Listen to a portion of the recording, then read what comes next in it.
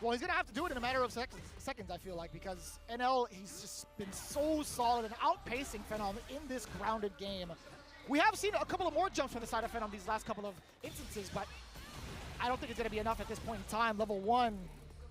Wake up, spin drive smasher there to give Phenom a lifeline, and he's not going to have a lot of resources to work with, but if you get a couple of sequences and send NL to the corner, he's good, and there's one.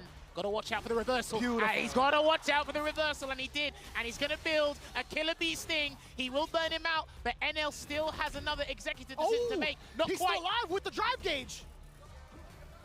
Oh, this is huge still for Phenom, or sorry, for NL. There's still a dive kick. He still has to worry about that. I think NL's cognizant of anything that can come his way. Vicious. Nothing. Oh, the jab check there. Are we going to get burned out? He goes through the fireball. Phenom with the reactions and anticipation of that block string. Not a true block string, by the way, to go into it. The OD uppercut good one already. NL. He could have still, NL could have met him midair. He His could normal have met after Phenom. Yeah, he definitely could have met him mid-air. I think if NL changed the version of the fireball as well, he could have made that true block string, but Phenom was going to input the DP anyway, which is completely fine, because you should be doing things like that on defense, and a lovely whip punish into the target combo. We're going to send him straight to the corner with that spiral arrow, and we're starting to see the Ghost Shoryukens on defense. They're starting to fly high, Vicious. Oh no, I didn't mean like that. I did not mean like that. What are you doing, man? BT, here it Jinxing comes. him, huh? That's how you feel today. A throw will do it, definitely. And you know what? NL thought the same thing. There you go. These guys, like we said, the backdash is starting to come out here, but Phenom, slowly but surely, finding that rhythm, showing you guys again why he is fundamentally sound and still playing cool, calm, and collected, but NL, the facial expressions are starting to change. A little bit, man. A little bit of a heavier breathing, a little bit of a disdain on his face off of that execution error. I mean, who could really blame him? Fireballs to kind of keep Phenom away yet again. Demon Raid, not going to be enough of a range for Phenom to catch him. It was too shallow of an angle.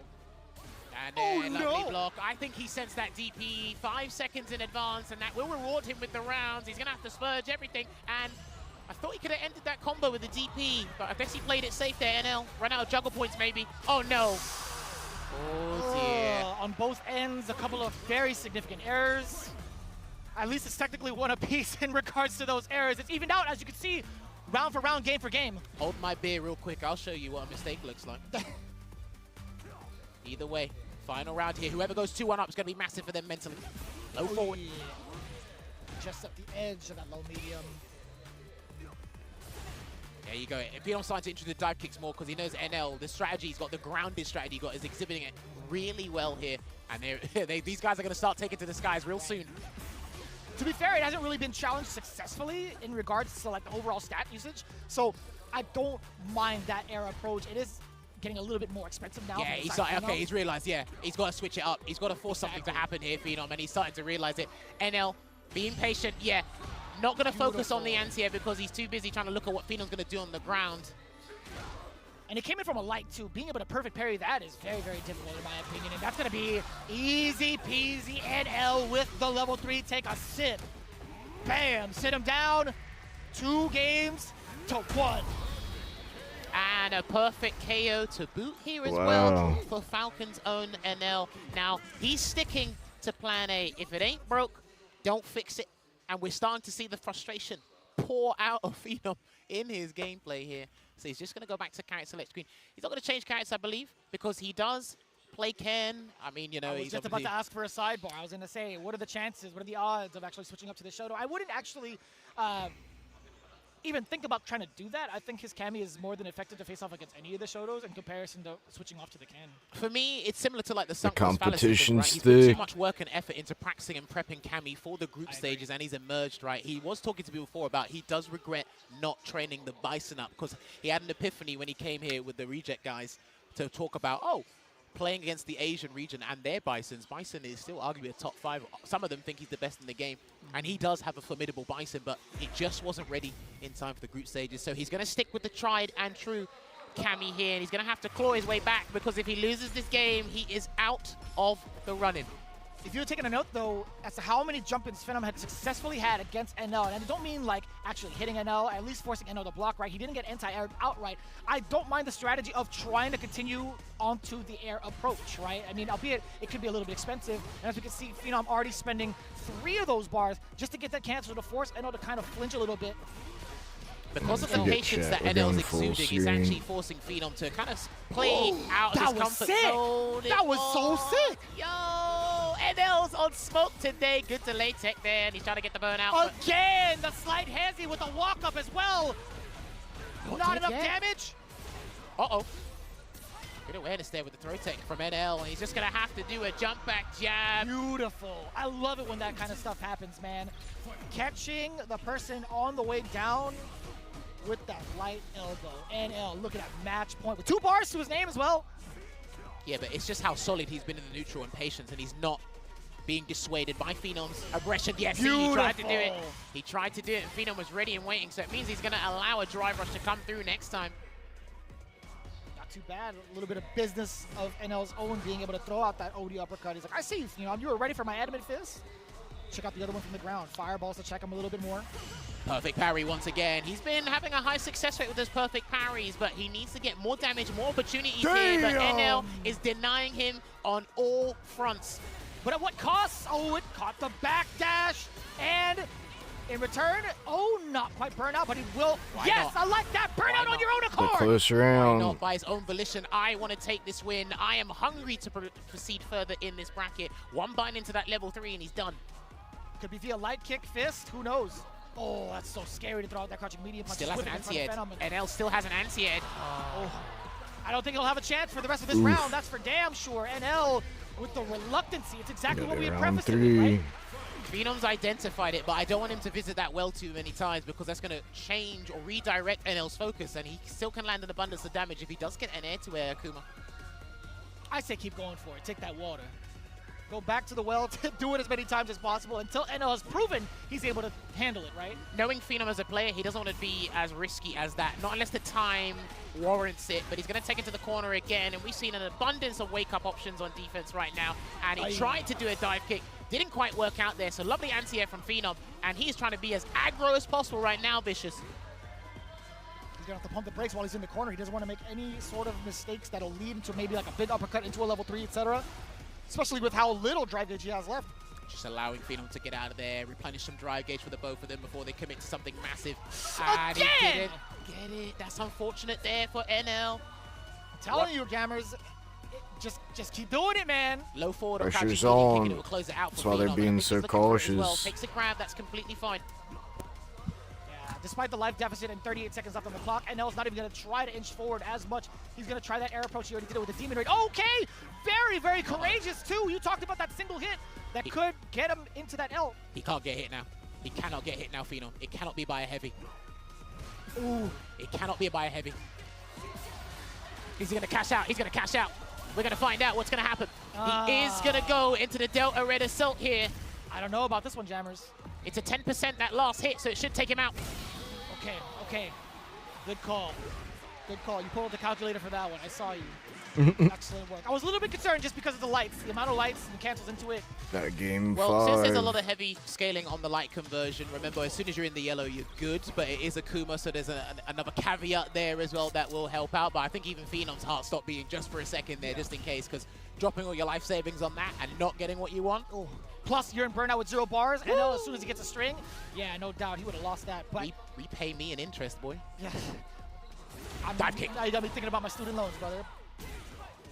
We got the aggression coming in now. Again, that dive kick has been paying off dividends. Thus far, any air approach from Phenom has not been challenged. Majority of them, I should say. I like that back heavy kick after the stand medium punch, just in case Phenom tried to backdash to avoid a throw, because there was significant frame advantage there. But Phenom, being resilient, low on drive gauge, but let's see if his drive gauge will become inactive. No crosscut. Hounding him down, forces the burnout. Phenom tried to bang it on a perfect parry. This is kind of tough too. NL trying to chuck some of the fireballs, just about dead even in life. Almost a fully healthy, greened up NL. Important, very delayed tech. Here's the punish counter. Here it comes. Big damage coming through here for NL, and the gauge is not going to come back in time, so he's just going to block it out. There it is. Dive kick. Ooh. Well played there from Phenom with that defensive choice, but NL not being deterred. Needs one sort of conversion. Anything small. EX Fireball still an option if he needs it. Yes, sir! The one Snap. that counts! The one that absolutely counts! He was banking on Phenom to take to the skies. The one dive kick that gets disrupted and shattered. Well, it looks like it feels like he's been giving him that false intelligence. I've been allowing you to dive kick. I haven't really been laser focused on your aerial approach. So, okay, like you said, let's make it count when it needs to happen. Potential match point here for NL. Takes a grab. It was actually rather fortunate that Phenom actually got the light kick to That force the parry block on was NL. nice. Otherwise, he would have gotten that punish counter against him upon Good landing. parry. NL side switch on that throw, drive rush, important block on the overhead, and a quick challenge from Phenom. Get off of me. There we go. He has to pile on the pressure now, but Phenom has to be careful not to overexert himself or whiff a normal here, because he's in trouble if he gets hit. Still dangerous territory on both ends, both locked in with a 3 in the super art department. NL needs a singular hit again. I love this patience. I love this respect. There's the anti-air, and that's going to clip because that turns into a 2-frame SA3, and that is going to knock Phenom out of the tournament here. Falcons NL gets a fantastic conversion, and then he will progress deeper into the bracket and closer to the big prize money here at Capcom Cup 11. He was a double agent. He was given false information for his own government. That was actually kind of crazy. Yeah, I mean, if you really kind of just like grasp the idea of like the ground game and seeing Cammy and Akuma on the screen, you would think to yourself, like, you know, Akuma could definitely contest against this if they're not able to catch onto my fireballs, right? So you would automatically think, all right, well, Cammy has the superior, in my opinion, one of the more superior airborne approaches. But NL, again, not having any sort of answers until the very end was just mad impressive. 100%. It's one, having the discipline for it, and also to have the execution. But then let's look at the strategy, right? It started out with just safe pokes, regular fireballs. We saw Phenom reciprocating in a safe manner as well. And then Phenom went, hang on a minute.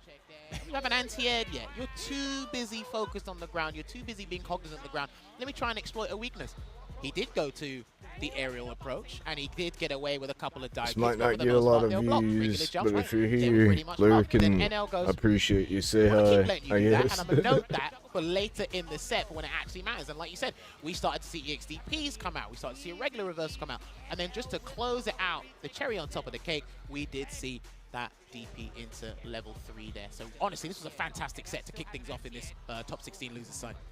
Beautifully well played from NL, surviving another round of the onslaught here that is Capcom Cup. These guys, again, so bloodthirsty. But Phenom had some really brilliant choices as well, knowing when NL would try to advance forward and try to get those sneaky frame traps by those little micro steps. And it happens a lot, right? You see the character kind of move forward. You're so tempted to press a button. I think Phenom in general had a pretty decent time trying to stop NL, but to the point where you get locked down for so long, it's like, all right, I have to try to take to the skies yet again. But NL having the proper answer for him, and he was just as deadly. You see that level 3 locked in, it's like, man, should I even try to jump here? Either way, who could really tell?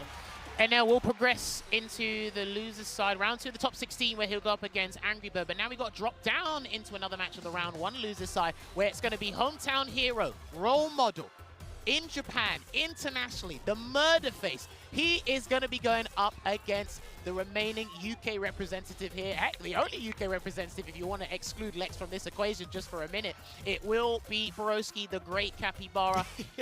He's had a fantastic time. A little bit of fluctuating results during the group stages, but listen, he's calmed down. I've had a chat with him. He's enjoying his time out here as well, and he's ready for this, man. He's ready.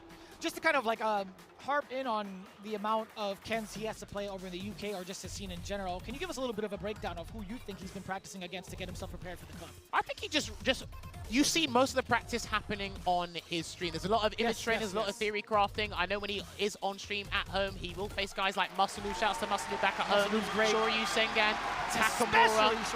You know, Phenom when he picks up the Ken before he starts downplaying him, but it's all there, right? These two players are fan favorites in their own right, and I'm pretty sure they're going to garner even more fans by the end of this set here. I've watched a lot of Broski, but I've seen some of Takeda's stuff too. This particular matchup, Tokido facing off against an Aki, a character specialist, Broski with Aki, I should say. He's had this type of experience with Hikaru, right? I don't know how often they got to play outside of Street Fighter League because they didn't get to intertwine in their paths, but I imagine they had that one-on-one, they've had that time to theory craft as well. But in your opinion, How do you feel Tokido going up against this particular matchup is going to be different? Well, Run Shoryuken plays a massive role in this matchup. It avoids the Nightshade Pulse, it can get past or with punish a light Serpent Lash here, it can help out with certain things. So Broski has to be very attentive towards his spacing. But then when you get trapped in the corner as Aki, it is incredibly difficult to try and get out outside of that hop just there. I think one of the things we talked about too prior to coming up on stage is that Broski could be a little bit more aggressive than most Akis have been in general with all 4 of them in the world, right? But so this type of different look is something Tokido might not be ready for. That poison is ticking down with back-to-back throws. You could have been able to snipe that, I think. Gonna get the conversion here is Tokido. Can he sneak in another throw? Yes, he will. What's the choice gonna be from Broski? And he takes another grab.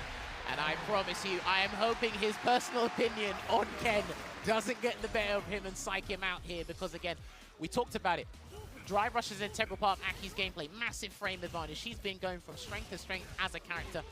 And he is one of the most intricate and optimal Akis we will see in this game's lifespan. Oh, that is a beautiful call out against the Nightshade Pulse, knowing full well it wasn't going to be fast enough. Shipujin right, spinning that level 2 already. Tokido to the roundhouse. Yo, he just got clipped by the Standing Fierce right in the face. This is a target combo conversion now, unfortunately. And does the Venomous Fang burnt out. She jumped all the way back. No way. That looks like it was blocked. There you have it. Dragon Lash Flame gonna close out the first game. Started the punish with a run into an overhead there. Never seen that combo start, but that's actually a pretty good thing. But it shows you how locked in the Murderface is right now. He wants this on home turf. Cruel fate. A little bit of a shaky start here for Broski. Tokido at 1 game. The anti-air still intact with the crouching roundhouse so active with Broski. Let's see if he can stop some of the drive rush approaches. I feel like from that close, it's very, very difficult to call. Ooh. Yeah, punish counter, you do get the juggle into the whip. It looks like Broski's going to be a little bit more stubborn, a little bit more obstinate with those throws, just to pile it on. And if Tokido keeps teching, there's going to be a lot of defensive conditioning that's going to be exploited later. Perfect parry. Can he get the grab? Yes, he will. The parries, man. Oh, neutral jump instead of a forward jump. I like that because he's probably going to get anti-aired, and Broski looked like he was ready for it. But this is going to be massive here for Tokido. Chases him down once again. He knew it. He was willing to double up on that drive rush just to get that burnout against Broski. You can see him. He's getting that crouching roundhouse ready just in case Tokido wants to advance forward and also have a level 1 behind it. Ooh. Good discipline. Good discipline. And he's going to close out the game there a little bit too gung-ho. Was Tokido trying to force Broski to react in some way, shape, or form so he could clip him with a punish counter drive impact. But he takes that round in game 2. I definitely choked on my spit when I saw the roundhouse. I thought it was going to whiff. I genuinely thought it was going to whiff. I'm not going to lie to you. Well, one thing I like that Tokido's doing thus far, great conversion into the heavy Serpent Lash there, and another throw tech. Tokido's got to be careful, man.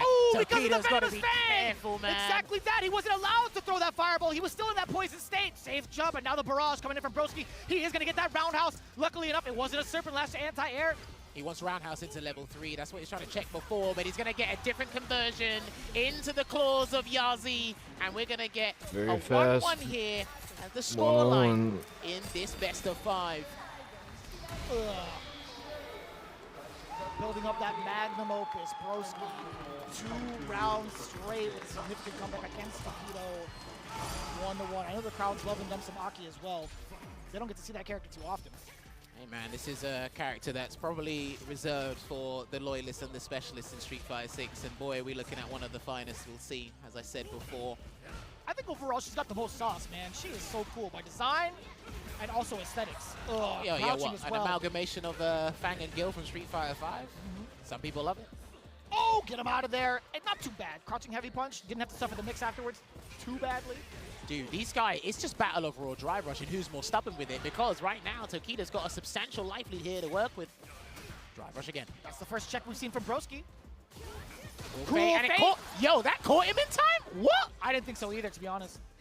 Yeah, that sharp angle doesn't catch Ken's hurtbox in that way. But he wanted to catch Tokido teching. That's what he really wanted there, Broski, and he didn't bite there, Tokido. One straight hit will do the trick. Yep, got the Serpent Lash. The command grab is there. Look at the extra damage on top. All right, gets a grab again. Tokido, what's the choice going to be? Because if he rushes in again, and a good jump away. Oh, he reacted with his own fireball, or was it preemptive? What do you think? I think he was going to come in regardless because of just how aggressive and tense that situation was. But Tokido is making sure Broski is on his toes 9 times out of 10 in this set thus far. He's making sure Broski reacts to things as much as possible, make him alert and divert his attention from what he really wants to do. Ouch. Jesus, a barrage of damage going into Broski. Pretty close to getting burnt out as well. Extra damage on, oh no, I lied. No anti-air. What in the world just happened? I got smoked too. Anybody in the chat said they would have blocked that? Ain't no way. That was like a 4-frame rollback delay from Broski's end. I'm actually not sure what he was expecting. Maybe he was expecting an empty jump to come and happen there, but he just got clipped.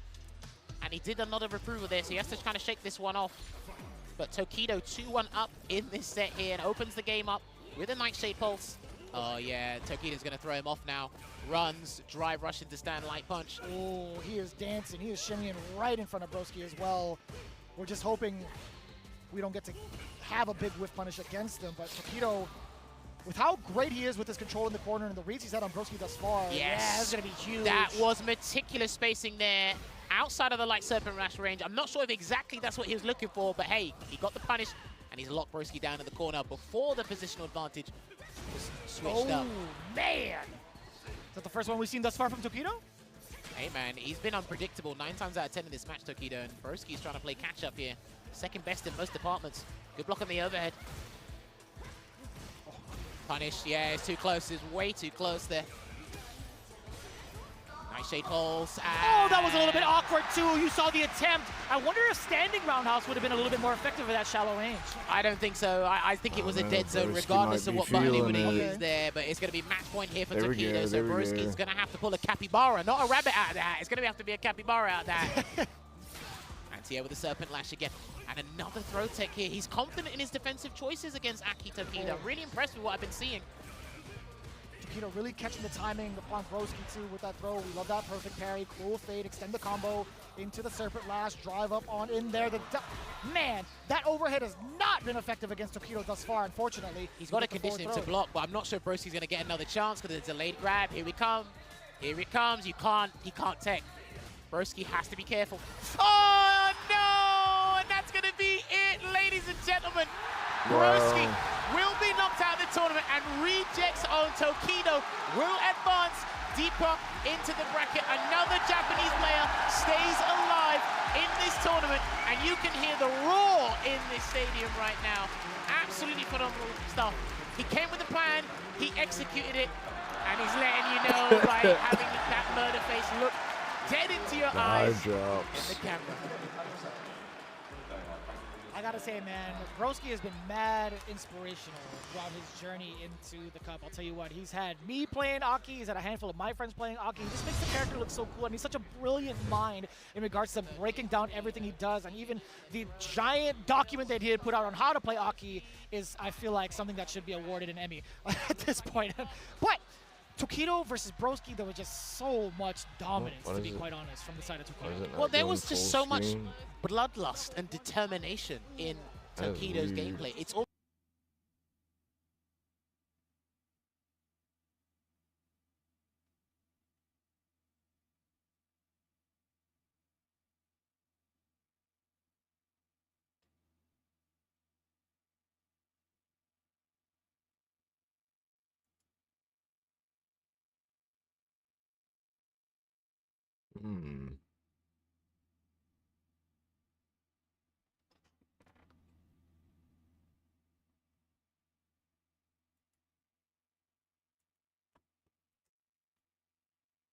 The Twitch break?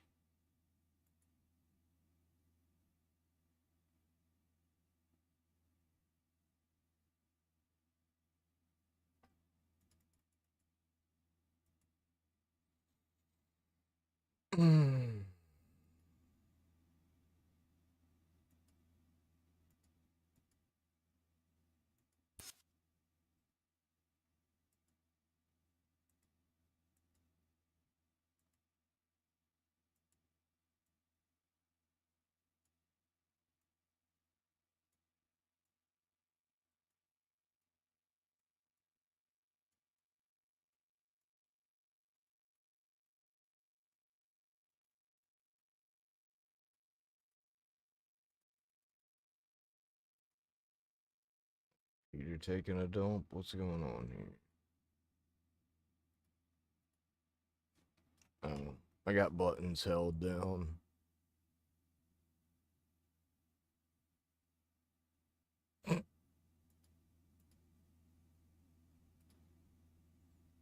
Whoop. Something was on my keyboard. Hoist. Auntie? Oh. This is how your father's business works. The life of crime and the life of this deli.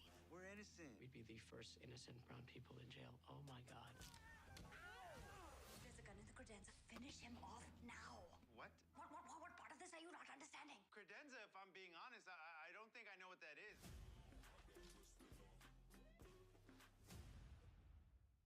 And you'll see in just a bit, Menardi, I think he's finalized his character for the specific matchup. He probably knew this from the moment he knew he was going to fight Xian in the groups, to be fair. He probably knew what he was going to do. Had a little bit of a shaky start with the group stages, but hey, this is a double elimination. He's very good in this territory. He's a two-time Capcom Cup champion. Ambassador. And he's got massive fans here. You can hear them roaring in the background. It will be Luke going up against DJ here. Damn, that was fast. No context dash early there from Xian, just to set the pace. See how Mena tries to weather the storm here. Maybe delayed crouching medium punches. Gonna get a clean jump in there and flash knuckle his way across the screen, Vicious. Out of there as well. At least clearing himself away from the corner is pretty important. The delayed tech now from Xian, opting to go for the feints this time. Mena actually did bite from further on with that jump. Didn't really lead to much though. Sobot, counter hit now from NRD, flexing that medium. I mean, Xian's mastery of air slasher just in general, the feint, the heavy version, the EX version, you name it, just how he utilizes it and watch how his opponents react, whether it be at any sort of level here, is absolute mastery. When you're in burnout, good luck. My commiserations, honestly. Drive rush is in. Oh, look at that. I like it. Just trying to avoid the danger, right, of that drive rush, or at least give yourself a little bit more leeway to react to it, potentially. Well, look, he's got a considerable life lead. Why do you need to go forward? Not yet, anyway. Absolutely. It covers a lot of the options, right? You're able to react to the fireball. You're able to react if DJ goes green. I'm liking this pace that Menardi setting. Yeah, even when it's not his turn, he backs away with an immediate backdash, hugging the corner a little bit. Oh, he tried to do a delayed parry there. Careful Any hit play will do it. Stand medium kick, stand light kick, you name it. Let's get the poke. DI! Beautifully done! That's the thing. Xian needed anything to kind of happen there. And Mena RD knew you weren't going to react accordingly, but he's going to get a back throw there, back to the neutral. And what a check with that crouching medium punch. A weaker combo since the early days of Season 2, because it did get hit with a damage scaling penalty. Anticipating that neutral jump was specifically for the Sobot, right? I believe so. Jump fierce. Good block. I can hear Cabba in the background shouting. That's true. I can literally hear Cabba in the Hey, background. how long has it been since we heard that, right? It's been too long. He's been nerfed season after season. There it is. I love it. All right, so, again, this is the type of pacing that we're going to expect from NRD. He's going to hug this life lead for so long, and that's totally fine with him. A couple of fireballs from this distance. He doesn't mind it. The perfect parry, too, can kind of keep Xian in check. If he perfect parries, maybe drive rushes forward. I like that hugging the life lead. I'm trying to do that more in my Well, own he's play, playing and at it the seems to air help slasher range, so nothing else draw from out here their outside of a no aggression and context hit drive them rush will back help him, for but it. Sandblaster is more than capable of handling this situation right now. 100%. But they're up close. And Mena RD is going to force some action here, and if he gets the next hit, he should be able to close out this game one. Oh, Xian's taking a little bit more liberties with steps. Within crouch medium range, possibly. There it is. Okay. Still alive. Burn him out. He's got to burn him out here, and he's going to cancel into the weekend festival. Now, that actually, I'm not sure if that's going to burn him out, because sometimes we're checking it out. Let's find out. There's the pixel right there. Good pull there from Vicious, And he but burns the air him slashing out is the with trick the anyway. yeah. Man, he brought the Filipino out of me. I flinched so hard. If needed a Menardi jump. lands some of these big significant hits, Xian would be out of there. But To the corner. I Look like at the this chip. burnout sequence too. This is a This is good what I was talking round, about. dude. with Holy his pressure. crap. Oh, hang on a minute. He's going to get his gauge back. Fully recovered and open for business. Oh no, he's in burnout, but he can hug the corner. Oh, Wow, so 4 we seconds, thought Menardi dude. letting the guns fly. OD Sandblaster the follow-up through. Now that was very tense because more times That than was a not, we real were game having of a Street face-off, Fighter an right absolute there. Like, stare-down in the people neutral before like, we had to actually drop the hat yeah. and speed things A lot of up people here don't take against their Sam. time in this Not game. technically beating themselves up by the way he's looking at. Just a deep breath. I think it was just a little bit overexertion, but again, when he wanted to try and force something to happen, the life lead was already massively in Mena RD's favor. Yep. And when these guys smell that bloodlust or that impatience for you to try and pick up the pace, it makes it all the more easier to snuff out specific options, which we did see Mena RD do before. Does Mena RD stick to that exact game plan if he manages to keep that life lead? We're going to find out. Xian, however, I want to see if he's going to be willing to play that aggressive game to force the issue against Mena RD and establish a life lead of his own for the very first time in this set. It is only game 2 after all. Let's see what the adaptations are. Nice standing medium kick there. That's a button you seldom see with DJ, and it's going to get a knee hop. Now we see the aggression with a slight deficit from Mena RD. You can see fighting within the medium range, exactly where Xian wants you to be. That roundhouse being able to clip the normal from Mena RD. And he tried to run away, but the meaty roundhouse got him, but he couldn't get the charge flash knuckle in time. Great defense here, not flinching with the throw tech is Xian, but one drive rush cancel from either of these guys should close out the round, and they were looking for it, and Mena moves out of the way, gets that whiff punish, and will close out that round with the rising uppercut. Starting out strong again. And it was looking so well for Xian right out the gate. The aggression coming in with a drive rush from Mena RD and a throw, a big punish counter. I think there's a range Mena's found where if Xian goes for the crouching medium punch, because it doesn't really move DJ forward, he can get a free whip punish there into a full conversion. We get the magic numbers from the frame data, being able to get that trade combo back-to-back crouching medium punches, forward throw now. What's the mix? Dash up, medium block successfully, still under pressure, and just like that, gets himself out of jail. Or so we thought. You were on parole, breaking the law yet again. Keep him in the cell. And he's going to go for the greatest Sobat here, and it's not going to get the round, but he can still chip him out with the medium Sobat there. And I love that sequence from Xian, really trying to keep himself in this fight here and make it as close as possible. Make your opponent work for these wins, man.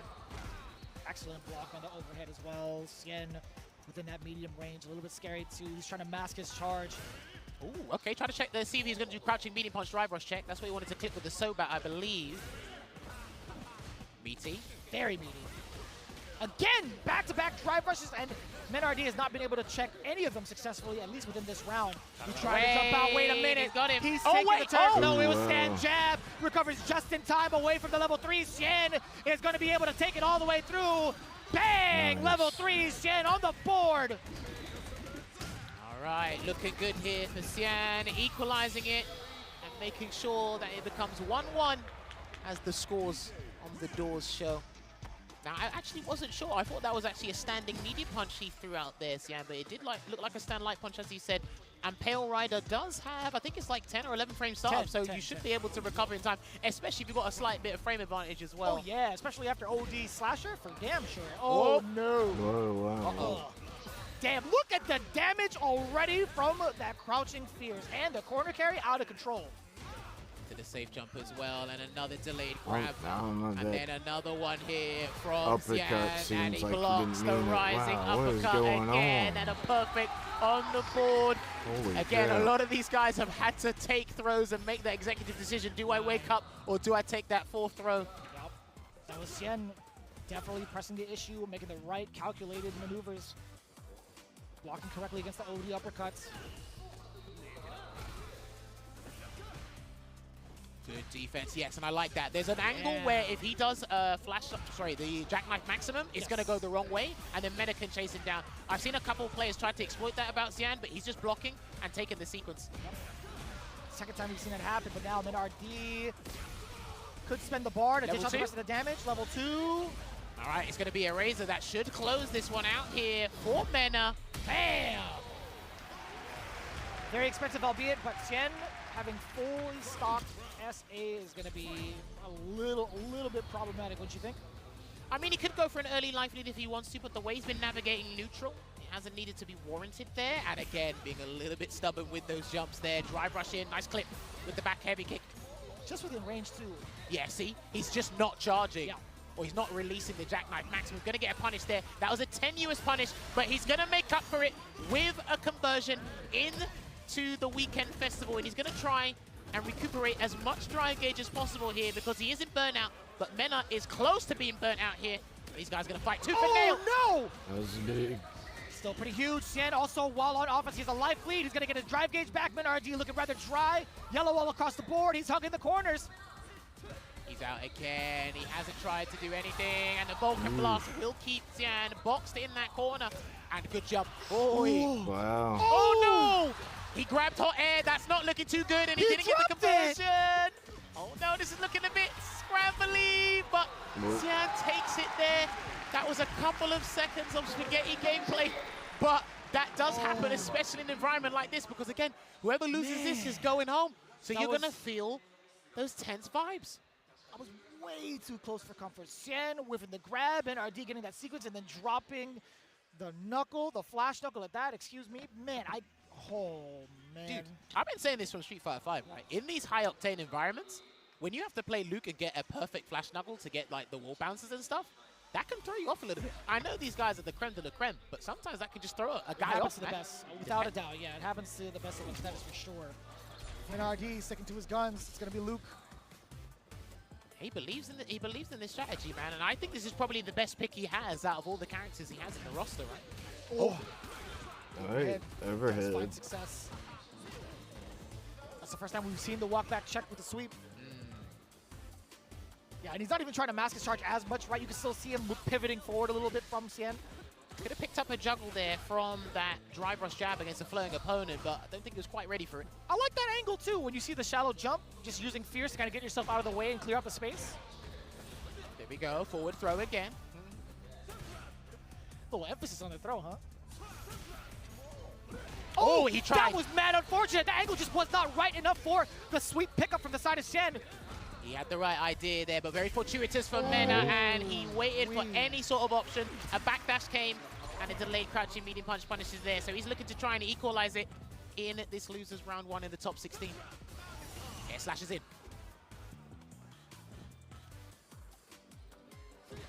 It's too intense. It's way too intense to call. Cien trying to scooch on in there. Does get caught moving, a great conversion, and I like him using the light kick because of the ranges.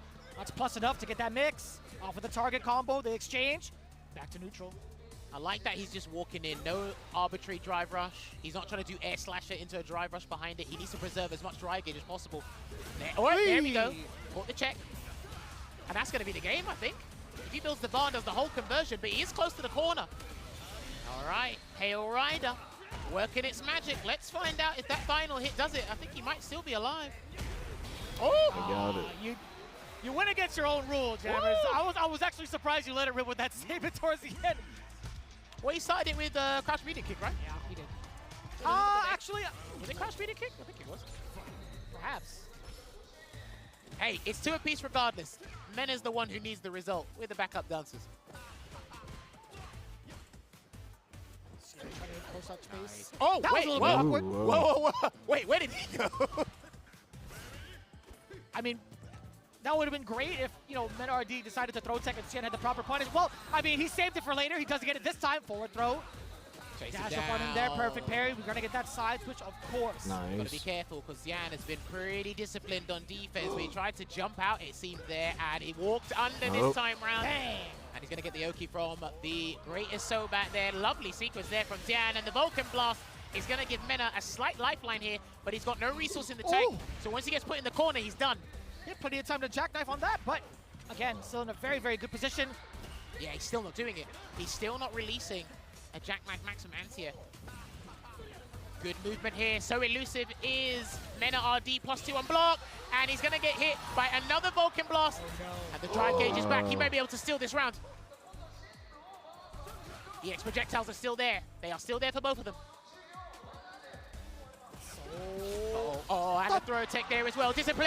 Wow. And a stray right hook took that for Cien. I need a heartbeat monitor for these guys, man. I need to find out what they're feeling in this moment right now.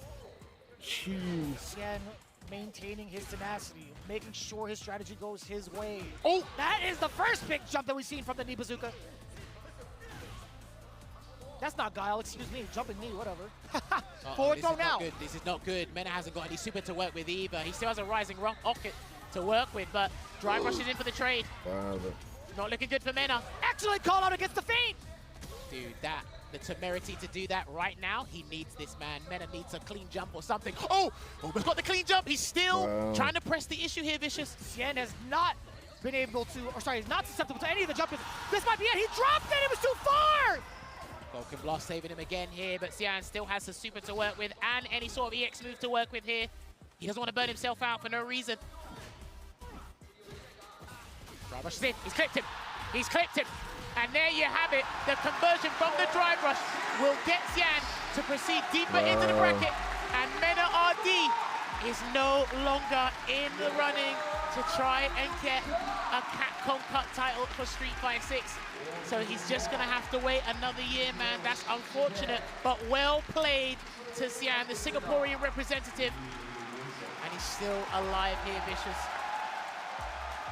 I am a little bit speechless. You see the emotions on the screen, too. Right. What could have happened if Mena RD had progressed, but on the upside, again, Xian making Those are some further close into ones. this very big run that he's had. Amazing performances throughout his group stages, and now taking down one of the most intimidating opponents that he could ever face. Hey man, intimidating is the correct word for the strongest ball, and you know what? I love the way Mena was able to handle burnout and somehow find a way to get out of a perilous situation, whether it be via Super Art 1 or some other way, get the dry gauge back, and then EX Sandblaster or some other move is saving him from trouble. Because again, these have been nail-biting sets we've seen thus far, but then it's just that one straight hit. It's when you're like, I'm not in panic mode, but I need a little bit more space to work with and reassess the neutral.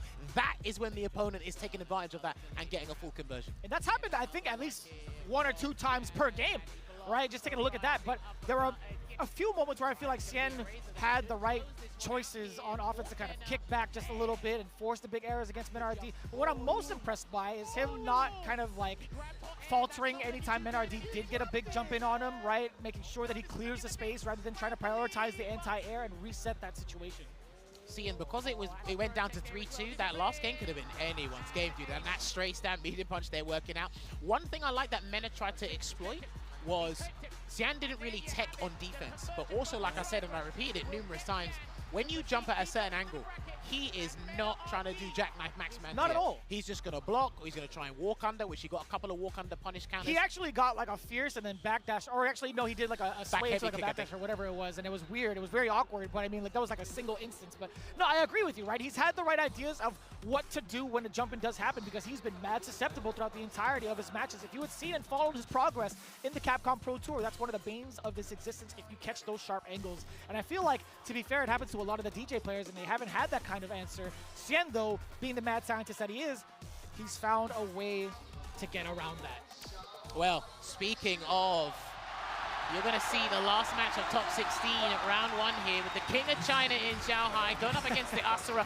one of the better top 16 intros we saw earlier in the show with Shuto. And he did qualify via CPT Singapore, right? And just to let you know, we do see a Bison on screen, so it looks like that's what Xiaohai might lock in at the start of this first of 3. But Shuto, to get to that winner's final, he had to fight like 3 or 4 Bisons on the way there, so he's well versed in this matchup, I gotta say. I mean, if there's anything that we've seen from day 1, 2, and 3, Xiaohai has 3 other characters to exercise if he needs to, right? The Bison could be one of them, Cammy as well. He's shown off the Mai, and he could do the Akuma Mirror match if he's feeling confident enough, or he has a solid read against Shuto. But Shuto, if you're looking at it, he has 3 of those 4 under wraps, right? He's had so many different training partners. He's also in a generation of very high-leveled character specialists with that in mind. But Mai just might be the outlier if need be, and I'm very interested to see if that comes out.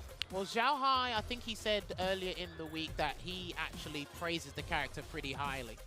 Thinking that a top 5, maybe a top 3. Like, yeah. I don't particularly think, personal experience, I don't think Akuma's a good matchup for mine. I think it's a little bit annoying, but obviously the character's just come out. We need a little bit more time for the character to marinate and flesh things out. But hey, listen, Xiaohai is your EWC champion. He, I wouldn't say put it on the map, but I think he made people reconsider certain character combinations. We saw it in Season 1 with Mena RD, with the Luke and the Blanca. Yeah. In Season 2, probably the most prominent pairing was Bison and Ken, because when you saw him do it, you're like, hang on, he might be onto something here. That's right, and he's been a veteran of a multitude of different games where you have to balance multiple characters in a moment's notice, right? Being able to manage 3 at a time is what he's been doing since he was a kid, quite literally, right? So, I think he'll be just fine being able to exercise all of these options if need be. It's really up to Shuto to manage them all, and it's so wild, too. Technically, he has another character under his belt, which is Marisa. Hasn't really had that type of limelight throughout the entirety of this season in particular, but mind you, he did start off with Modern Marisa, if you guys remember that. But for me, it's the character journey from the start of Season 2 till now, investing, really sinking in that time and, you know, meshing with Akuma's toolset, trying to utilize everything that was there. Look, we all got hoodwinked by Tokido and thought he was going to pick Akuma for a little bit, but he stuck with the Ken. But that allows new rising stars to come through, and I have been thoroughly impressed by what this man Shuto has been doing throughout the past couple months with the Akuma. Obviously, as before, we've spoken about this time and time again. You know, Logan highlights the stand light kick and the stand light punch usage. I like his aerial approach. I like how he uses Demon Fit after certain fireball situations. Yeah, it's all there, man. He knows how to utilize the Swiss Army knife, as people like to call it. I'm still stuck on Shuto's like beginning journey with SFL, with Goki or Akuma, excuse me, him trying to take advantage of the Demon Raid all the time. He was so obsessed with that move, it looked like. But here we go, Xiaohai versus Shuto. Game 1, Bison is the choice for Xiaohai. Shuto trying to manage it with the Akuma pick. Oh, that's a punish right off rip there. That was a poorly spaced light knee press there. And here it is, the momentum's coming in. Unfortunately, he didn't get, I'm not sure what that was. I said light kick, but I'm not sure he wanted a Tatsu or something there. Not sure that would have worked, but with punish. Beautiful. Nice buffer, actually. Like how often, I mean, buffer or not, it's still having to catch Bison's medium kick, which is kind of like crazy to think about. It's such a great tool to kind of space out the opponent. It's also a great tool in the footsie department. Ooh, okay. That was interesting. I like that. He was cognizant, had that situation awareness that the stand like it will whiff, and maybe Xiaohai try and clip that. So instead, let me throw a bigger button, and you won't expect this one. A lot of start up on that forward fierce. Try to catch him second. No dice there, but he's going to put him in the corner anyway. And he's going to go for the Tatsu ender here, Vicious. Yes, sir. Punishing the parry. Dash up on in there. Back-to-back throws. Another one will be... Ooh. Would have been enough. Xiaohai knew it. Catches it low this time. Shuto has the bomb on him. An important tech at that. He gets the chill back. Overhead does get blocked. You saw the perfect parry yet again. Not too bad. It could have been far worse if it was a rocket, but he's getting thrown up. He might be able to pilfer this round, and he's going to get another grab. Shuto still has a choice to make, and he made the correct choice. The pop-off immediately afterwards. You know what I've noticed, especially with the Japanese Akumas when they go up against Bison, is when you drop that Psycho Mine on them, they are not afraid to DP and let you know what's up. They'll let you know what the 4-1-1 is on defense. Now, while he had it the first time, he was big chilling, right? He was like, you know what, I'd much rather try to go for the parry, and if I get thrown, so be it, right? I think the risk-reward behind either would have been so much better for Shuto, but yeah, I think it was he's played it excellently with the bomb on him. All I'm saying is, when I do the back fist combo, I'm negotiating 60%. If you want to shake my hand for 60%, let's do it. Well, that's exactly why he's holding parry, right? That's exactly why. You compare that to the throw, it's like, all right, you know what? Might as well. Yeah, I think for Xiaohai, it was just a poor start.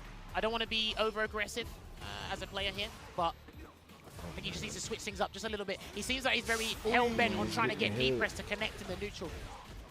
That's what he feels comfortable with right now. No, It was a forced down. It was a forced down from the side of Shuto. He caught him mid-air, so I don't blame him. He missed it just ever so slightly. Here we go. All right, we talked about that exact situation. It's time to make a deal right now. He's not done, but the back fist combo will come on. Actually, I tell you a lie. Holy crap. Woo! Nightmare, not quite dead. Lot of space to get that medium kick to react to anything Shuto tries to do. I noticed how Shuto didn't pop off when the DP didn't work. I mean, strange, isn't it? It didn't kill, so I mean, like, why would he, right? The game's still on. Oh, boy. He's just getting hit by anything and everything, and your reward is the Psycho Mine, and this guy is so stubborn. I love it. You did it again. You called that exact tactic. While the mine was on him, he's like, you know what? I am going to go for the OD. You guys are playing a game of chicken with the bomb. You guys are hilarious. Jumps away. Nice. He's blocked. He's blocked. Surely. Yeah. Shuto feeling the pressure. Xiaohai with the adaptations and also getting some of these big calls against the OD uppercut. Very well done on defense, excuse me. Now, I don't know if that was an intimidation tactic. You're trying to bemuse Xiaohai here, and it's like, listen, when you put the bomb on, I'm going to do anything and make you do the mental gymnastics as to what I'll do next to allow me to safely backdash or do something else on defense here, but he's not. He doesn't seem dissuaded. Forward throw. Oh, I saw Xiaohai kick back in his seat when he took that throw. Beautiful. He felt that one. Full body reactions, OG status. Oh! Good call. Okay. This is a good one. Drop. Good Yes, sir. games. Okay, I For the like that roundhouse double dash topsy there. towards the end. Yeah, it makes a lot of sense. For the extra screen carry. You don't build that much dry gauge from it, but you do get the screen carry. That's what he wants. But there's the bomb. He's done it again. He don't care. Nah, he's just letting him know I'm going to do something every time the bomb's on. I mean, with the amount of damage he has, and he has enough life lead to gamble with it, it's totally solicited. Oh, you talked about that standing light kick. A couple of them coming out. The trade combo does not benefit, does not even come out, excuse me. No trade combos here. Shuto is trying to keep it a one-way street. Now, the thing is, we've spoken about this before. Nice crouching heavy punch there, and he's going to get a lovely conversion and put on the heavy back fist combo again. Shuto, what's the question mark? He's going to take a grab this time and mix it up. Oh, okay, no way! okay, Wow. okay. The juggle. Oh, he didn't go for the kill, but he's going to get a grab Wow. anyway. I thought he was going to do EX back fist combo into level 2, just because the nature of the Bison look situation. He felt amazing. confident in there, and he got a perfect.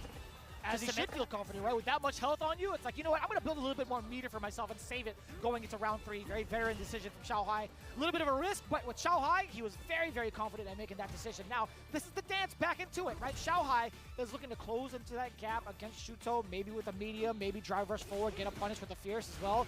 Nice check. There you go, he waited. He wasn't taking the bait from that first drive rush there, but a standing medium kick conversion for Shuto. I thought that would have been a medium punch into the EX viable. Could have been.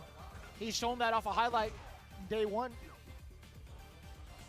Xiaohai needs to slowly encroach on that space here, and he needs to get a clean conversion into the bomb. He needs it right now, but Shuto has other ideas, and he's going to do a heavy Shoryuken ender instead.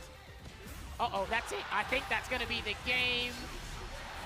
There you have it. Sip of Calamity will take game 3 and award it to Shuto to give him that 2-1 Kind of won lead. Team And what we're Xiaohai. seeing is Shuto really make Xiaohai uncomfortable, really impose on an uncomfortable range where it's like, look, your crouching medium kick ain't gonna work here. Your stand medium kick ain't gonna work It here. really hasn't, yeah. Yeah, they're not gonna work.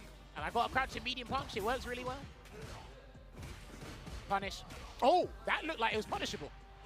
It was rather close, wasn't it? It looked dangerously close. That's the first Psycho Crusher we've seen. Hell attack, yes sir. Okay, Oh, no, he wow, that dropped missed. the rest of the juggle. Oh, he tried to get into tech there. Xiaohai's not biting, and he tried to do a head press there from the Shadow Rise. He's looking at him, he's pumping something. What you pumping, good sir? Yeah, we haven't really seen Bison's normal shine against this matchup in particular, right? Shuto has done a great job of hovering right outside of the medium range just in case for the punish, and now switching between mediums and the 4 mediums. You haven't seen the normal shine. It's because Xiaohai needs 1 or 2 normals to convert into the bomb. He needs to put the bomb on Akuma, but we've seen the next layer up and what Shuto's done defensively on the mind game. And this is what I mean. He needs to drop the bomb on. Question mark, what are you going to do? Just block it this time. Oh! Hang on. Oh, No he done way. it too early on the Shadow Hammer there, and he's going to get another grab. Shuto can still do something nice. No, not going to respond with anything wild, but instead gets a couple of fierces into it. I'll take it. Shuto now looking at max point. I'm not sure. I think Xiaohai's been a little bit bemused by his own approach here because he's not sure what the safest or most consistent option is. And this is Shuto. He's going to shut him down on all fronts in this potential last round here. Lovely sweep. That's the first time he's done it this set, I think. I agree with you. That is indeed the first sweep. Oh! Okay, it was a whiff punish, but not something that led into a knockdown. Oh, that was dangerous. How did you have that read, too? Forward medium, just to check Xiaohai a little bit more. He's starting to come with a haphazard approach here. You can't do that. You've got no health to do that. And he's going to build a level 3 if you're not careful.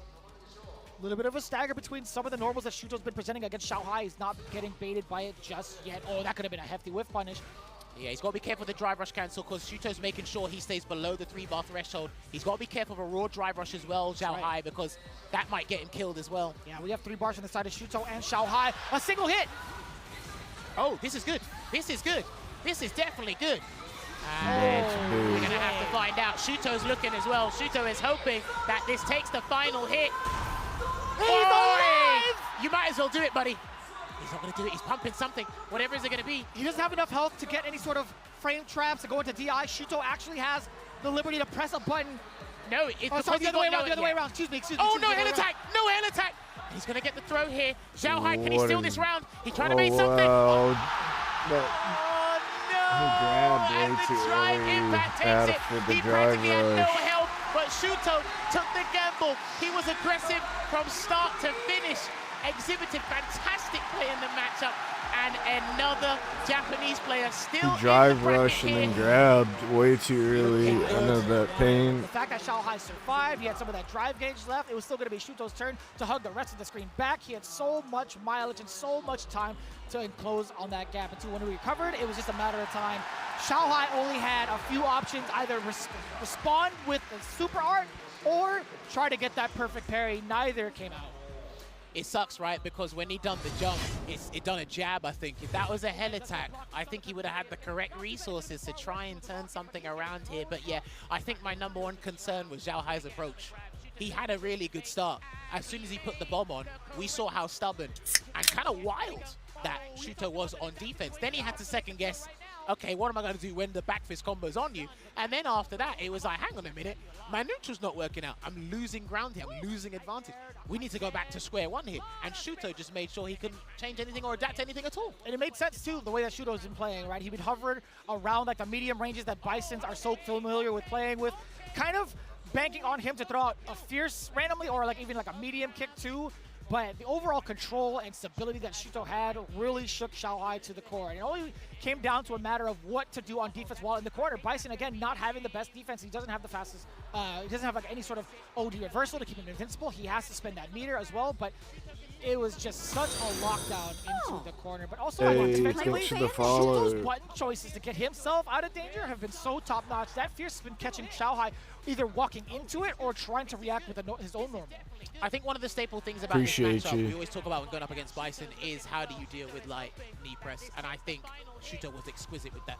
He got a punish with stand light kick, but when he knew that this is why your situational awareness or your spatial awareness has to be as accurate as can be, I think he handled it really well. We saw stand fierces come out, we saw forward fierces come out, and Zhao Hai's like, hang on a minute, it's like, why are you going for such a huge and laggy button there? And it's like, okay, but I know I can't punish it, but I can definitely take advantage of the situation. And it was all off of that first interaction, I think, in like game one, where he had walked into the spacing and you saw the scissor kick get punished with a light kick. That was not even shown off like towards the end of it because of that very, very fast walk speed from Akuma. But taking a look at it right now, 3-1 over Xiaohai. Shuto advances, and he's rewarded with facing off against Takamura. As you can see, the rest of the bracket too: Angry Bird versus NL, Fudo versus Tokido, Blaz versus Cien. Commiserations to Phenom, Broski, Mena RD, and Zhao Hai. Unfortunately, they fall by the wayside, so their journey at Capcom Cup 11 has concluded. But the show must go on because we need to crown our $1 million champion. And before we do that, we always got to give thanks to our sponsors that make sure that we have such a prestigious and a fun event like Capcom Cup here. First, I want to give a shout out to Suzuki. We've actually seen them out and about here, and we actually cool see one of the looking higher-ups bike. there. He's a really cool guy. I love him. Suzuki is standing behind the people who love and endeavor a challenge. And been pleased to collaborate with Street Fighter to deliver the joy of the game to as many people as we can. This time, we'll be putting our booth in place on the second floor of the Ryugoku Kokukikan, the venue what is it of for? Capcom Cup 11, to showcase a special edition bike, GSX AR, tuned by Juri, themed by her character. And you can check this out at the Suzuki official SNS. Myself and Vicious have actually taken pictures of it. We actually saw Ryan Hart take a picture of it as well. So check it out if you do get time, if you're actually at the venue This is a cool Chun-Li figure. I would love to see a color scheme with Chun-Li as well, but in the meantime, we'll definitely get this action figure with a Chun-Li action figure, a 6-scale figured project lineup, I should say specifically, coming in from the illustration by Akumen. It's now open for pre-orders. This figure is actually based on the illustration from one of the creators of Street Fighter 2, how the much original it designer is. of Chun-Li, and it was featured on the cover of Momochihama Chozai Pharmacy collaboration in that record book, which was originally published in 2022. Now, this new full-body version of the illustration shows Chun-Li in the exact form as you see it. Beautiful, dignified, in that cool standing pose from head to toe, and it was created especially for this project in mind. As you see it, Chun-Li recreated, faithfully brought back to life in figure form by Max Factory. The premium scale figure maintains the same luxurious and exceptional quality as the previous installments, so you don't want to miss out on this one. Pre-orders are open until the 12th of March, with the figure scheduled to be released in October the same year. Pre-order soon on the Good Smile Company online store or authorized Max Factory retailers. Once again, thank you very much for showcasing. It's probably a few minutes to the next game. Well, listen, those first rounds of winners and losers of the top 16 have been crazy, but listen, we still need to flesh out a top 8. We're getting closer to the grand prize. We still got to make sure to reintroduce the the round 2 of the losers bracket just in case. Yeah, we have to make sure that you guys see it a little bit more. Losers bracket is going to be coming up in a little bit, so you do not want to miss it. Again, when we've seen who would face off against each other, this is truly elimination time, so you do not want to miss it. That's the bracket I was looking for. I don't want you to toss it just yet. Angry Bird versus NL, Fudo versus Tokido. Man, Japanese on Japanese, man. Blaz versus Sien, and Takamura versus Shuto. Boy, it only gets more deadlier and dangerous from here. But listen, these guys have worked hard and tirelessly throughout the year. They're gunning for that championship. And hopefully you guys stick with us from start to finish. So, we're going to take a short break. But when we come back, more action here for the top 16 in Capcom Cup 11. Yeah, I knew there's going to be more ads.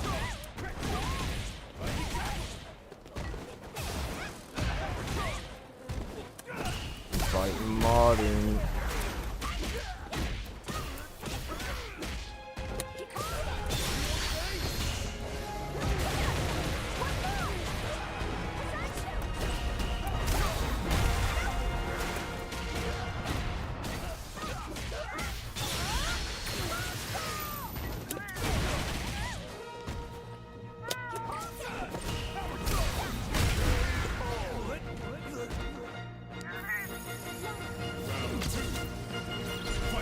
Where dreams become reality.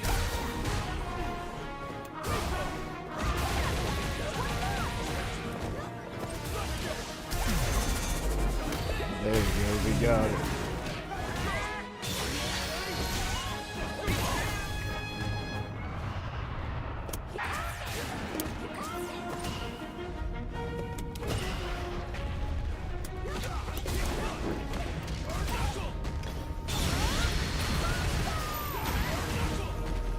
Monster Hunter Bridge.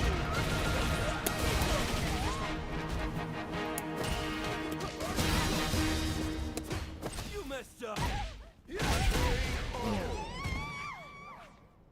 Fight round.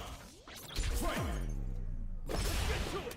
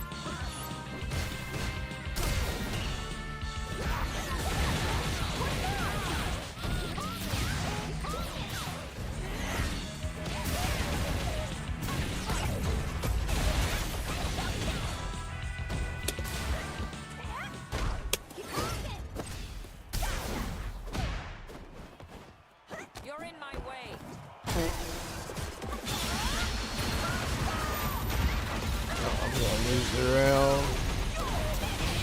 Shit.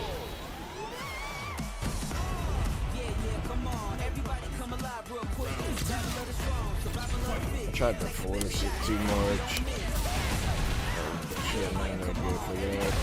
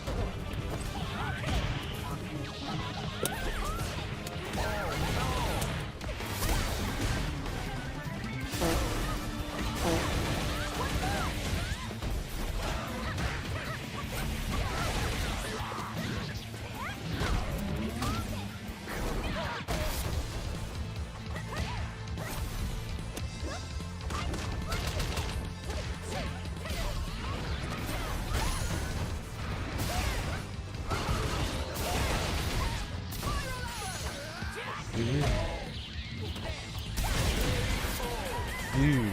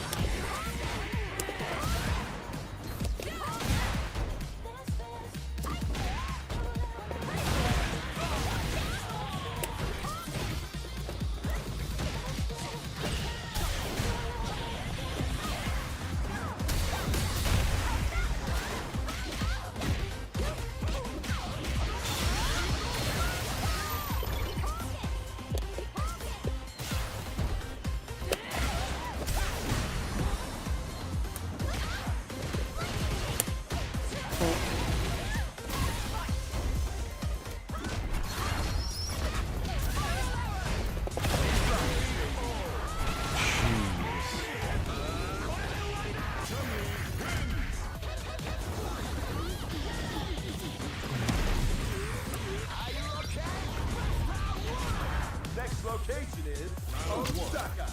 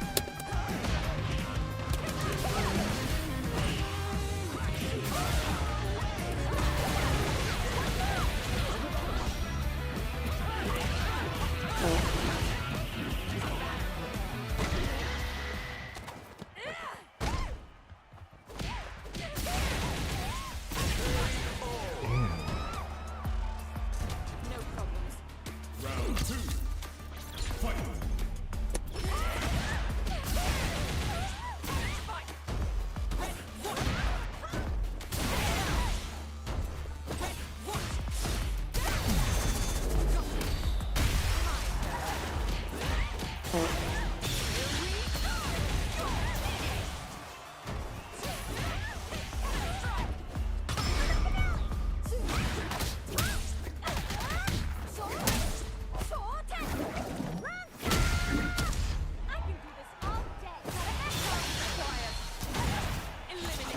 back with more Capcom Cup action here at Ryugoku Stadium.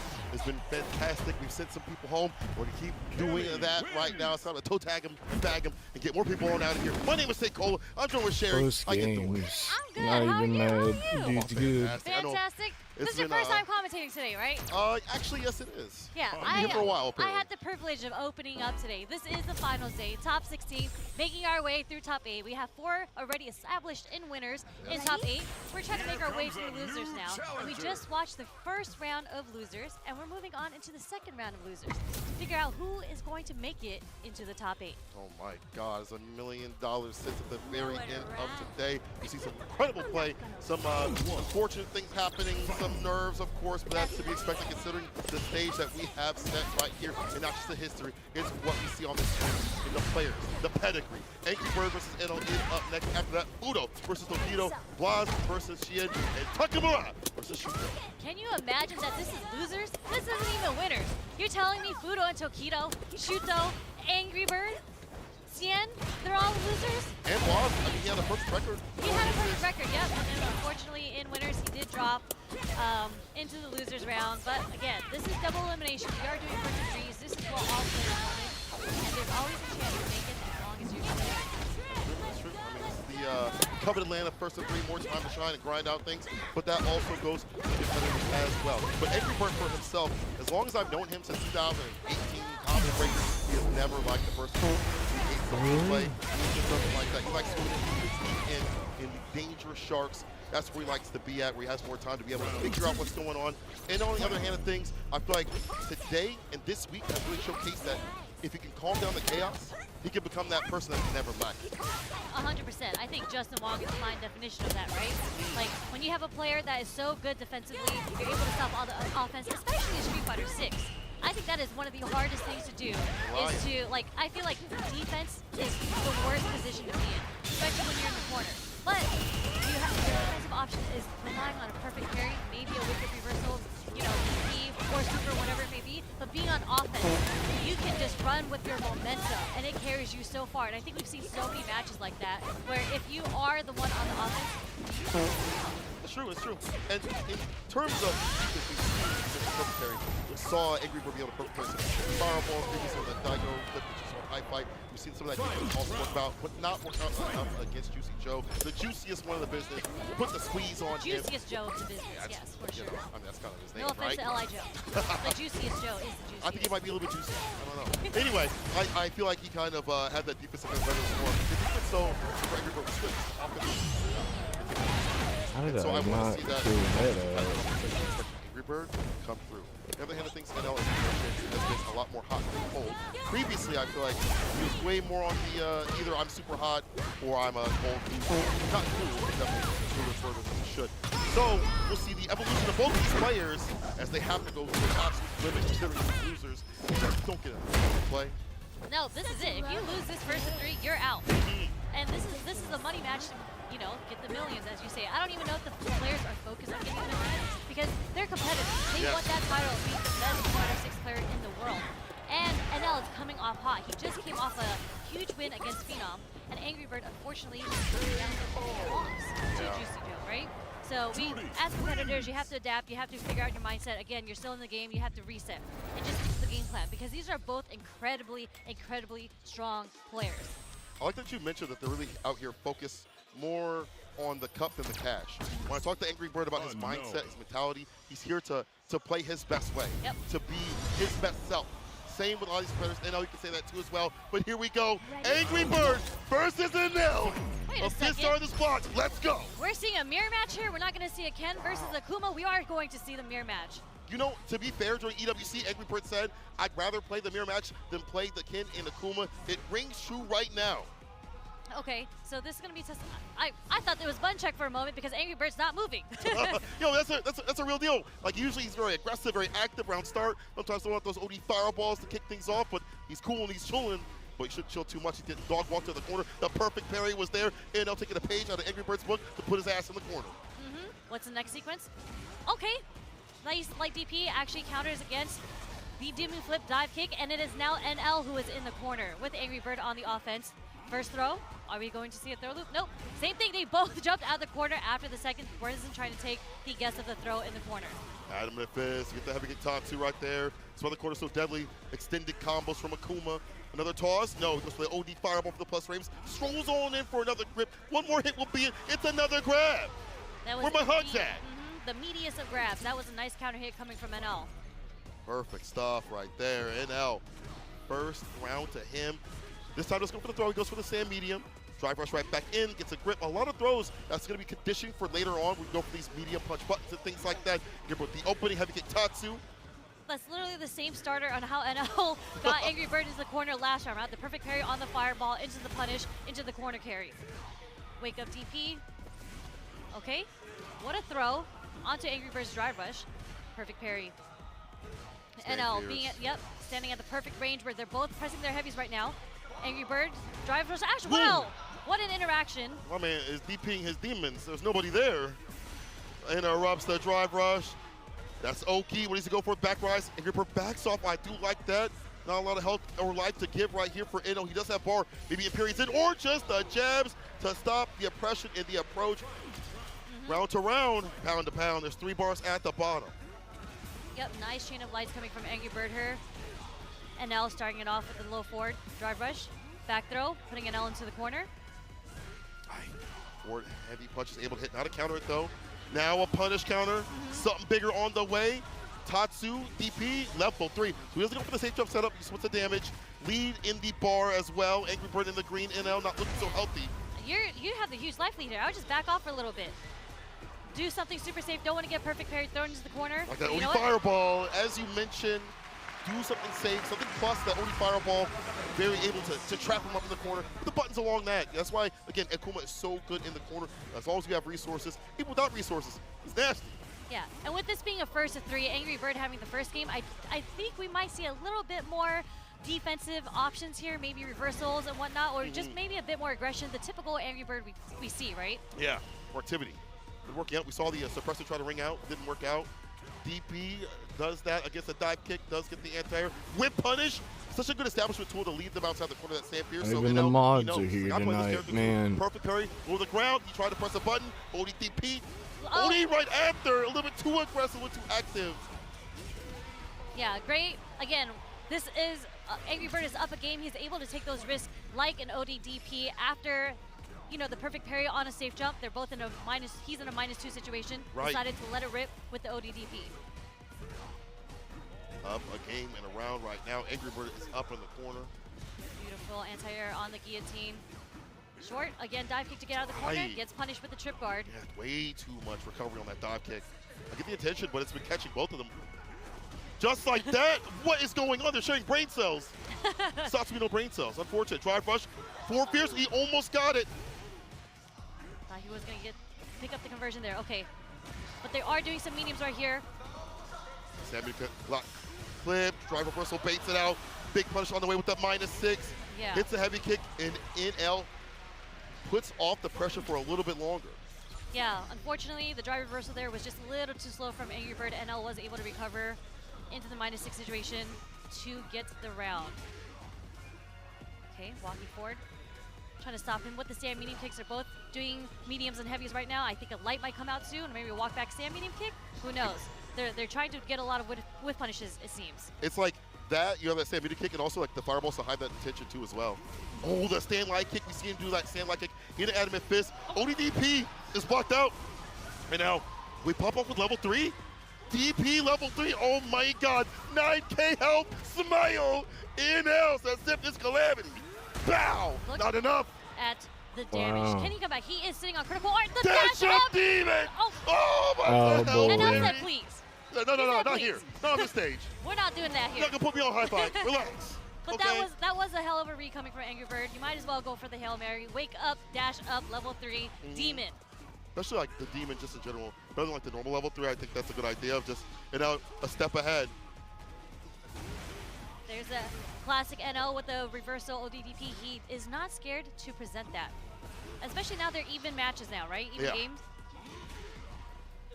So very smart. The shimmy, the finesse and bless. On the wall, OD fireball, the DP, perfectly done. Gets the extension again. Tap them up in the corner. That back heavy kick in these conversions and combos becomes a little bit more strong. Take throw off the medium. Yep. Back roll. Back overhead. Roll, drive rush forward, overhead. Okay. After getting thrown. A little too far for the medium kick to connect there. NL with the whip punish, using the low forward. Perfect parries. There's the anti-air. Can't jump. Yeah. The dog kicks have not been working out, whether they beat to try to leave the corner or to try to get an opening. Drive rush crouching medium punt. Empyrean's in. It might be the Empyrean end of NL. We're gonna get Back the heavy here. kick. Yeah, you're definitely. Oh, hold on now. Level 1. It's not enough, man. See, I miscalculated, but Angry Birds will get the throw right after 2-1 for the Angry Birds. Just a little too late from NL to check the drive rush there. Unfortunately, I got counter hit from that drive rush crouch strong coming from Angry Bird. Enough to take the second game. See, so many throws. We see the shimmy now come through. Conditioning we talked about previously. Yeah, see, even NL knows to back up a little bit after these jabs, looking for an escape option. Again, the DP, he's lost so much help trying to leave the corner. Interesting. DI in that situation, okay? We see Angry Bird doing a lot of dry rush overheads. I think eventually he's seeing that NL is blocking high quite a bit because he's not getting hit by these overheads, right? We might see like a drive rush slow eventually. Angry Bird sees victory right now in the skies. Set point for him. He goes up that bar at the bottom of that level 2. Deal with the fireballs if need be. Double the damage if he puts it over the corner. We've seen that Imperium's in be utilized to kill some of that drive gauge. Might even kill in the corner, or I'm sorry, mid-screen. Stand fierce to the fireball. What are we buffering here? I see them both buffering. Maybe that level 2 also on NL side, possibly. Another block on the overhead. Oh! Sweet punish on the stand medium kick. There we go. Use it in a combo. And now puts Angry Bird in burnout. Doesn't get the pickup. That doesn't work. Okay. Throw. Go back though, but that's fine. This character has such fast-ass fireballs. That stand fierce fireball, so good. The stand light kick against the fist, and that's enough. That stand light kick, the tip of his toe goes so far. Was able to get the whip punish on the fierce there. That's actually, wow, with the walk speed too? Yep. Dangerous button. He has a big toe. Get out of here. Usually you have to pay for that. There's a short. Oh, walks right in the crouching medium punch. Heavy kick Tatsu. Back rise, the 4 fierce, no surprise. He is right there. Nice target combo confirmed into the DP on Angry Bird. Oh, he staggers it. Crouching medium kick able to hit. Adamant fist, crouch fierce, charge up, super. Level 2 is gonna be enough. Okay, it's a Kuma, but the damage surrounding, fantastic here from NL. 2-2. Not even taking a break, we are going straight into the last game. Yeah, I don't know if Angry Bird had found something and he's just like, I have to implement it now. I can't wait. Let's wake up ODDP.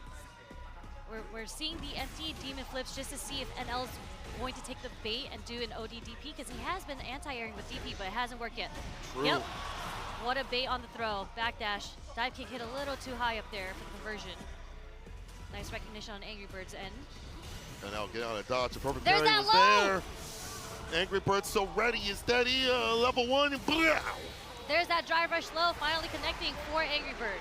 How many times has that not hit? We've seen NL be down bad for the down back, protecting his toes continuously as he walks away, but Angry Bird finally inches in the right area to get that low off. It's on set point. Nice counter hit conversion off the crouch strong. NL. There's a jump out. Oh! And they still keep going for that option despite how many DPs have happened. The DP was just a little too early from NL's end. That's why it didn't work. It actually lost invincibility frames on the anti-air. Whip punish is there. NL striking back, drive rush jab. No throw this time. It's a medium, the perfect parry. The punish will go for Oki. Sweep, yes. Double dash, okay. Forward throw. Plus the throw. NL, he breaks. Overhead, stand blocking. Overhead blocked it. Okay, NL is fishing for something here. We get a bite. Be careful of those fishes. Oh, it's a megalodon! Through the fireball. NL waiting for that opportunity. Gets some distance. Kind of harassed with the fireballs, the OD as well. Big Bird, or Angry Bird taking a big mistake right there with a dive kick. He tried to go for the dive kick against the fireball to call that out, but finds us the final game, final round. Crouching medium kick able to hit round start. Back to that button. Oh, Crouch Fierce. Okay, taking those plus frames from the guillotine. And now spending a lot of meter there. 2 drive rushes, burns himself out because he got punish count there. It's one-touch scenario. The adamant fist continuously harassing Stan locking the fireball. He's chasing him down. He has a hot pursuit, and it's rated R for a ridiculous amount of damage and a big gulp of sip of Calamity. Angry Bird 3-2 over NL with a perfect KO. Man, that was a very, very costly sequence coming from NL. 2 drive rush cancels there, leaving himself a little under a bar to get burnt out from Angry Bird. That's the thing about drive. You gotta have as much as you can in your pocket. You know, if you're just dumping everything out too continuously and your bet doesn't work out, what are you left with? You're empty, you're broke, you have nothing in your pockets, and that means Angry Bird moves on. And one of the characters that can really harass continuously and be a bear and a burnout is honestly Akuma. Adamant fist, you see the chains continuously chipping away, and then you see a little delay here and there from Angry Bird to open him up. Finds the finish. Yeah, I mean, Angry Bird saw blood once NL got burnt out. He's like, I'm in there with It's these like, plus frames. Yep. Bet. I like that. But you know, like, he had enough space to walk back, right? But that's why you could see him trying to walk back, and that's how he got clipped in the end, trying to get away from the plus frames that Angry Bird was laying on him. Love that play from Angry Bird routing it back, where it was looking like NL was starting to figure out the patterns that Angry Bird wanted to present. You also saw some stubbornness actually work out in Angry Bird's favor. At the very end, he goes for that dive kick again after being DP'd how many times, and it actually works out to help lead him back to mid-screen against NL. Moments like that I feel like are good. On this stage, most people pull back on their game plans, and they're like, oh, I don't know if I should do this. But Angry Bird stays stubborn, but stays solid for that reason. But, I mean, these are pro players, right? It's the layers to the mind games, right? It's just like, if you know that I know that you know, will you actually know that I know the third time that you knew, or I knew? That's a lot of knowing. I don't know if I know any of that. But I do know that Angry Bird moves on. That's a... Angry Bird does move on. That was, again, incredible gameplay from both. Unfortunately, it was Angry Bird who seemed to get the upper hand, especially being, again, when you're on the offense in this game, it's so hard to defend against what is coming at you. Right. Angry Bird just had very, very good spacing, and I think he used way more neutral drive rushes than NL did. I don't think NL really presented that, and Angry Bird was able to close the gap, make NL feel uncomfortable. There were moments where he tried to, as you mentioned, go for that crouching mini kick drive rush, or crouching mini kick just in general. They weren't happening. Then finally, towards the end, he was able to clip and hit with that crouching medium kick. Like, again, sticking to his game plan, saying, I'm going to find a way to make this work. As we mentioned, especially during EWC, he was like, I do not want to run the Akuma-Ken matchup. What we're going to run right now is another match. Fudo versus Tokido is up next. And I can't believe it's a loser's match. I'm with you. Any of these cats out here could be in that top 8 spot or in grand finals. Aren't they both Evo champs? You're right. Or am I wrong? I know they're champs you're right. of something. Fudo's an Evo champ, and so is Tokido. You're absolutely right. Yes. And you hear the crowd. I don't know if y'all at home can hear the crowd, but they have been blaring all day for every player, but especially when these two take the stage. I mean, unfortunately, it is a team kill. We do have Japan versus Japan here, but I know we are so excited to see this level of play between Fudo and Tokido. Oh, 100%. And Fudo sticking with Ed despite the fact that he had some nerfs here and there, figure out how to play the character and maneuver around those nerfs and still find the strengths and still find a successful I mean, they say path. nerfs. Where's the nerfs really at, though? You know what I'm saying? Like, you got to be a little bit more economical with your buttons. You got to put a little bit of mind to it, but the reward is still good, right? Yeah, the reward is still great. I mean, the nerfs are kind of just like, oh, yeah, you get a little bit more with punish here, which I feel like you deserve. Right, yeah, Your normals go almost half screen, so you deserve, and you get drive rush cancels off of them. You're getting with punishes, punish counters. Some of them even stagger you. Like, I think it was deserved. But 100%. Clearly, this character still works really well, right? Yeah. We have Lashar, who just played Fudo in the mirror match in winners. So we do have an Ed sitting in winners with Fudo sitting in losers against Tokido. And I think this match is going to be very interesting because I do think they play each other quite a bit. Yep. I'm very interested in seeing how they're going to approach this, because I mentioned this earlier that Lashar is kind of the whiff punish master, but when we saw the mirror match, it was more so, it was a very, very patient game. We were going down to like the last 20 seconds, and they were playing a lot around with flicker, and snatcher. Like, how are you going to punish me? When is the timing of when I'm going to do snatcher? And Lashar, I think he came in through the end because he did a lot of drive rush DIs as a punish to the charged flicker. Yes. Something that Tokido, I think, is probably going to be very, you know, he's going to recognize that pattern. Oh, yeah. I mean, he's definitely been able to recognize that pattern. We saw he actually beat Lashar in the Japan CPT, right? Like, that was how he got his win and how he was out here. Oh, yeah. I love when they cheer. Sorry, I had to take a break and listen to them. Arena is, bro, the arena is bumping, bro. It is packed out here. But also, real deal stuff. Tokido understands that matchup. He's played Lashar for millions of hours, but Fudo presents a different sort of, at a very more active edge. Once he hits that mid to close range, won't be strange to see him get a little bit more with the drive rush jabs and things like that. Yeah, I mean, Tokido started the round off with 2 drive rush stand jabs, so that's clearly the answer here. But Fudo answers with his own. Oh, it's from the double medium. Crouching mid kick is able to hit. Enhanced Tatsu to the corner we go. And the empty low, I like that with the crouching light punch, excuse me. Yeah, I think Fudo was caught just trying to jump out the corner like he just did. Got clipped with whoa, there's the empty low. Yep. That's the button of choice when you try to walk away. Stop trying to get away from me. Tokido's going to chase you down. That's what he's saying. That's 7-framer, man. It's good. Crouching mid kick of the gods. Evo Choice Awards. No punish on the sweep there. Yeah, surprise, but Fudo does get the throw. Tokido's in the corner. Okay. Early parry on the charge snatcher. Boy, stand fierce into the flicker. Drive rush jab. I talked about this. When he gets close, he's willing to do that drive rush jab just to initiate, to get a hit, or even go for that strike throw. And we saw a little earlier, too, something that the jab. Oh, wow. Don't try to step kick me. Get on out of here. Drive rush jab again. Meets him in the middle. No Malcolm. Good stuff here for Fudo. Perfect, yep. Whoa. I was about to say something that the Japanese players have been doing really well, especially since Ed's DPs aren't that great as an anti-air, is that when Tokido did try to jump at that angle to get the jump fierce, they dashed under just to avoid having to do a DP. But Tokido, starting it off strong already. Doing what Ken does best, corner carry. Does get blessed though. Knocked out the kill rush. We get the Oki, tries to go for a possible backdoor scenario. Tokido texts that. Next sequence might lead to level 2 if Fudo does get the hit. That's how we anti-air here. Step kick. Actually, we have critical art now. Anything a low, a throw. It'll be at the throw. Tokido calling it the tap parry attempt. Yep. Unfortunate wrong guess coming from Fudo. Gets the punish countered throw on his parry attempt. As a guess, it's a 50-50. Really is. I mean, like, at that point, you have no help to play with. There's a low that could come through, even stagger pressure. Tokido's so good about erasing people's life in the corner. We saw that in Street Fighter 5, we see in Street Fighter 6. As he's evolved that game plan continuously, he's obviously picked the right character to do so. There's that dash under that I was talking about. Unfortunately, this puts Fudo into the corner. He might try to up back just to get out of the pressure. Gets caught reaching. Like that starter. Double Jinrai, ODDP, still able to get the hit. Tokido's like, no. I'm not minus anymore. Yeah. Am I really minus if I have meter? Uh-huh. You're only minus if you a buster. He said, I'm no buster. Okay, nice check again. Takes the trade, step kick. This time Fudo does get the counter hit there. Again, Tokido is negative after the step kick. Yeah, you see that he's trying to take back his turn. Maybe some of these spacings, it might work out, but it's not working out right now. Pulls him close. Real strike though, but he's able to attack though. That's too close. That's the kick to hit the punish counter. Fudo inching his way in. Nice recognition from Tokido to get the perfect parry between the normals there. Triple jab, stand fierce. Crushing medium punch, gets a throw after a slight little delay. He almost caught that backdash. Fudo having Tokido in the corner, okay? What? What? The third was able to hit? He believed. He believed. Are we going to see an overhead into the level 3?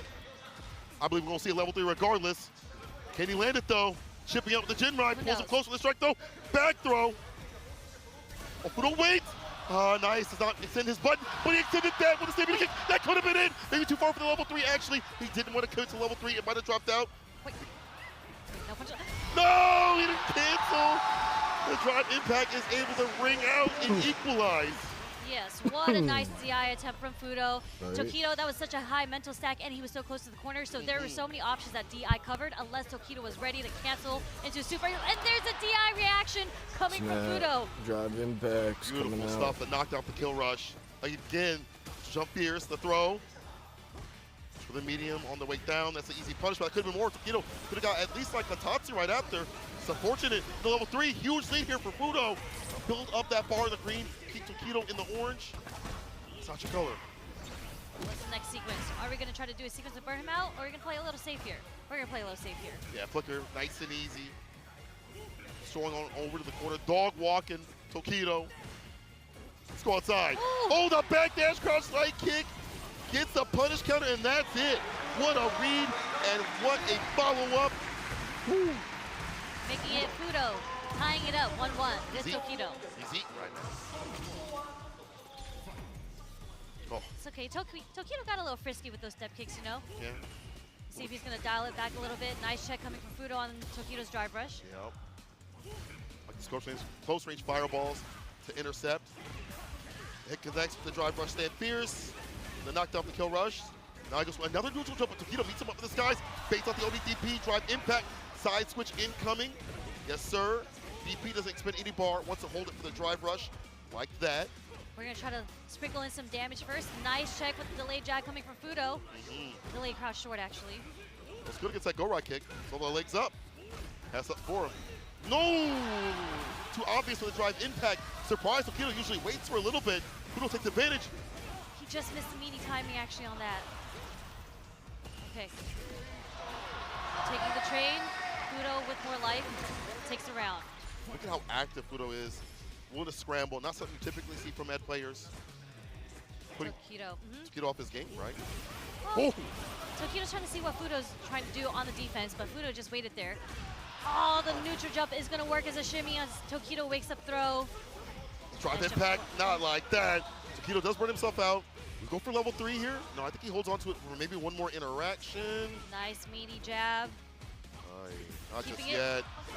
Fudo ready with the reversal timing on the medium. Wake up super! That's not gonna work. It's so unfortunate. It's like, when do I use that level 3? Do I use it now? Am I getting my bar back in time? The second interaction is so scaled, there's not a lot of damage behind it. But it just was too late right there as a reversal. Fudo waiting and baiting. He is up 2 games on Tokido. Yeah. I mean, now we're down to the last game. I think Tokido might have felt a little bit more comfortable doing a wake up super there because, you know, you have another game that you can come back from. It's true. More time to grind. Almost got the whip punish. There, yeah. Fudo did try to press the button there, got counter hit. Nice light chain. Catches Fudo. Like that back step. Fudo loves his flickers. Oh. First reversal doesn't work on Fudo. Was able to get the side switch too. A drive gauge to give here for Tokido. He's trying to strike back to stop that from happening. Man, Tokido's not ready for these drive rushes right now. Fudo has done so many neutral drive rush jabs. None checked. Target combo ODDP. But Tokido's in burnout. He's in burnout. How can he live from this? They're both in burnout, but he has to worry about Snatcher. Aye, the follow up the chip, no dip. Fudo. When the set points are bringing it back to the break where Tokido had so many good openings. But I feel like Fudo is meeting him in that close range sort of scenario and making more reward happen there. He's got that level 2. Get dreamy with it. Oh, he did try to check the drive rush, but unfortunately his crouch strong was a little too far. Gets whip punished by the fears from Fudo. Nice block low, but still gets opened up though. Side switch off the Dragon Lash. Enhancement. Okay, caught him holding up back. Light was able to catch from Tokido. Oh! Yeah, committed to that flicker. Got jumped in on. Just a stagger works out here. Kill rush. The jump. Okay, dump into the level 3. We're going to the last game, last round of the set. Almost. Almost. Scaling. It could happen. It could happen. Now you prophesize. You prophesize. You good. You right. I believe. I believe in Tokido. All right. You better believe too. He's almost out of it, but put him right on the board here. Stepping up set point. Fudo slowly walking him into the corner. Oh, that drive rush jab. How did that hit? You see the hitbox on that? Yeah, that was so far. Oh. Nice parry. Giving him the distance to not worry about the throw, but Fudo still picking up on the punish counter. Back rise, a little stagger right there. Close range fireballs, trying to get something a little bit different in terms of like these button presses, hiding their intentions and the drive rush jabs. Fudo still blocking everything out, gets hit with a go right kick and to counter it. That light kick DP follow-up. Lights are working out for Tokido right now. We're seeing a lot more drive rush, a lot more aggression coming from Tokido. Too many delays, Tokido starting to find the right rhythm. Don't want to risk getting perfect parried here. Oh, jab with a stand light kick instead of a throw, blows him up. Fudo mashing! 2 lights, and just like that, Tokido is able to take it over Fudo and advances through losers into the top 8. Hold up. The thing is here, the way I like... Am I tripping? My scores was wrong. Sorry. It's You're good. Driver jab to start things off. Caught the extended button. Stand fierce, fist to face. Now you up in the corner space. What are you going to do? We hold the throw, but not for long. Can't do it for long. He jumps out, but Tokido is ready with that cross-cut DP. Baits out the OD DP. Back, drive impact, and that should be a wrap. He's got the level 1. Doesn't even need it to get it done. Bypass. Very optimal. Tokido. Set point and run away. What the perfect. He's running hot right now. Momentum, right? Oh, but the perfect parry, yeah. It was the first Dragon Lash he ever did. Fudo was ready with the perfect parry. Get that out of here. Nice backdash punish. Not gonna throw loop him. Inching his way out. Oh. No, a little too late with the DP anti-air attempt there from Fudo. Play around those reactions. These top players like to see it. Fudo just outside that distance and not get hit with that crouching medium kick. Stepping just far enough. Tokido drive rushing in now. You have to worry about one last strike because he will dump the meter into the level 3. Oh, you knew it! And it's coming off the heavy kick, Jinrai. Ooh. Jiryu Repa! He has OD fireball he can throw out right now. He can stand heavy kick just as you see right there. The bar's almost gone into the OD DP. It's my turn, and I'm Tokido moving on the bracket. 3-2 over Fudo. Wow. I just foreshadowed, you know what I'm saying? You're right. I might call it a little early, but it's a little bit of foreshadowing. Yeah. Tokido, with that OD DP, he just felt it in his heart.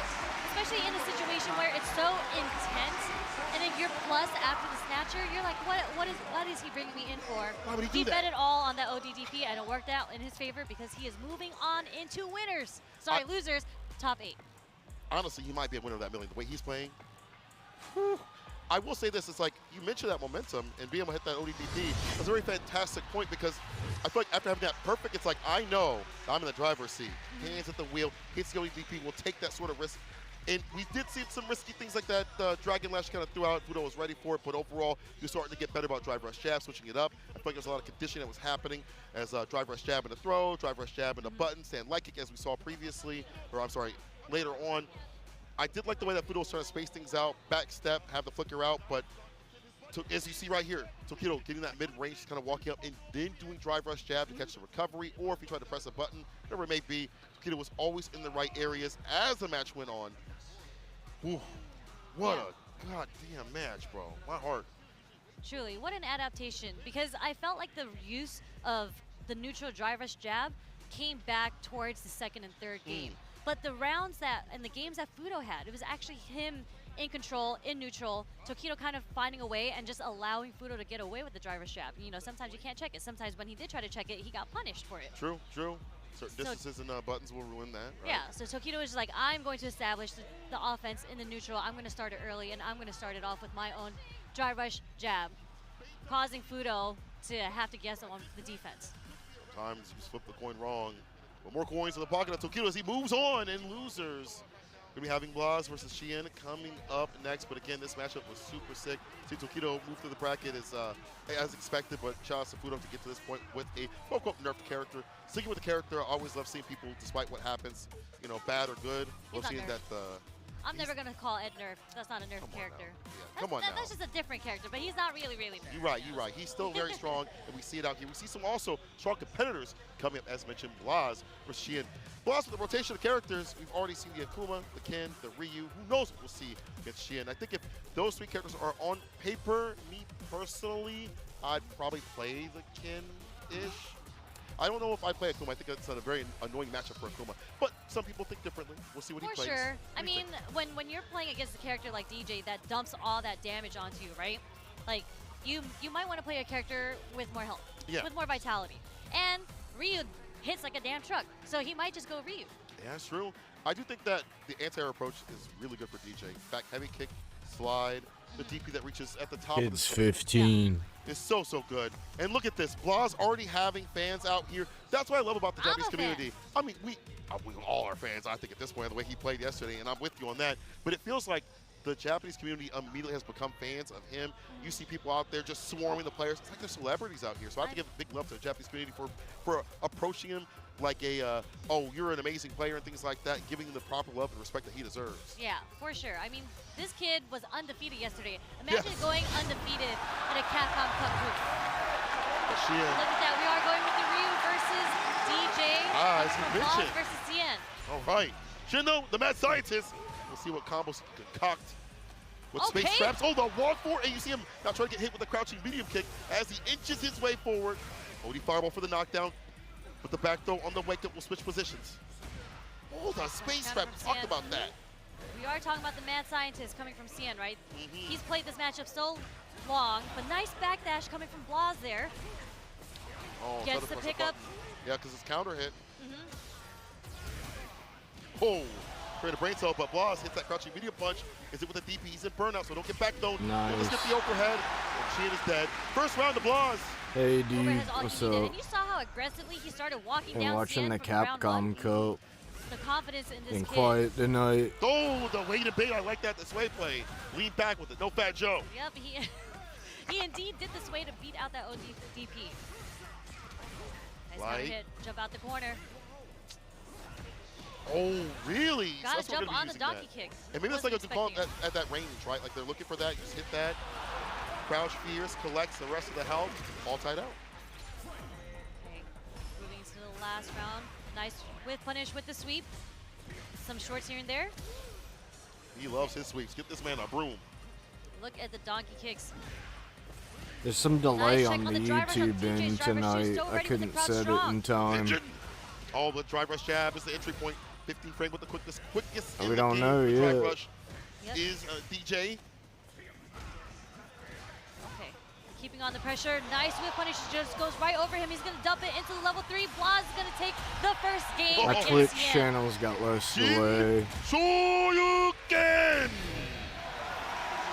Beautiful, beautiful play from Blaz. Was crouching the whole time.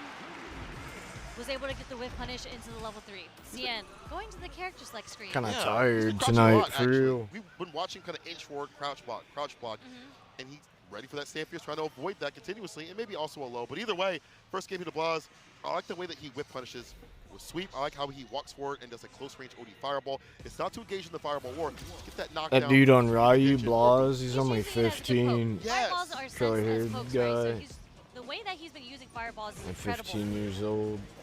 A lot of people see it as a projectile because obviously it is a projectile, but look at the ranges that he's throwing it in. It's not just far away. He's doing it in ranges that'll catch you on the start of your buttons. He's using it as a great poke.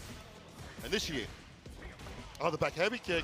There's Again, that he's whip again. ducking, bro. He is ducking for his life. No goose. OD fireball again. Do we see that as a poke? Finds to confirm the DP. Not enough. OD might have killed right there. We're You gonna gotta see pick some up like light. that. All you gotta do is light, but no, the OD fireball is gonna go through CN's. Again, trying to find something to fight back with the projectiles. Not really working out. Blaz's poke game with the fireballs is insane. Tick throw. How we start things off in this round. Okay, with punish. Waiting to see what he did. Blaz caught not blocking. Sucks with the digit. Had the time to do it. Shin was going to expend an OD fireball there, and he knew it. Plus, into turn. Stand fierce is the choice. A button, but no drive rush up. Made a mistake. No back throw. But back to mid-screen is fine. If you get there, yes. Okay, not bad here for Blaz. Blaz poking, so ready with the anti here. Next hit's gonna get dumped into the super for both sides. Unless CN gets burnt out, no. Low sway. Walk up throw. Strolling on in. Double dashes. Blaz with the buttons. Another throw. One touch. He's in burnout. He's looking ashy. He needs to confirm. He's at the level 2, so he can't throw a fireball. He's not at a close range or a range where Shin can react. The mad scientist try to calculate, but it's Blaz that walks underneath, finds a jab, finds the Shin Hashogeki to get the kill. Yep. What a beautiful walk forward. Going Coming quick. from Blaz here, was able to get the trip guard on the short hop that CN did. So much recovery on that if it whiffs. Blaz is able to recognize. What a walk forward under that. And what's Incredible great, play. It's great is that he's looking for that optionality. Like Shin had showed his hand previously that hit the donkey kick. So he's like, I'll stay close to you. When you think it might be coming through, I'll just walk on underneath. Excuse me, pardon me. Blaz, 2 games on an EVO champion. The sweep again. He told me that was his defensive tactic. Get that knockdown so we get the side switch. We're seeing it here, and we're seeing it overhead. Blessings from above. Bless his feet earlier with the sweep too. Oh, there we go. There's a low point. And the Oh, the overhead! reset. How you're gonna disrespect CN like that? Reset into the overhead. These kids don't care. Hopped up on vitamin gummies. The foot toe kids. Wow. Ooh, the sweep whip punish. Blaz on set point. He's on a This roll, is looking like a dude. sweep right now. Cien is really going to have to adjust how he's approaching this matchup against Blaz. Blaz able to get the whip punish so many times with the low forward, with the sweep. No respect. Now the ODDP rings true. The 4 fears. Gets a trade conversion. Walk up throw. Another one. No fear. I like that. Don't go for the cross cut DP if it's gonna whiff. Keep it careful. Oh yeah. Hit him with the Afternoon Delight. We're gonna want this just even out. Get the life lead, right? Build some of your meter back because you were in the orange. Ton of damage. Knee chop against the fireball. As we mentioned, that was been a close range poke tool. Sheehan calls it out. Get this win right here. At least some around momentum. the board to fight back and fight back. Oh. There's into the donkey kick, okay? Again, there's that walk forward again. The Blaz is consistently done against the short hops. The overhead again, straight into the level 3. The dumping of damage. It's enough. Plus 3-0 over Sheehan. He popped off. It's time to stop the fun. This cat is insane. 15 years old. First time at Capcom Cup. Can you believe it? No nerves. So much disrespect to the elders too. How many times he hit him with the overhead, with the lows. He was just playing so on point, like literally didn't drop it. This kid's crazy. Yeah. Wow, yeah, he might go far They for gotta worry real. about, they back hurting. They just worried about what's His on knees the cracking screen. when he gets off of bed, you know what I'm saying? Yeah, exactly. All he has to worry about is the Shoto level. The level that he has played Ryu, Ken, and Akuma on, it's insane how strong of like the fundamentals of a Street Fighter player are in this kid. And it's such a variance from your typical Ryu player. You know, we see a lot of close range fireballs, as we mentioned, OD fireballs. I was gonna say, you're talking about like the ranked Ryu players that we see. That's very, very clear difference, yeah. True. If you're watching this as a Ryu player, you should be taking notes. Sweeps as a whip punish too as well. I wouldn't say do sweep in the corner, you know what I'm saying? I think that's a read that he understands that it's going to land because they're stand blocking and things like that. But Blaz rotating those defensive options properly so he's not caught up in the corner, getting dumped out in terms of like OD fireball. That takes away all the drive gauge. It's just him using his bar to go far. And look at how far he's come from Chile, the blink where him and his crew were standing out. Group stage, killing it out there, and then out here against Sheehan, a former EVO champion, 3-0. Blaz moving on in the bracket. I'm just rewatching this. I hope he gets around so to the top 8. Like, look at the condition that he did too as well. You're worried about that crouching medium kick and the fireball possibly, and that's a typical Ryu thing, and these like dash ups or whatever it may be. That's why these overheads kept happening continuously, and the wherewithal to say, I need to reset the kill. Good stuff, Blaz. Good stuff. Well earned. yeah, and like he was so consistent with the anti-airs, and I do think DJ is one of the more difficult characters to anti-air, right, because of the short jump. So instead of trying to go for the DP consistently, the walk under, I think, was incredible awareness coming from Blaz there to get the trip guard using lights. Well, we have Takamura versus Shuto. It's our next match. To solidify our top 8, and the crowd is going crazy for Shuto. And of course, Takamura, as well as getting some cheers to this guy, has been nothing top 8's less the more than the Bob Ross of beatdowns as he creates combos on so the fly. Blaz moves on. But Shuto himself, though, just presents such a wild Akuma. I was told that he has been talking to Grand Totokai and such. And he's like, I fight people on a rhythm type thing. They do maybe like dash, throw, or they might do dash fireball, whatever. It's like a beat type thing. And that's how he is able to kind of like align himself and fight people. Takamura doesn't really play to that kind of rhythm. I feel like he's like freeform jazz, if you feel me. So I'm wondering how. What you been up to tonight? Well, the unfortunate thing is Takamura, if you watched his match in Winners, unfortunately against Noah, he was kind of shook. Like he had a lot of, like when you're playing at this level and you're getting the hit, you really have to optimize the opportunities that you get. And unfortunately, he had a lot of execution drops in Winners. And I'm hoping that doesn't happen in this. Hopefully he's able to shake it off. You know, he's still in the game because Shuto is playing on point. The way that he kind of dissected, how Shuto dissected NL. There was a lot of, not NL, was it NL? Who was it? I'm sorry. There was just a lot of OD DPs that you really wouldn't expect, but majority of them hit. Right. I don't want to say that he's playing with a lot of disrespect, but that's what you meant by him finding the rhythm and the flow of how the other person wants to play it, and he's able to counter that. And you do a lot of unorthodox things to do that. And I actually feel like Takamura does the same thing, but he usually plans ahead of time. He doesn't really go with the flow What's your of hunter the rank? match he plans, Your he HR game rank? plan ahead of time before going into it. And what also is good about this match, I feel, is that... It was Shao Hai. Oh, Shao Hai. There we go. My bad, my bad. With A the lot of Akumas Bison. and Kins, okay. Relax, chat. But on to the point I'm trying to make here is, like, I feel like with Takamura, you mentioned those execution errors. Those nerves I think are getting to him. Those are not characteristic of what he's capable of. We've seen what he can do. In the groups. He was cooking in the groups. Bro, he was... I mean, that Punk match was insane. Y'all go watch that back if you haven't seen it. But either way, I mean, we've seen what he's capable of, even in Street Fighter V. In 6 right now, he has been one of the best Kins you could ever ask for. And his approach to this character, nothing short of incredible, especially if he lands a significant punish or an entry point. You're going to see something that you probably haven't seen before. Even though it's Kin, you see him all the time in ranked and even on streams and things like that. With Takamura, it's always something saucy. And also his minutes for hitting parry in some of these ranges where he expects you to press a button. I want to see if that works out against Shuto, maybe hunting for War Pierce or Stand Pierce. He might kind of preemptively call that out, or will Shuto go for like a drive rush throw to call that out more often. Either way, Takamura, Shuto to round out our top 8. It's Ken, it's Akuma. Akuma versus Ken, a classic Street Fighter matchup. Oh yeah. Shoto versus Satsu no Hado. Let's go! Okay, let's get it started. Let's see how they approach neutral. It could start off very, very slow, like how everyone else has been doing it, right? They've been pretty close. They've been pretty good. They're trying to form the top 8. This is losers. Unfortunately, too far out. He tried to realign with the overhead, and Shuto counters that perfectly. I still think there's another day. I think they're doing this Saturday into Sunday. Interact with it and this corner carry off. Perfect parry. Let's go for the back. I gotta reinstall Monster Hunter. He's looking for. I did a mod and it kind of like messed up the game. Target combo into the DP. Nice confirmation from Shuto there.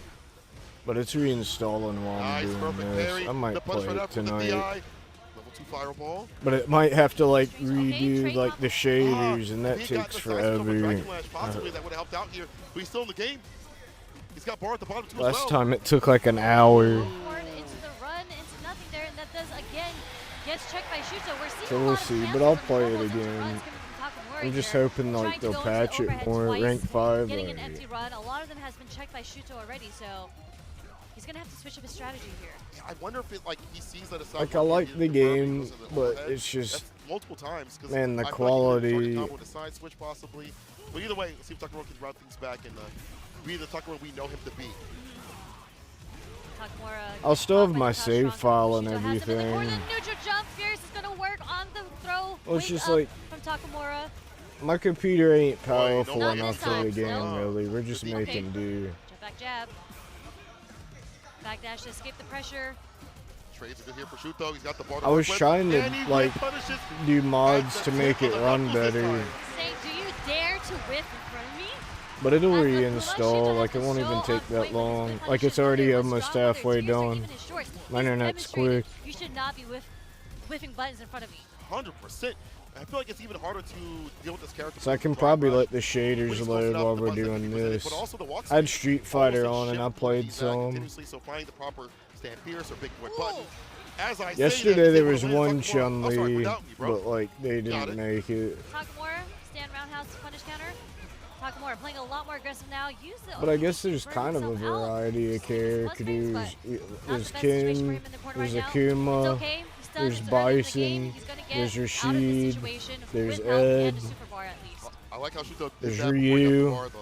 Earlier the 15-year-old kid was popping off hard with Ryu. And there's DJ. Maybe a Cammy left. Nice with Punisher gets the throw. That little walk back works out. Heavy kick Tatsu ends it with as much damage as he can. I'm not sure what's in the top 8 actually. Now it's definitely one more hit or grip. Holds parry, gets the drive impact, does it again, perfect parry! I'm not as salty about the shaders, like I respect it. Takamura, he's got all the drive gauge to give. There's level 2 here for Shuto to flip out. I still got more to learn with Chun-Li. Like I could make my combos better. See what I mean? It's been like this tonight. And also like my ranked matches were like that. Like I lost a couple by a hair. Not having to use any super bar. Whoa, okay. Interrupting the overhead with the stand medium. I think with the enhanced Tatsu, that's your Oki. I don't know if we'll see Elena tonight. Maybe tomorrow. counter poke from Shuto with the light. Doesn't catch Takamura. Careful now. I've seen the perfect parries from these Ken players. Yeah. So Takamura trying to chase down Shuto right now, causing him to get counter hit and punish countered many times from Shuto, just trying to stay on the oppressor. Yes. But Shuto dumping out all his meter just to burn out Takamura here. As you mentioned, and burn out I'm actually Takamura. going to turn off Street Fighter 6. Won't go to level 3 just yet, probably until he could get it back. Perfect parry and the punish right after. It's my favorite book. I read it every night. But we are getting the critical art. This is always fun. To connect. Especially if you're the one that wins it He tried to neutral there. jump shimmy him again. There's some delay on YouTube tonight. I forgot to put it on a little more than 6 feet normal. under Takamura. Evening it out. Shuto's going to have to change up his game plan. There's no more calls on the throws. It's just Takamura with the proper punishes. Clipping the wings. Yeah, good stuff on Takamura, realizing, you know, this is a time where I'm looking to do a super, was able to get it off because that was the win condition. Very well done. Takamura to square things off evenly. Which was so difficult. You might have to use more OD Fireball for Takamura to get in. Oh. Or you'll just whip punish, excuse me. Yeah, but what a bait. Don't try to whip punish my stand short, he said. 7 rain, a little bit quicker. Jab, DP, enter, take up the throw. DP is expressed here from Shuto. Oh. Nice anti-air coming from Takamura on the first Demon Flip dive kick actually coming from Shuto. He pressed after driver's crouch, medium punch. Takamura with the perfect carry. Caught up ducking, so extended damage. Gonna keep the combo going. One more drive rush cancel. Yep. Level 1. High enough to fly. Yes, sir. Takamura. That's a weird thing about Takamura, right? Like, he looks for the perfect parries in neutral situations. Right. Like, not off of cancel, not off of -2 frames or anything like that. He gets it in the neutral. And it's like that spacing he's hunting for. I've seen you place your button here, perfect parry. But let's see if Shuto can like maybe do a little hezzy, walk back, bait that out. Ooh. Right now, he is the one getting baited. Side switch. The backdash punish with fierce. Okay. Ready for it. Jabs. Oi. The throw. Waits a little Guess you bit. can heavy kick. backdash in the Looking for a punish corner counter. to If it get hits, out gonna of kill. throws. That's what that looked Follow, like, I but I mean- thought he was He's too just close laying to on the the pressure. wall. No! Level 1 against an overhead? What do you mean? What do you mean? Takamura! Who does that? Takamura does that. He says, you're going to try to walk up and press up normal on me. He They've was been so ready giving for out that different super. Whenever he was palettes. trying They're to all beat, that super was orange. coming out. I've been posting them in the Movement that gave Shuto, Discord. that super was coming out. Saw something in the bushes and just Orange let it rip. Ed, Orange Takamura. Mai, Orange Perfect Terry, and parry Orange against the Honda. non-kick. People are Just saying wait there's for an Shuto. Orange and Tough media Bison aggressor. code, but I Pass couldn't on the get it to form. work. Resets with a drive That might impact. be like Shuto holds parry activated against that. tomorrow. Nice I up don't back. know. Escaping throw pressure. No! That is a punish on the target combo. The Orange Mai has Goes orange to jump out the hair. corner. Trades with the crouch fear, so he's not able to get the side switch. Dash up parry. That could have been it. We'll get the back throw right after. It doesn't matter. Takamura on set point. What a turnaround. What a switch. He is forcing these scramble situations. He's playing so aggressive, and it's working out so much in his favor. I cannot believe Takamura has been turned up like volume right now. However, the whip punish is there. Now Shuto hunting for some of Takamura's buttons. Wow, With the answer back check. of the jab. Takamura, he's on one. Oh, God. Was ready with the fierce there, taking him to the corner. Uh-oh. Messed up the timing there. Gets back thrown. Nice tech. Didn't want to get back thrown into the corner there. The drive rush jab is going to connect. Not enough to go into level 3 yet, but the next hit will. He can run DP if he wants. Shuto has to be so careful throwing out these buttons, these fireballs as well. One bad interaction will lead to success. That could have been it. Wow. The drop was there. Takamura's down in burnout. He tried to enforce the jab to try to find an answer. fireball. Heavy kick, We're gonna get the Todd conversion. to drive impact roar. Wow, the stun. Wasn't That's ready. big. And he didn't even have to spend his super meter. He's going to have his 3 bars going into this last round. So what does Takamura do with the bar at the bottom then? Does he go for an early level 3 to get the lead? End it off with it? We'll see. Even gets a chance, drive rush jab. Yeah. Both safe, but wasn't ready for a follow-up. Maybe can hit the OD Jin right that distance, not sure, in full. Yeah, if he's going to get a hit off the punish counter from medium or fierce, I think he is going to dump it into the level 3 for sure, Oh. just to get the damage and to get the drive bar back. True. That's why he's holding parry. Okay. The drive impact right after He that. said he didn't need that. He didn't need his drive bar. Nice. Got bar at the bottom. There's a level Oh. 3 as you mentioned. Nice and early in the morning. gonna get that lead, but more importantly, build your drive gauge to save yourself from being in burnout as much as possible. You're still there, but it's gonna be closer than what you would if you didn't do it. Exactly, and he's further away from the corner. He's able to establish some space. Oh. If he had dumped all that meter there, he would have taken the game, but it's okay. Looking for another opportunity. Burns Wow, himself he out already again. burned it out. Okay, Doesn't Noah, matter. But it the might be Belgian Noah. worth it. Drive reversal on wake up shoot though. Try first DP. Oh, no. Will we see a demon? Making him pay. Oh, we Wow, do see a Raging Demon. Turn off the lights. It's bedtime. It's Not enough. dead yet though, but still in burnout. That's huge, though. Okay. Using the Animate Flames. Try to dash Oh. up. That's it. That's chip. Yeah, that's it. That's Wow, it. Shoot that was a demon was time right huge. now. He said, wait. 11:30. Back. 2-2. Takamura. That's the first Shuto. Raging Demon I've seen all night. Grindy matches, grindy games, sweaty games, all for $1 million. Incredibly sweaty games. Beautiful play from Shuto. Having the mental capacity to just stay focused, staying clutch. Oh, close range fireballs again. Gets a jab, but too far for that crouching meter kick to hit. Yeah, they're kind of throwing normals out at this point. See if they. Oh! Don't try to check me. The Adamant Flame is going to Right. push his hurt box back so he can get the whiff punish. Yes. ODDP does ring out here from Takamura. OD Shoryuken. He thought it was maybe going to be a walk-up throw. No go, Bozo. Interruption. The overhead hits. It's a counter hit this time. Finally, Takamura is able to reset and find what he needs. Oh no! That's big. Bet it all on that ODDP. Takamura. Set point.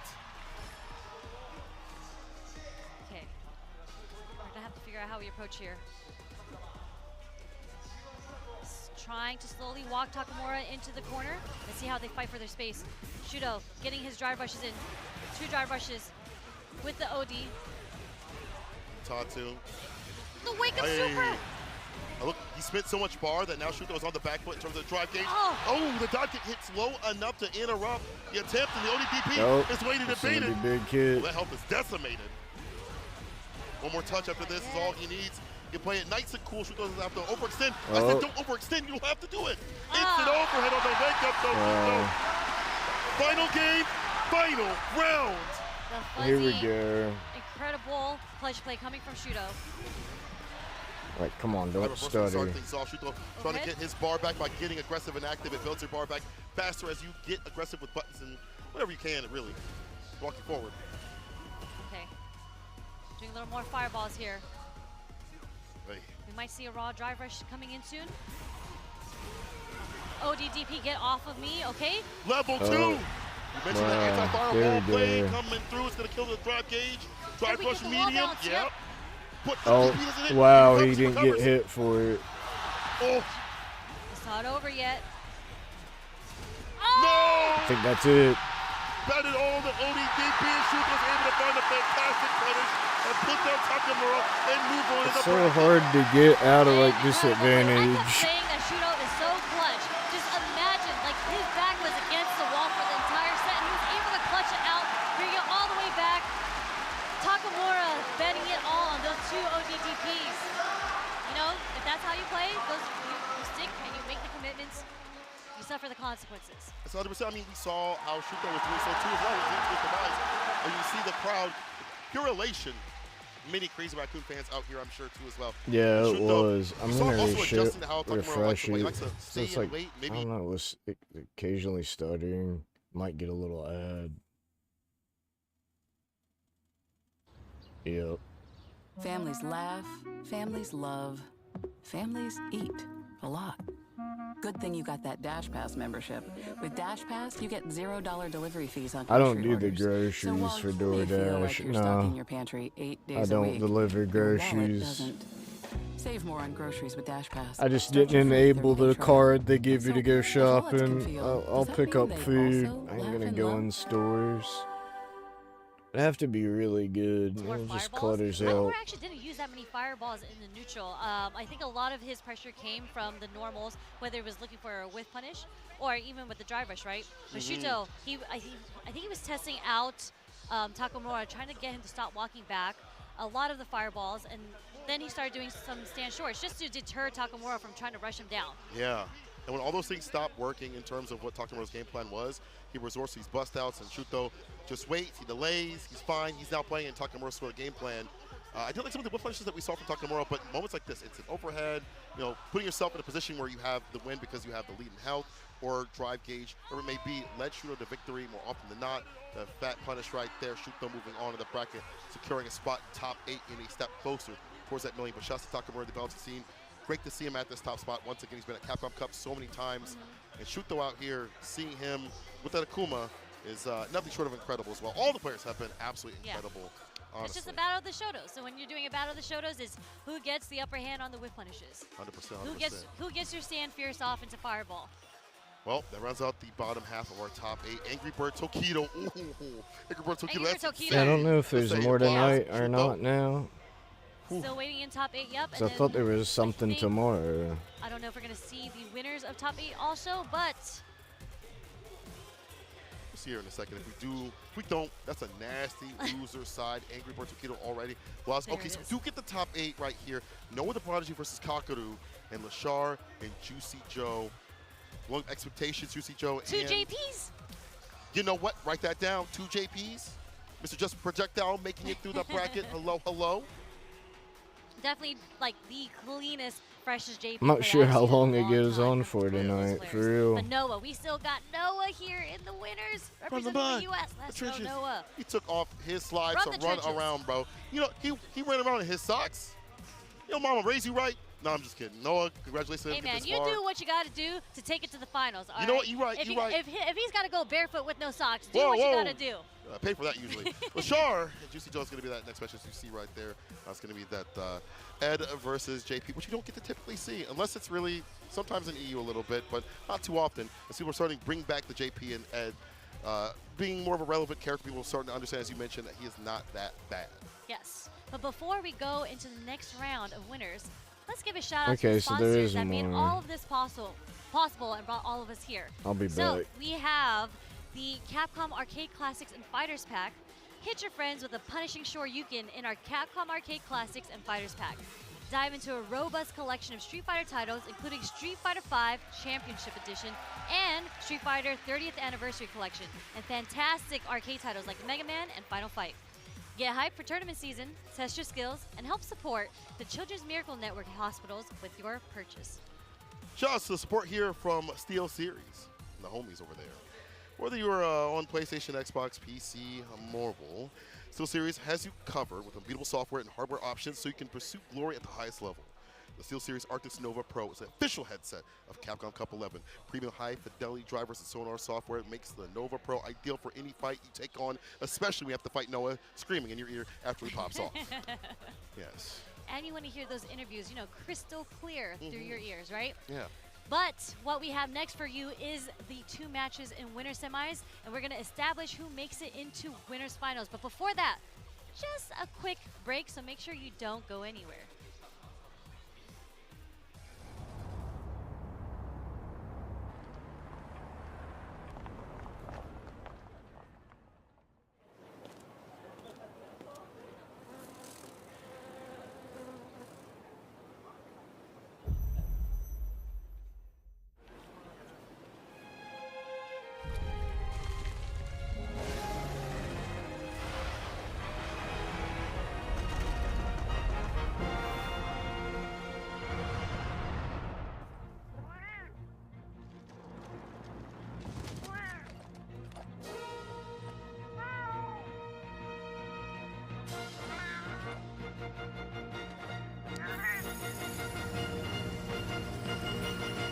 Where dreams become reality.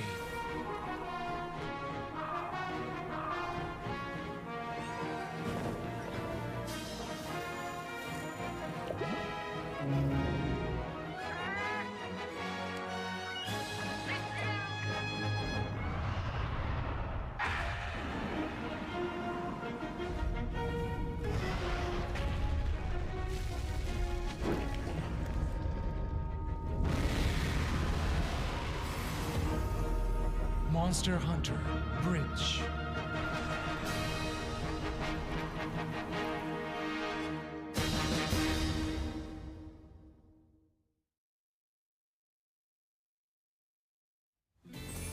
chance you have. What?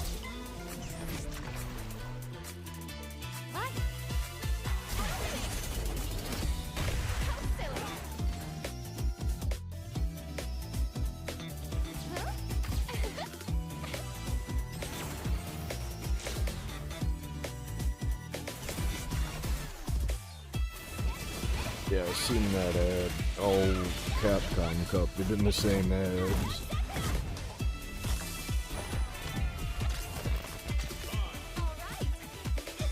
The World Tour outfit, though, they show you wearing, you can't even get it now. It's already, like, done with.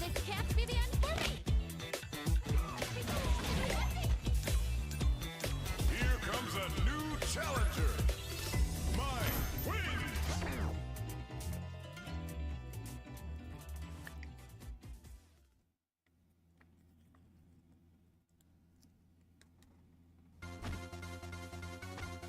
That's the battle pass right now.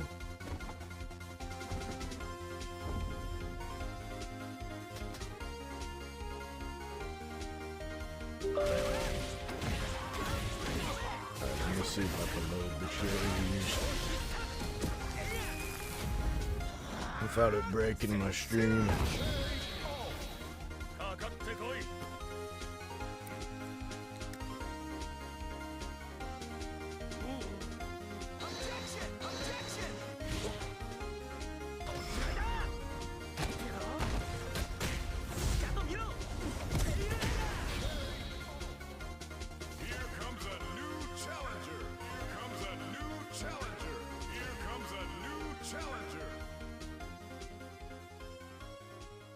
Yeah, I mean, now it's got one.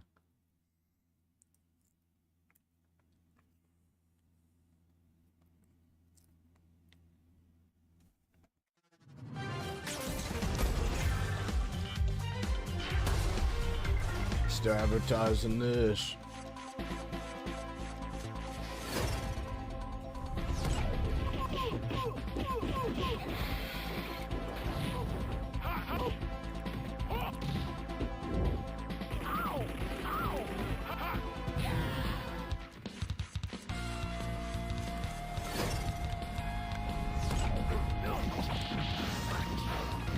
Got the Capcom Collection 2 ad as well.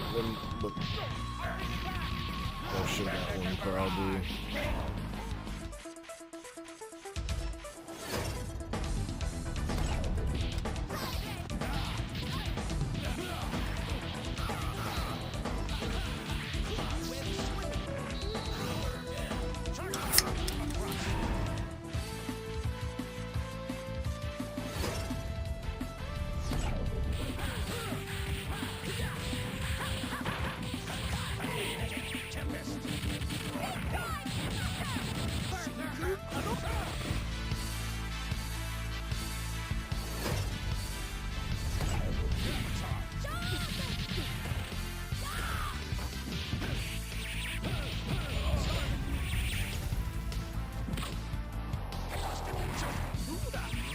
Duda.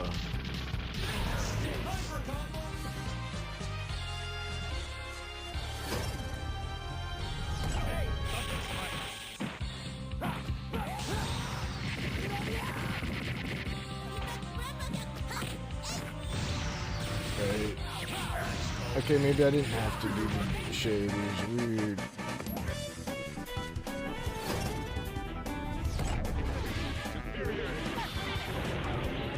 I'll bring the stream back.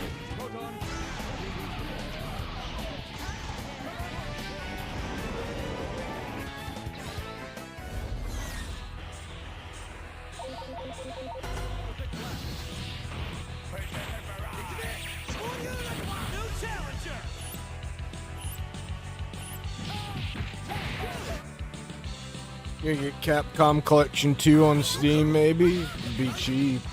Power Stone 2.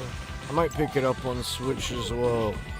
I really like those games. I miss them.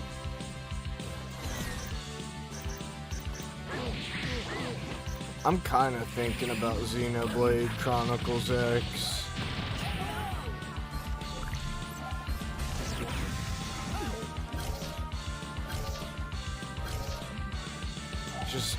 when I swap over to a new game, it's kind of like a mixed bag if people are gonna watch.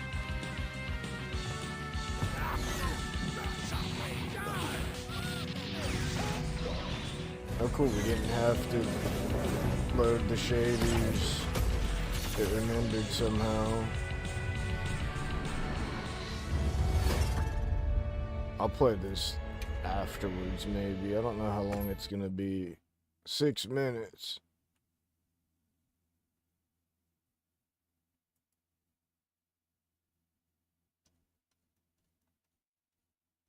Is it just mute? Did they just make all the music go away?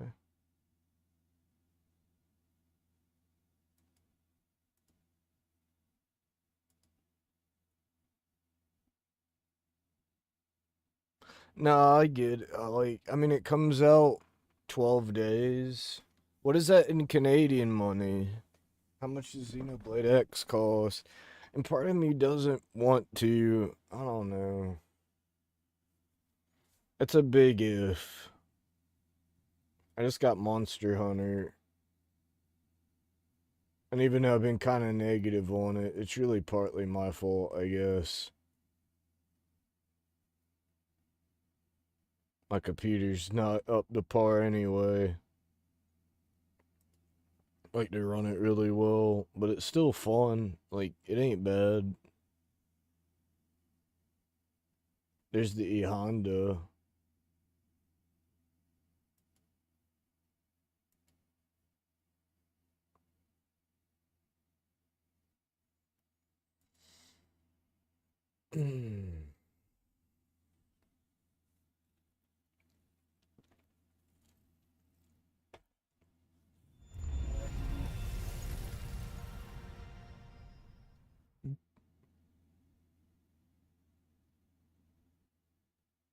What, you getting Xenoblade? Chronicles X on Switch?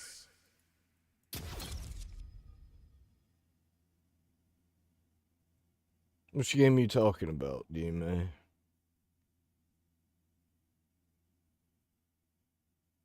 I'll keep an eye on the timer, and I'll bring it back.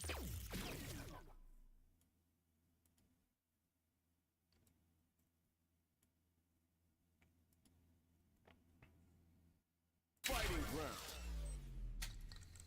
Practice versus online. Special versus practice. Training.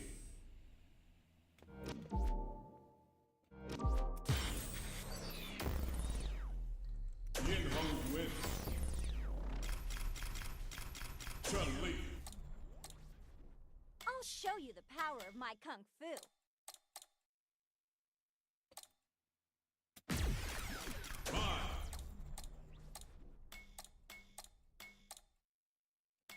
All right.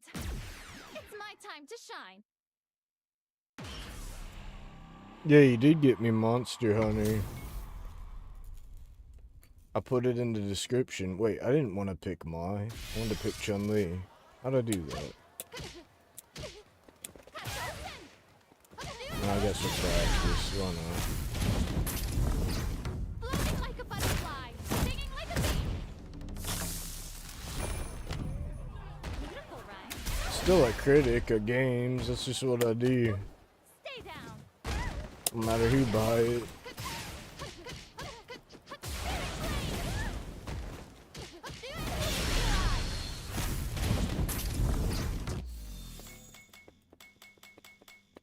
Floating like a butterfly.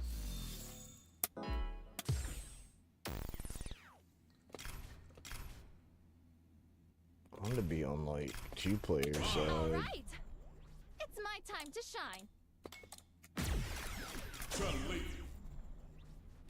I'll show you the power of my kung fu. Got like 2 minutes. Trying to see. Like, I could take combos farther if I do the little stance kick, right? I could be like boom, boom. No, that ain't even it. Be like.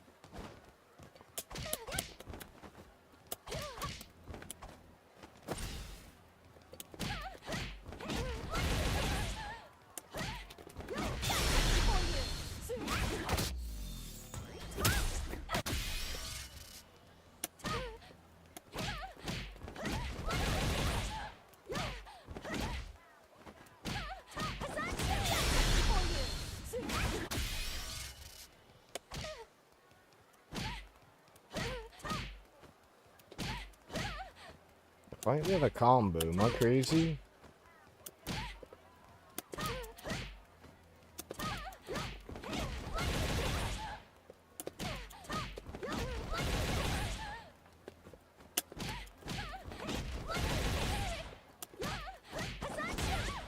Alright, let's... Was that a combo for real though?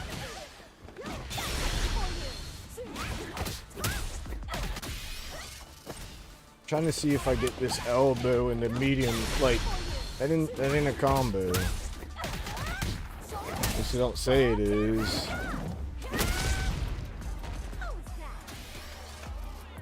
Like, you can get elbowed that and that's a combo.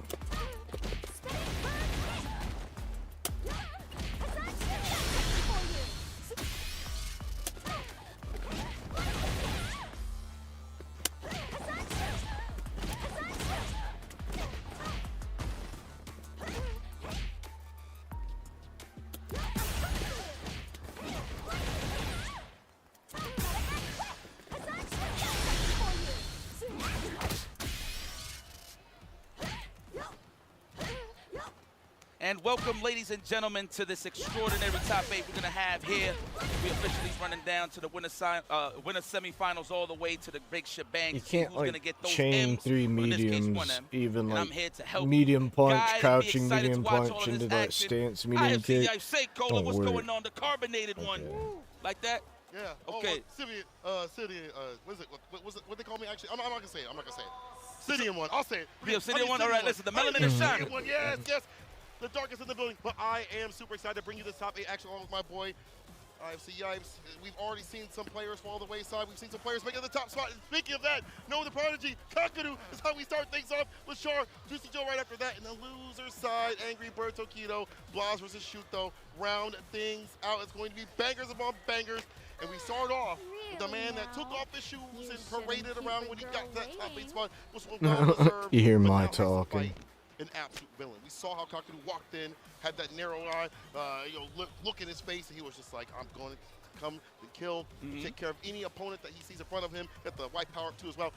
We'll see what happens though. You were talking about how Noah might be good in this matchup though. All right, so this is how I look at it, right? Just to break it down. Kakadu, I think they're gonna do winners semifinal. Perfect parries, the reactions is on 10. However, Noah the I Prodigy, don't know how guys, far they're he's gonna so go explosive that you tonight. just can't get a I guess read it depends on off how the far rip in a or matchup. how 3 long out of it 5, lasts. sure, you got time to figure it out, and that's why we're here in the top 8 for that simple matter. But you need time to really fill out Noah on the first game. Now, Kakadu, I don't know how many Lukes he's been playing at the highest level. It might be safe to say that right now, on paper, Noah might be the best Luke in the business at Capcom. I think at this point, might as well be the best Luke. Yeah. Period. And then on top of that, so back to the point that I was trying to make, if Noah can't open him up, at least the pressure of just walking down Kakadu as great as possible, as best as possible, he'll have some good chances to open him up. But this is going to be a banger for me only because this is definitely going to test how Noah the Prodigy is going to approach on the offensive side. Said those lights don't affect him. The stage don't affect him. Even the price that's sitting, that could be in his wallet soon if he hits that million, don't affect him. He's about that combat.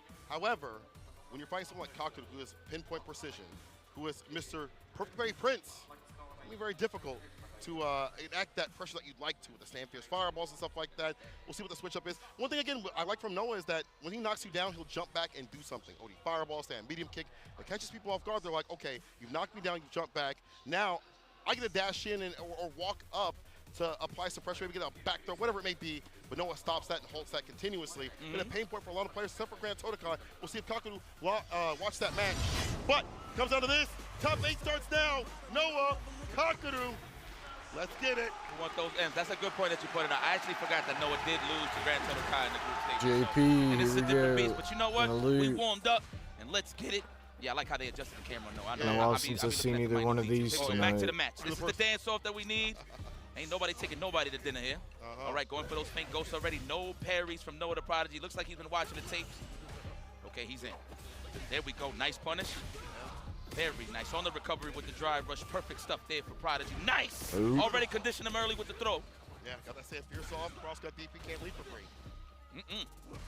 Like that. No, you can't lead. All right, here we go. Charge up again. I'm wondering if Kakuru's going to hit that drive impact. For now, he just goes for the drive reversal. Perfect parry, try to drive rush up for the throw. No one text. That was the back fierce connects, and that proper distance where you like to check a drive rush, but they stay in medium. That suppressor is there to stop it. Spin that! Kill. Spin that. It's all right, though. Noah's confident. Oh, my God. This is when it's going to get ugly. He should have just spent the level 1. You can build that easy, my boy. It's all right. You know what? You're the professional here. Nice. That was a delayed tech. You got to watch the shimmy next time. At least he's almost touching the drive gauge. It's cool. The veggies is back on his plate. Nice sand blast right in between the eyes. From downtown. Downtown. He's on fire. Yes, sir. I love that game. That poor Pierce switching a little bit more this season. Better of a neutral tool. A stand medium kick. Now is the poke. Kakadu with the crouching medium punch. Backs off this time. You're looking for a reversal. But Kakadu not really wanted to go for that amnesia so early in the match. Drive impact. Able to hit at least to get some distance. No one burnout. As long as he's got bar at the bottom, he can back himself up. Kick back and relax, Noah. You've been here before. Just watch if your spinal cord is on that wall. You do have some meter to play with here. However, no, my man Kakadu has been 100 for 100 on those anti-airs. Nice. The jabs into the level 1 survey says not dead yet, but we still touching the green and we back alive. The question is, does Noah have what it takes to open this man up? Gonna have to walk him down and fight the stand fierce. Impact, the splat. All right, what do we go for?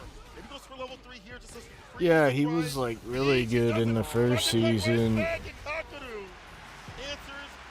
He's still really good, but he was even better like when the game just came out. And we drive impact right back against Noah. Proper reactions. Bar at the bottom for both. Level 3 here for Noah. JP's got a reach, man. I actually cannot believe he tested that out on Kakadu out of all people. Nice block on the overhead. Yup, that is the offensive sequences. Noah loves to snipe out. Immediate level 3. That is a wise choice.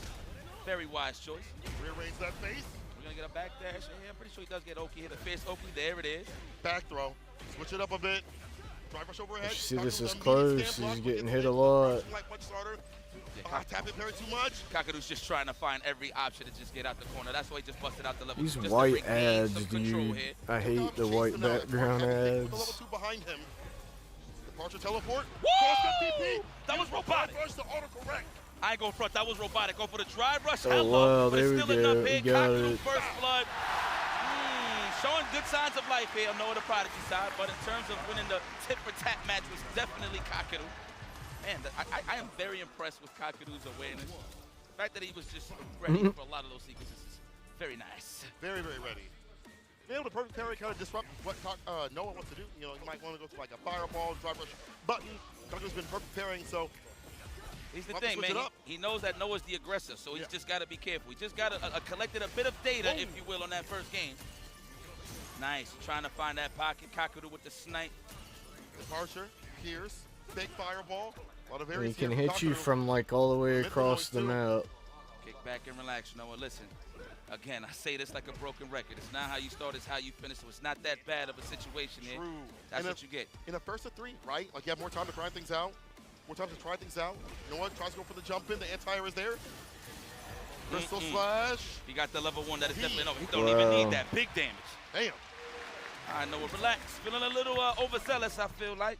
It takes a lot to corral someone like Noah so continuously. Just got that straight up smack. Now into offense with the whip punish. Keeps getting these medium punches. You know what? Let me not be that concerned. I'm trying to keep my job here. Unhand me. Good defense. We got Kakadu on the dehydrated side of things. Almost, I should say. But the neutral jump, we're going to go for the mix. Will we hold parry or are we actually going to guess? Yeah, now he's going to make all it's like hits a flash of bang. No, he panicked. I understand. All right, I will go to the character selection. Wow. You got momentum, dude. Now, I feel like I'm going to say this might be over quick. Oh, he's character select. Noah's American. He's like the American. Noah switches to the Cammy. Okay. Forget what I just said here. Let's go to this. What do you think about this Cammy, man? Cammy. You see the can opener? It's solid enough, I would say, but is it enough to go up against Kakadu? This man is in the land of the Cammies as well. Well, not as heavy as it would be in the EU side of things, but dude, he keeps getting that medium. These just medium pokes, medium poke. This is defensive awareness. So you might see some possible air throws or back dashes to get the shallow dive kicks for the big punishes. Very smart stuff. Sets up for the departure again. Yeah, on paper, usually this is good for Cammy. Aerial approach is hard to deal with. Her buttons are good. But the thing is, Kaku's played this so many times. The shimmy finds the mark. I should play someone else but Chun-Li, but Not get the swag. I got time invested. Some leeway to work with here. Yeah. This is looking tough. Oh I boy, don't know, drive man. You're playing a little impact, too man. overzealous, my boy. And that goes into immediate match He's having point. trouble, One game away here for dude. Kakudu Yeah, to go this to could the be winners it right finale, here. getting He's got to closer get and something closer to that going. fat M. Hold on. We need a whip punch for Stan Roundhouse for sure to get it started. Why he interrupted it with a cross strong. As soon as I said it, and Kakudu's like, no, null and void. I got my eyes are open. You can't get in trying to on force him, the tech from dude. that range just for the departure to hit. Yo, you is sneaky, Kakudu. He really is, and look at that. As he tries to walk up, the stand Pierce finds the mark. Proper time here for Kakudu. In with the Pierce, the He just teleport is can't in. get. Back I dashes. wouldn't have Doesn't picked go for the anti-air. Cammy against Spiral this. arrow for the Oki. Crouch Pierce for the meaty. Stand medium kick hits. Now, mind you, Kakudu's up 2 games, so he could let these ambitions fly if he really wanted to. And Knowing this is usually Kakudu, what he'll do it. He wants to finish it today. Yeah. Let's see. I don't even think Oh, he's wow, gonna you need recovered to in do time. that. Unbelievable. Wow. Stop jumping, my friend. That's why he's back dashing, just looking for those shallow dive kicks. Again, another anti on the teleport. And now Kakudu in burnout, but he's definitely not out of options. He got the level 2 at the bottom, level 1. Any hit at this point into a conversion to a super. Now any touch, a snooze, a freeze, you can bump into him and he will die. There it is. He could have. That wasn't safe. That wasn't safe, dude. Oh my God, what are you doing? Dude, all you gotta do is hit him. What? That is a brain. All you had to do was hit him, He dude. doesn't play the character so consistently, so in these clutch moments where you need to be absolutely perfect. This is it, and it's burnout. It's over. Literally any button would have beat him. Got to take it down. 3-0. Kakudu, the Kevin pick not working out. That puts no one loses. Kakudu further towards that 1 million.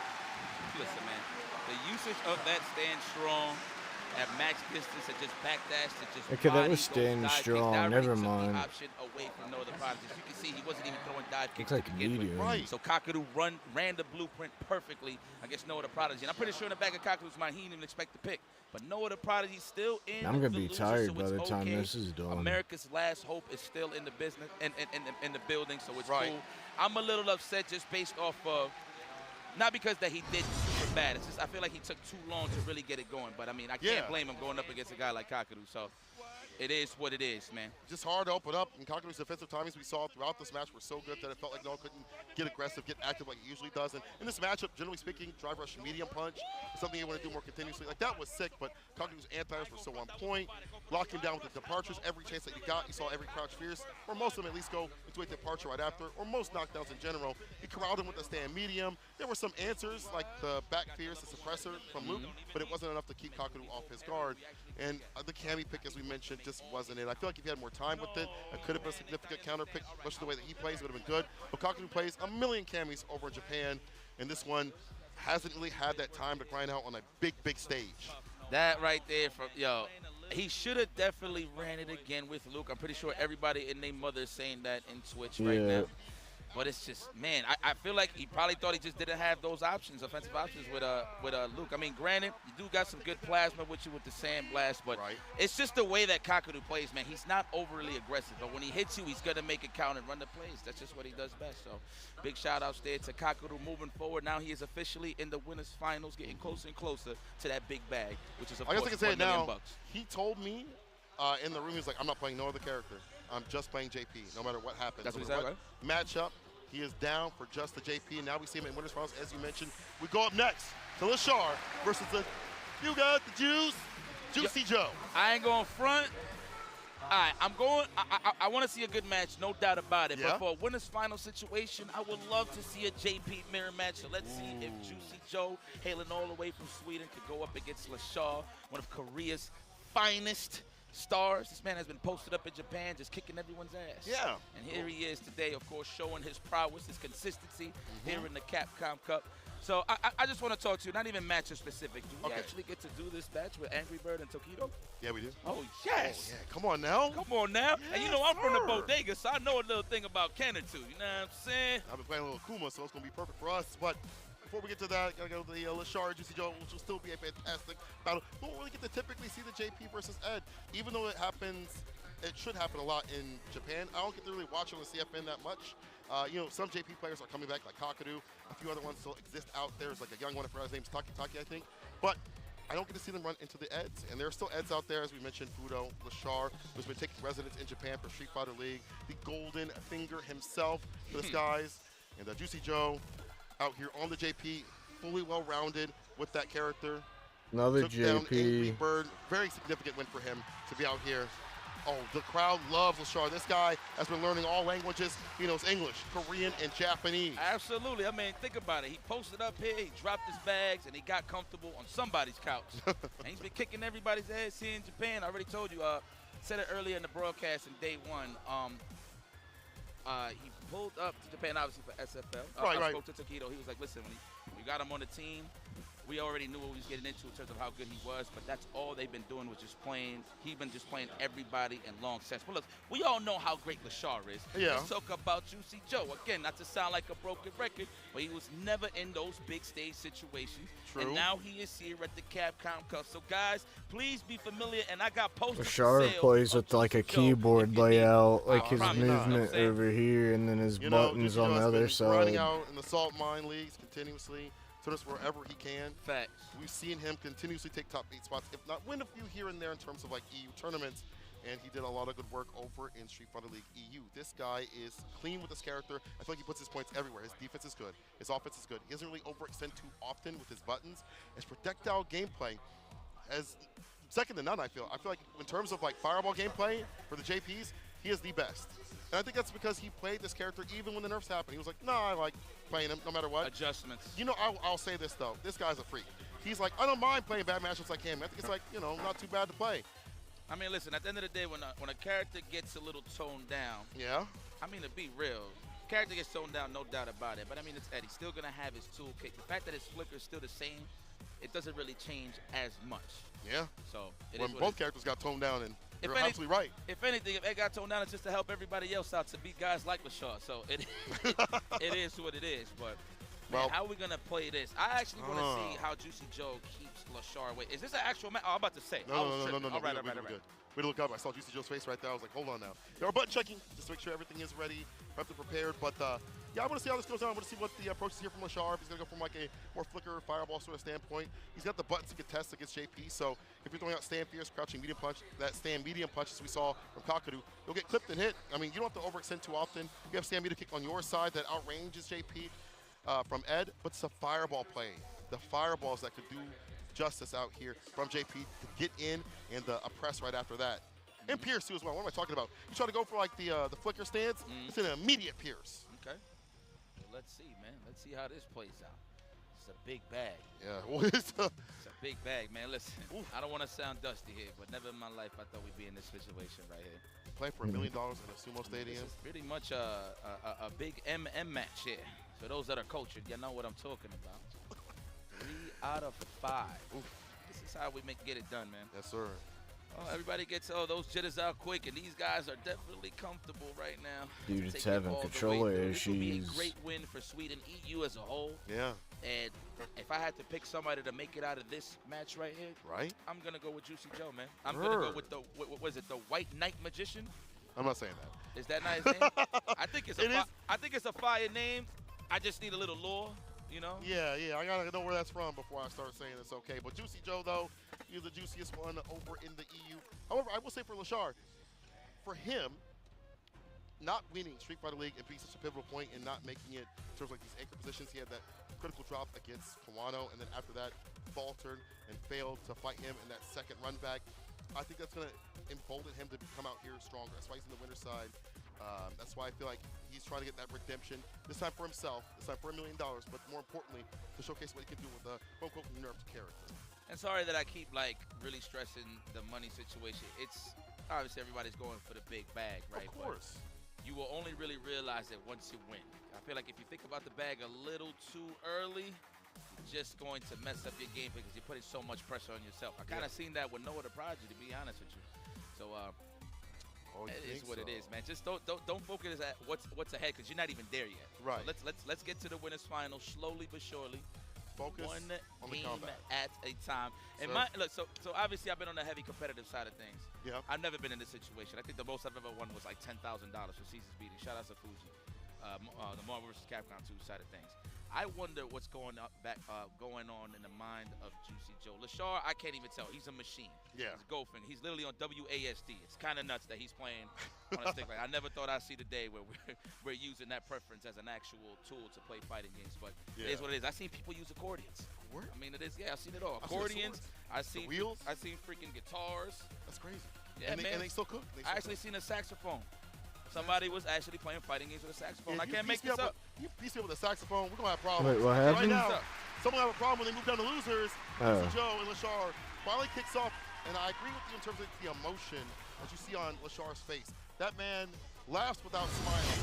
However, in the game, I feel like he's a lot more emotional, whereas when he's hard on the stage, he's a technician, but he makes more emotional choices consistently. So on League, let's see what happens here.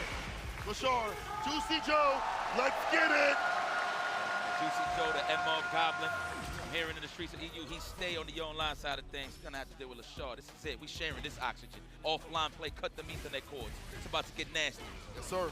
Blood on the carpet, landed first right here from Lashar. The throw already conditioning Juicy Joe. The perfect parry, that was nice on the flicker. That's a rarity too, right? Like perfect parrying flickers, it's kind of a difficult thing to do so continuously. And Lashar put up in the corner, Juicy Joe able to switch positions, get that distance to put down projectiles to miasma of this plasma. Powerful now, there's that low, that crouching light kick opens him up. Departure set out every knockdown. That's what you're looking for. Okay.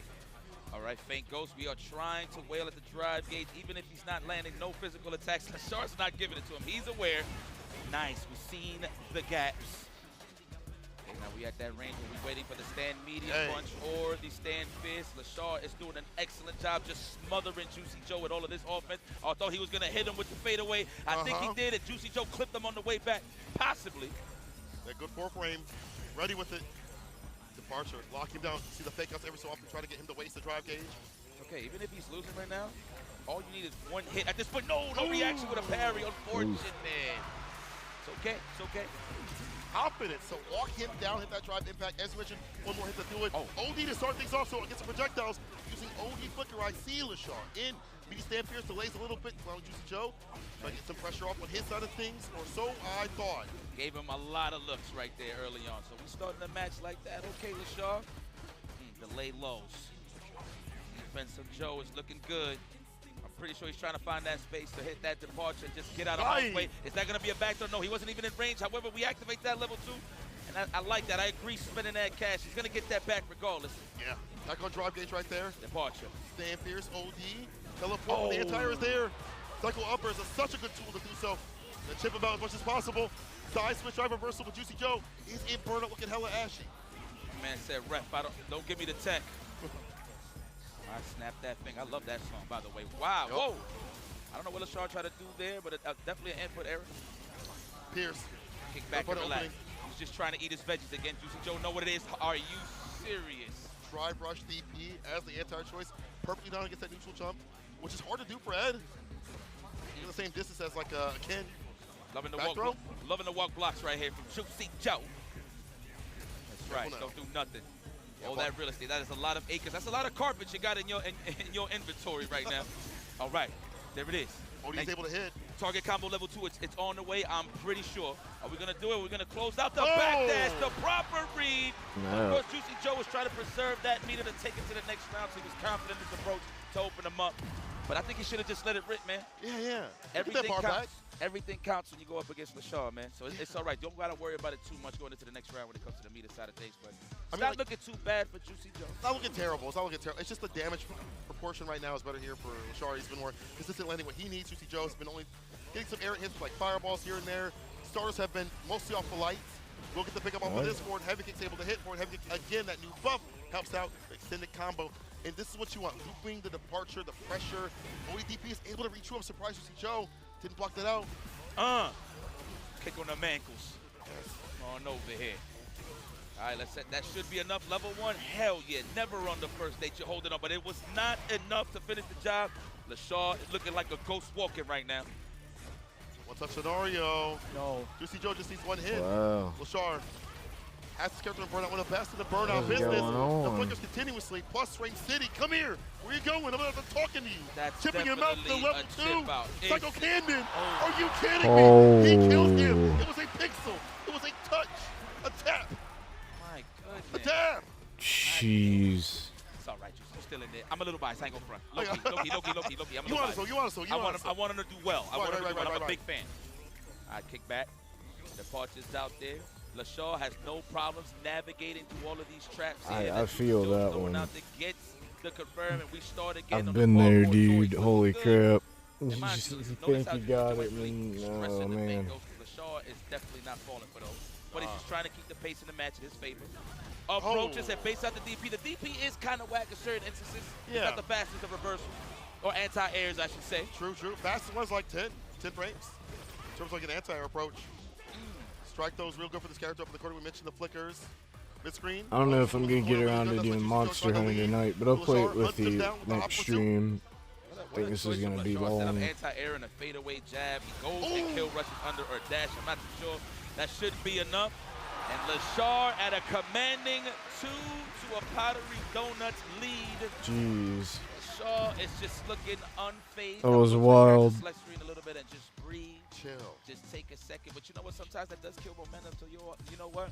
Again, I don't think Joe is doing too bad. It's just in terms of who's keeping the league consistent and just not falling for the shenanigans is LaShaw already with the immediate whiff punishment. And we mentioned that, right? The stand medium, stand fierce, crushing medium punch, all these buttons can be whiff punish. LaShaw proving that right. Round start, leads Juicy Joe to the corner, has a resounding lead right now. He's staggering, and now he's able to find that crouching medium punch to find success. One more touch, one more hit. Significantly. Juicy Joe, he's got to get, there we go. It's your espacio. The part is there. LaShaw's just going to back up. He's like, you know what? You can have it. Yeah. You can have a little bit of my life ball, but trust me, I'm coming back in with this green. With a vengeance. As he blocks it out, he gets the bar back even faster. Someone up in the corner. Can Juicy Joe make something of this? It is. Backdash overhead. Crouch. Fireball. Whoa. No. He thought he had Wow. enough time to punish it. He thought the start was just enough to drive a shot. He's right back in with LaShaw. Aggressive. Active on set point. Tough here for Juicy. I ain't even gonna. This is a steep hill, but it's not impossible. Okay, they're setting the tone. Slowly but surely. Knocked that out of there. The flicker. Counteract the fireballs. Close range against Juicy Joe. Dash in. Stand medium. Oh, big button starter as well. And we have all the cash in the world. Next hit wins here for LaShaw. What's it gonna be? No technicals. Don't even try to counter poke with the crouch dab. There it is. We got a lot of meter. And there you go. Speaking of counter pokes, that is enough. LaShaw moving forward into the winners finals. Getting closer and closer for the cup. I don't know if that's going to fit in your bag, but I know there's a bag closer and closer coming in your pocket. And Joe falls into the loser's side. Oh, man, wow. What a performance from LaShaw. He just didn't give him no footing to get anything started. Again, when you fight a top-level player like Juicy Joe with JP, right? You know, he's going by your emotions. Man, I'm getting frustrated. What do I need to do? And it gives more Juicy Joe of an opportunity to just get these plays going from the departure, the anti-airs, and just holding down most of this real estate right here. But LaShaw was like, listen, man, I don't got to overextend nada. You know, I'm going to kick back, and I'm going to let you make these mistakes. I'm going to just wait for the proper opportunity to go for the opener. True. You know, it's going to sound kind of crazy, but honestly, we see a lot of level 2 come through from the side of Juicy Joe. A lot of bar usage at the bottom wasn't being utilized. On the reverse of things, though, LaShaw was dumping at that level 2 continuously on his side of things. And even the idea of having a level 1 put Juicy Joe off game. I also feel like, you know, the meter usage on the OD flickers, preventing the fireball game that you would typically expect here from Juicy Joe, eliminating what he is comfortable with, put him off his game. And typically, most Ed players wouldn't use that bar. They might, be in burnout, you don't want to use too much, and you still might harass right after that. LaShaw going for that continuously was such a good idea. I do feel like, you know, LaShaw just so comfortable with the character at any point, any place in the screen. We saw that whip punch with the stand medium kick, some of these buttons. So Juicy Joe couldn't get a handle on what to do in the neutral overall. Yeah, man, shout out to that minion, man. I just thought about this watching. A word? Yeah, LaShaw played it out. That's it. It's that simple. Okay. He played out the matchup very well. I like that. You know, the scare, the threat of the flicker for sure would slow somebody down, right? So definitely getting out those ranges where you can actually just anticipate it would definitely give you a bit of an advantage. But that's here, no there. We're not going to talk about the past. Let's talk about the present. Yes, sir. My Habibi, Angry Bird, will be going up against the mother face, Taquito.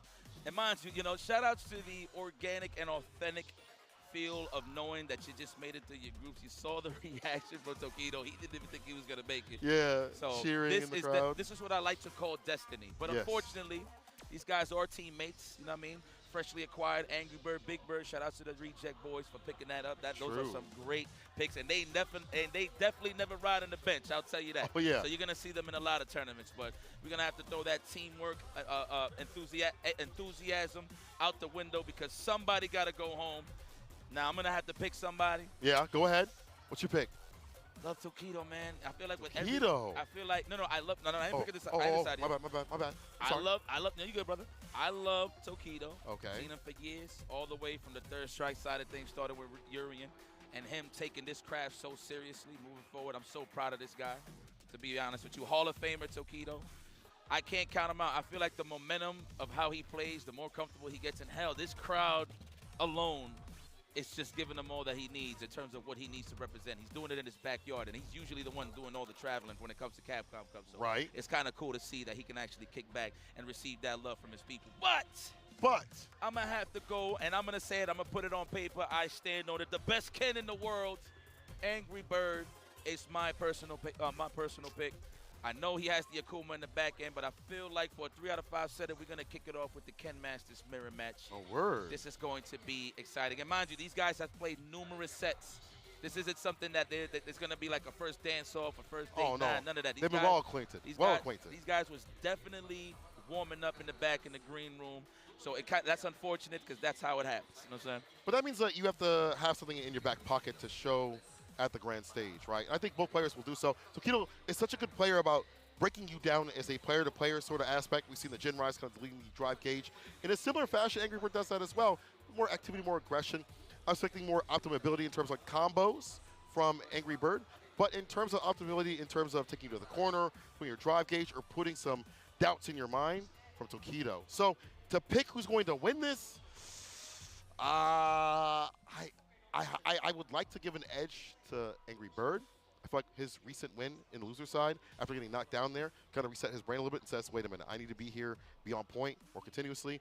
And I've seen him be really well in the mirror match. So with that being said, who knows? This has been a big shakeup out here. Yeah, it's really all the way up good. to the top 8 bracket that we are at right now. I could have never called, given the likes of Juicy Joe being in the top spot.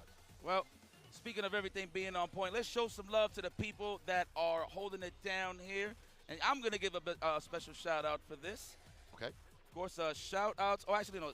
Yeah, no, this is the first read. Yeah, okay. Well, shout-outs to the...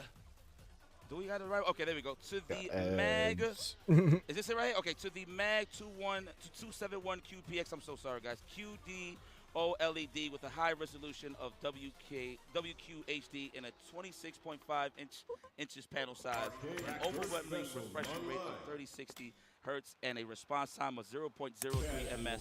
Provides a clear image without ghosting on your gaming experience. In addition, MSI OLED Care 2.0 provides enhanced panel burn-in protection for safely use. Now, mind you, everybody has been loving these monitors on the stage. Everybody has been pretty much saying that has no lag, no complaints this tournament, thank God. So shout outs to MSI, excuse me, of course, for holding it down.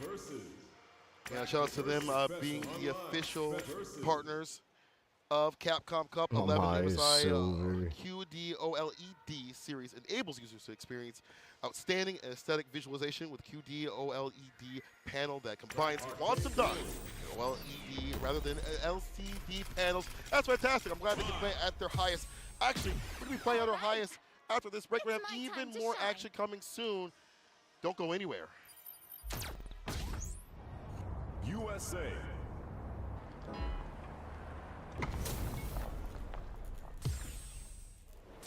Here comes a new challenger. More commercials. I'm gonna mute it. Need platinum. I ain't that good. Not yet.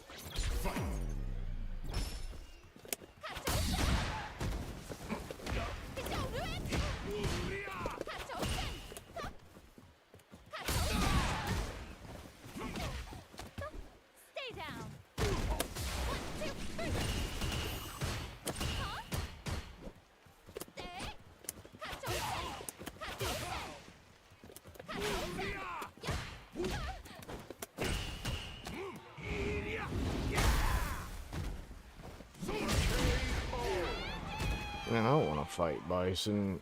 Round 2. Fight.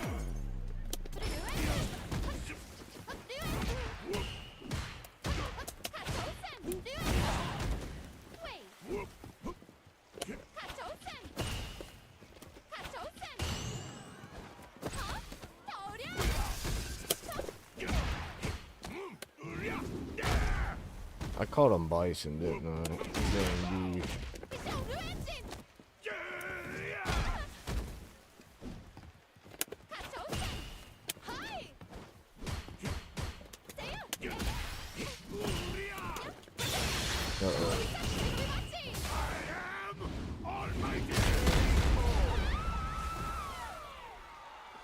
Zongia wins! No, I'm good.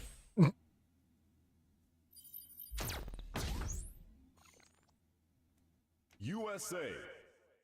I like the white and orange. That looks like panty shot. I mean, I guess it is no matter the color, but.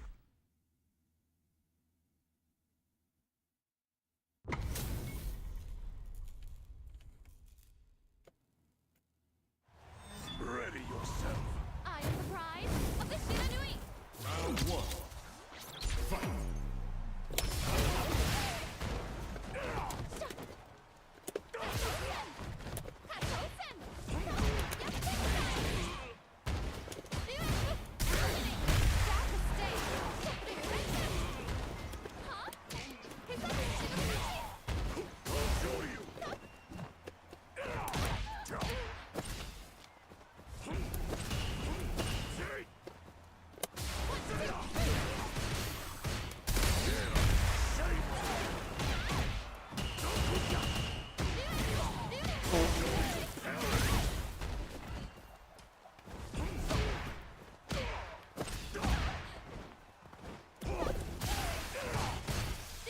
And I'm gonna blow it.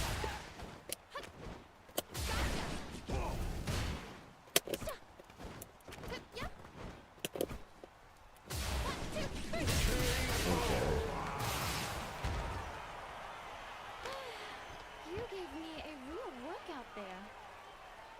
Round 2. Fight.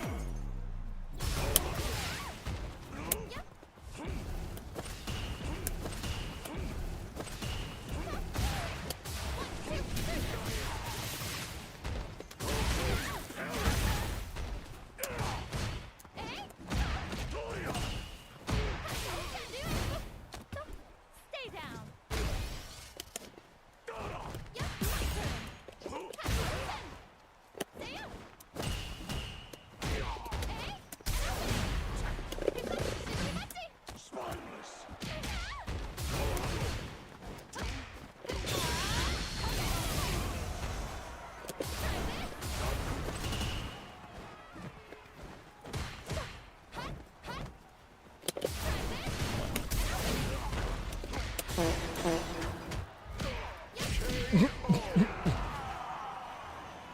Yeah.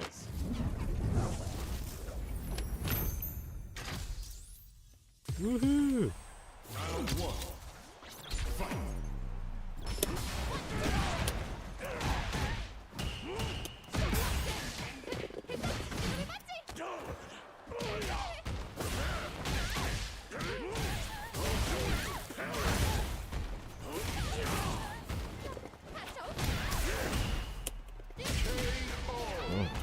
I don't know a lot yet with my. Death deems one worthy. Round 2. Fight.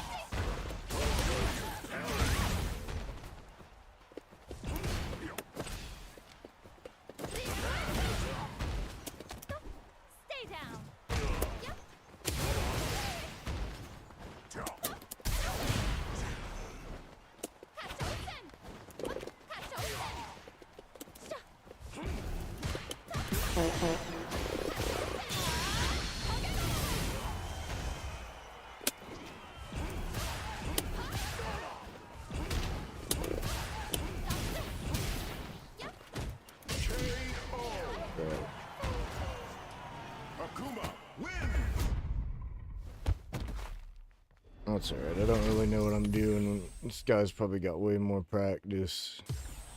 Round one. Fight.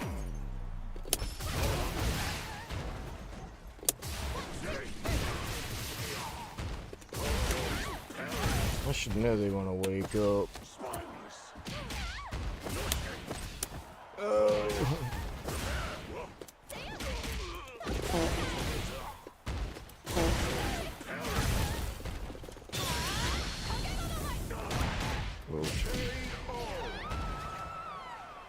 Sacrifice yourself to the Satsui no Hano. Round two. Fight.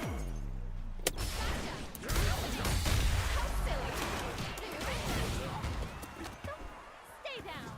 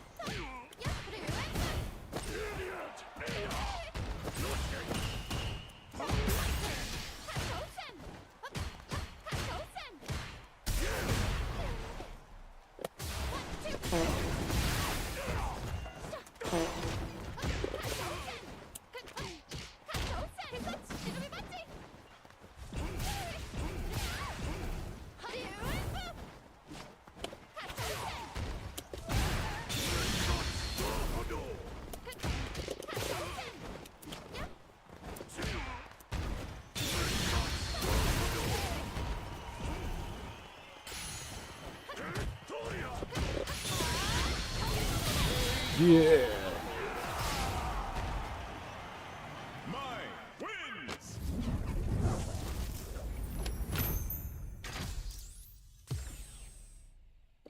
No, I'm good. Actually beat them more and I'm like lower ranked.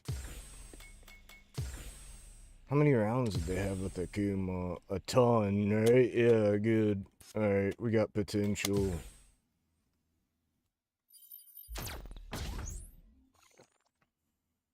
USA. Yeah, I really like this palette for my... Show me what you have. You. Round one. Fight.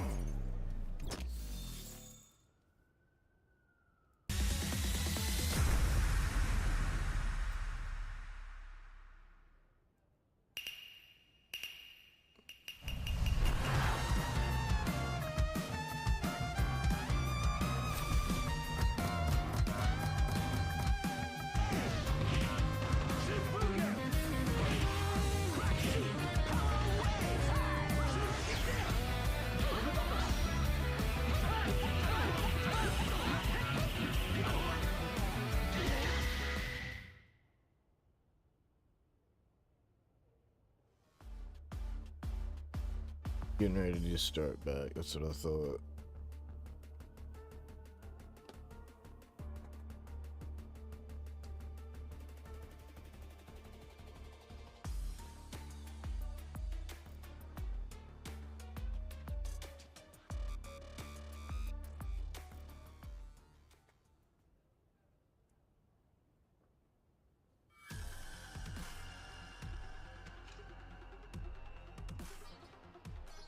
What's up, guys, and welcome back to the finals day of Capcom Cup. We've gone from 48 players down into the top 8. And before we get into the action, I am joined here by none other than St. Cola. How you feeling, sis? I'm great. I have been watching from the sidelines if I haven't been commentating, and the matches have been incredible. Very unique, just non-stop, back-to-back, amazing Street Fighter 6 action. It's not going to stop at all. As you mentioned, we're in that top 8 spot. It's been super hot. And look at what we get on the menu being served up right now. Angry Bird versus Tokido. After that's going to be Blas versus Shuto. Bro, the whole crowd in front of us looked at me when I said it like that, but I cannot contain my elation, my excitement for such I mean, this crowd understands. This is the hypest crowd I have ever commentated in front of. Like, the Japanese fans are amazing. They're loud. We have this entire filled-out arena from the first floor to the third floor, and they're all looking down upon us. I see you, and I see with you, the signs, and I see you. Hey, you know what what's I'm saying? up? Hey, hi, hey, what's going on, y'all? Yeah, let's go. All right, but Angry Bird and Tokido are going to be on what's up next. You hear the cheers already. Favorite players, but also brothers in arms. One of them has to go down and out, unfortunately, because this is with that million. Again, and the title of the best Street Fighter 6 player in the whole wide world. True, absolutely true. After a long road, a long journey into Season 2 of Street Fighter 6, who's going to reign supreme? But I think for a lot of people, these are two picks that were selected to try to at least that grand final spot and maybe top 4, but they're having to fight out. Yeah, one of them is not going to be able to make it to grand finals. Exactly. And the journey here was insane. Like, Angry Bird had to take out NL to make it here, right? Making it 3-2. Tokido had to take out Fudo. So Fudo's out, right? That was also 3-2. And later on, right after this, we're going to see Blas versus Shuto. Blas had to sweep. He swept Cien 3-0. Literally It made it look like Cien never played the game before. Oh Insane. God. How do you do that at 15 years old? Yeah, really. And then Shuto taking out Takamura, 3-2. Very, very close set. There's been a lot of close sets. I do think that the Blas versus Cien was the only sweep outside. Yeah. Blas, I mean, Kakeru did 3-0 Blas, and Blas took that energy and decided to 3-0 Cien to make it here into the top 8 losers. We'll see who's going to be the one moving on in the Ken-on-Ken mirror match. This is something that the Yipes had prefaced that expected to see. It's going to be Ken-on-Ken. I do believe we're still going through with the tech check because I do hear people eliminate their original, oh, the original face nickname win. for Tokido. If y'all didn't know, it is the Murder Face. I don't know what the FG Scout is. That sounds very PG. Yeah, but me that too. is who I know as the Murder Face. Thank you. Tokido. I like that. Go back to the old you. You're going to have to do so to be an absolute killer out here. There's no filler. It's all coming down to this. There we go, the handshakes. Now it's official. Now it's time for combat. Shake. Real gentleman shake. These guys have been competitors for a long time. They played each other many, many times. Oh, yeah. All the way from Street Fighter 5, all the way to Street Fighter 6. And now we're moving on. They're going to have to play each other to move on in the brackets throughout top 8. And if it is Angry Bird who takes it over Tokido in this mirror match, he's going to have to play against Juicy Joe, who is the one who sent him into losers. So he wants that revenge. He's going to want that revenge, and I think he's coming back with a vengeance. Not only, unfortunately, Tokido might have to feel the wrath, but I don't know. He's been playing pretty hot. Yeah, he has been. I mean, he's so good. He knows how to play against somebody where he studied them so much. He's like an FGC Batman. He'll mention Daigo, but I think Tokido's up there in terms of dismantling people. I used to call him, through Street Fighter League Japan, the Dissector, because he would dissect your options, take away what you could do. But Angry Bird is a different beast when it comes to optimization. We'll see what happens in this loser situation. Let's get it. Tried to sweep a little too far. Tokido's the one who's going to get the whiff punish on that. Okay. Angry Bird trying to fight his way out the corner. A little schmovement coming from Tokido, making that throw whiff. Gets the overhead. The throw right after, maybe not meaty enough to get a button. So Tokido commits to the throw. That immediate reversal crouch strong after blocking the jab from Angry Bird. And Tokido takes it just like that. Almost, that is a perfect for the first round. Some decision making, I think, to stop drive rush, that sweep, I believe, but it's not working out. Tokido just Man, that was cool. Tool and corner carry, entry. Jab, jab, ended with a DP, drive rush for the throw. Angry Bird walks away from danger. Now gets his own back throw. Putting Tokido in the corner. Okay, that's the medium kick going so far. Same range as the roundhouse. No, don't you dare whiff on me, Tokido says. He's going to take him into the corner with his Tatsu.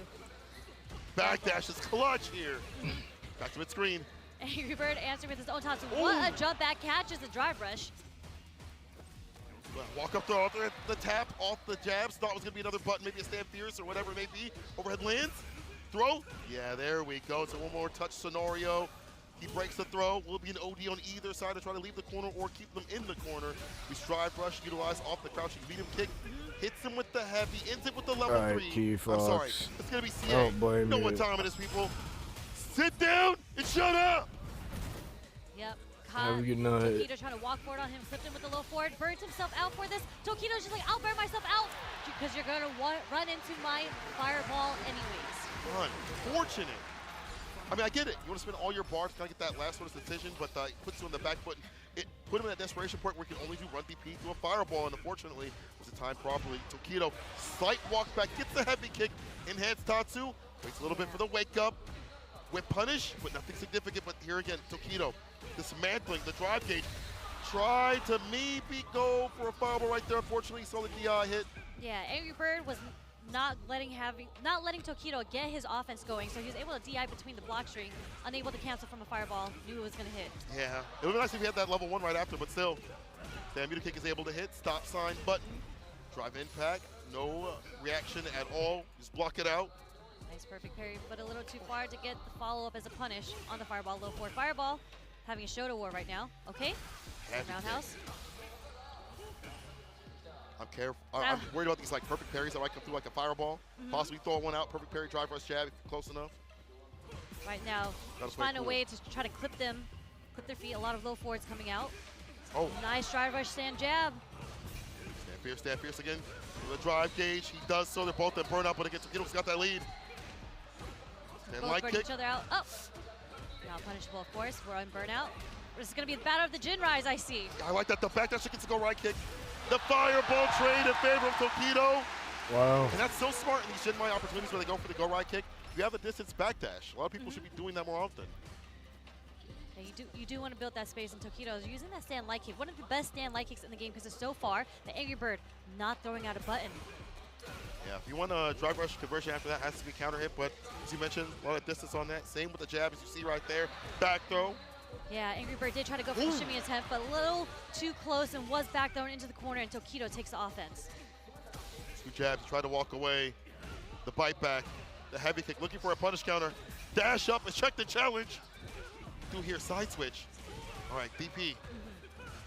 Stand fierce. Tokido trying to walk down Angry Bird right now just to get in that range for the punish counter using a target combo. Jab. Strike wins for both. Again, he's setting up different options off that driver's jab, but it's Angry Bird that finds a level 3 again. Excuse me, at CA. Time to see all that DNA. Blood on the ground. Angry Bird staving off this momentum. Beautiful drive rush trade.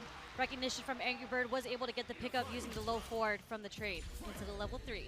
But we are going to go into round 3. Tokido still sitting on 3 bars. Yep. He's probably going to have to dump it out early if he wants to get a life lead. You do see that quite a bit from Tokido. He's willing to do so to get his bar back. Life lead, as you mentioned. Oh, gets the crouch fierce pickup. I like that. You look at the Jinrai. Dash up throw right after. Almost burn out. He does get it off the Jinrai. We all die to Jinrai, even Kens. Okay, trade on the crouch fierce, isn't able to get the side switch. Tokido has Angry Bird in the corner now. It's kind of a delayed drive reversal there. Okay, DIing because he knows Tokido's burnt out. Slowly pushing him into the corner, but he's going to get his meter back. Oh, no follow up. Proper damage on that. The perfect parry is there. Bird getting some bar back, but gets hit with the second. Drive rush jab, tick throw, back throw, excuse me. Switching it up and put Tokido close to that corner. Look at the walk forward from Tokido, gets the whip punish. No follow-up. He was enticing him to come through, wasn't able to get the full follow-up though, as you mentioned. Angry Bird could have closed it out, clutched it out, and now possibly at the mercy of Tokido. Drive rush throw. Tokido now puts himself in burnout, similar to what happened to Angry Bird previously. The toe tap, foot in the gut, he works. That was indeed a foot into the gut. I think Tokido was going for the Hail Mary there, the full gamble, all in on the overhead. I think he was just going to cancel into the level 3 there. Yes, yes. It's a typical thing for Ken players to do, you know. We've seen him demonstrate it at Evo, right, and it did connect there, but Angry Bird, active on the defense, was able to stick his foot out, preventing Tokido from getting that off. Back to the character select screen. Tokido does not have any other characters. He is mainlining Ken. People have asked him, begged him to play Akuma, but he is with this character. Angry Bird, I mean, same with him. There's a whole bunch of Ken players that are in top 8, and Ken just has more vitality than Akuma, right? So oh yeah, in a game, Shoto. Yeah, in a game where you have combos that do 60-50%, you kind of want a character with more health. I think it's also like the stylistic difference that they'd like to have in terms of like when you play with Akuma and Ken. how you attack the drive gauge, which is actually what both plan to do, just different methods. For Angry sure. Bird. Idiot press, he does. Crouching Muta kicking the Jinrai, puts him up in the corner. One cancel, waits. The jump out, gets the DP. The drive rush stand fierce. OD off the Jinrai. Ton of damage taken away here from Tokido. Perfect parry doesn't get the punish. Oh, he's a back dash and a sweep. Yeah, he's schmoovin'. Angry Bird is schmoovin' on Tokido right now. A little forward, little backdash just to make sure he whiffs. Yeah, the enticement is like, do it, I dare you. I want you to do it. Using sweep continuously, which has been a problem for him. He sticks to that game plan. Okay, 6-up fierce. Okay, Tokido answering with his own crouch strong, catching up the starter frames of Angry Bird's normals. So go for the walk up back though, did not happen at all. Perfect parries, the fireball. Okay. He inches his way forward, but as you do so, you're not down bad for the down back. You're getting opened up low. Crouching Muta kick is continuous here for Angry Bird. Nice last minute crouch block on the low forward from Angry Bird. Does get clipped this time by Tokido. Throw, we break. Don't touch me. Can't afford this chain. Backdash to make the Jinrai whiff. Nice spacing. Oh, the fake out. He breaks a little bit to get that Crouching Muta kick. The hit that was so smart. There's the throws. Throw number 2. Nice jab. Hey, a third would have worked. Wow, stand like it in the drive. Impact gets the splat. The Level Angry 3. Bird get special. The normal into the DI when you're least expecting it. That is the Angry Bird special and is able to close it out with the level 3, making it 2-1 against Tokido. I love the way that Angry Bird plays around Tokido's expectations. He did the drive rush jab, holds the brakes, waits for that button. See a lot of stop sign buttons here from Tokido every so often. Crouching medium punch, crouching medium kick, of course, or even jab, or whatever it may be. But the Angry Bird's playing around that idea, that intention. It's working out for him. He's up a game right now. We'll see what Tokido does to switch up in terms of, not a character, obviously they're at here just to kind of calm down, but in terms of like a game plan. Yeah. What's your next step here? They've played so much that they've obviously learned about every other habit that they have, their favorite color, what they like to eat, what they don't like, things like that. So again, show some difference, Angry Bird. Perfect parry. Dragon Last round start. You know, it is the last game. You start introducing new mechanics that you haven't used before, right? And it doesn't like Tokido is on the offense. This is kind of, you know, straightforward from this point. What's the offense here? Throw, strike, who knows? It was a strike this time, right? Yeah. Go back throw this time. Go for the Jinrai, Ender. As he does so, he kills the drive gauge. Stand fierce, Jinrai. I like that follow-up. Drive impact. Tokido holds back on pressing buttons. Does not want to get hit and opened up.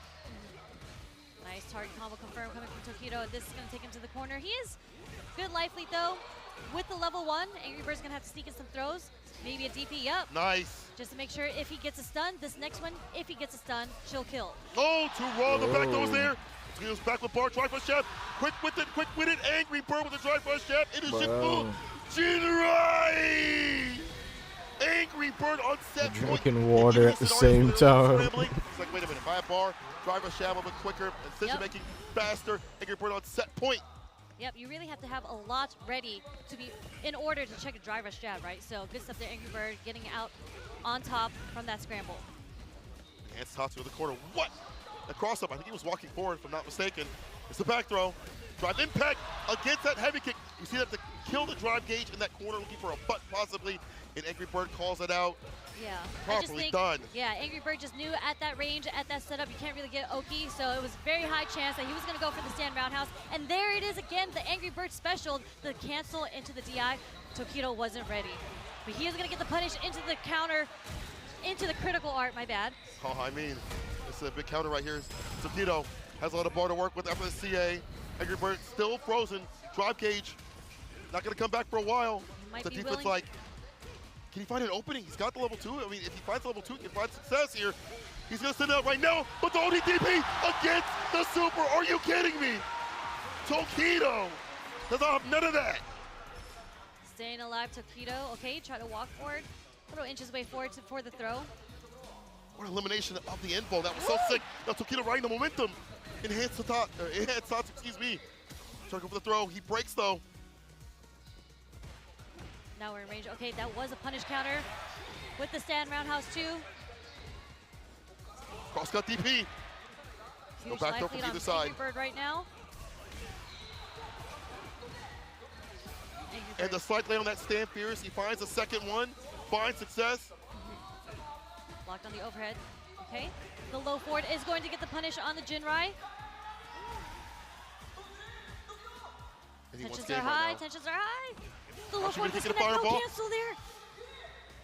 The whip punish with the heavy OD Jinrai. And the Shippu Jinrai Angry Bird takes down Tokido 3-1. Incredible. That stare down to see who was going to flinch. And it was Tokido who flinched and got whiff punished by the stand roundhouse. You just really, really had to figure out what button you had to guess which button the other player wanted to press. And that is such a dangerous button. We already saw that PTI previously. That's a risk, but the reward is found here for Angry Bird getting that punish counter against that crouching medium kick. Crouching medium kick is a good anti-shimmy tool. We see it from all the Shotos. You know, some other characters that aren't Shotos, these lows kind of catch you trying to walk back. Obviously, Ken has a lot of reward, but we see Angry Bird play around that idea. A lot of things that were happening early in the game, Angry Bird would do like drive rush sweep and things like that, grip the stuff, and it was kind of getting clapped continuously by drive rush jab from Tokido. You just wait for him to whiff a bunch of times and get his hits off. However, Angry Bird started peeling back a little bit to like drive rush jab on his side of things, initiating with like quicker buttons and stuff, allowed him to find a little bit more success in neutral.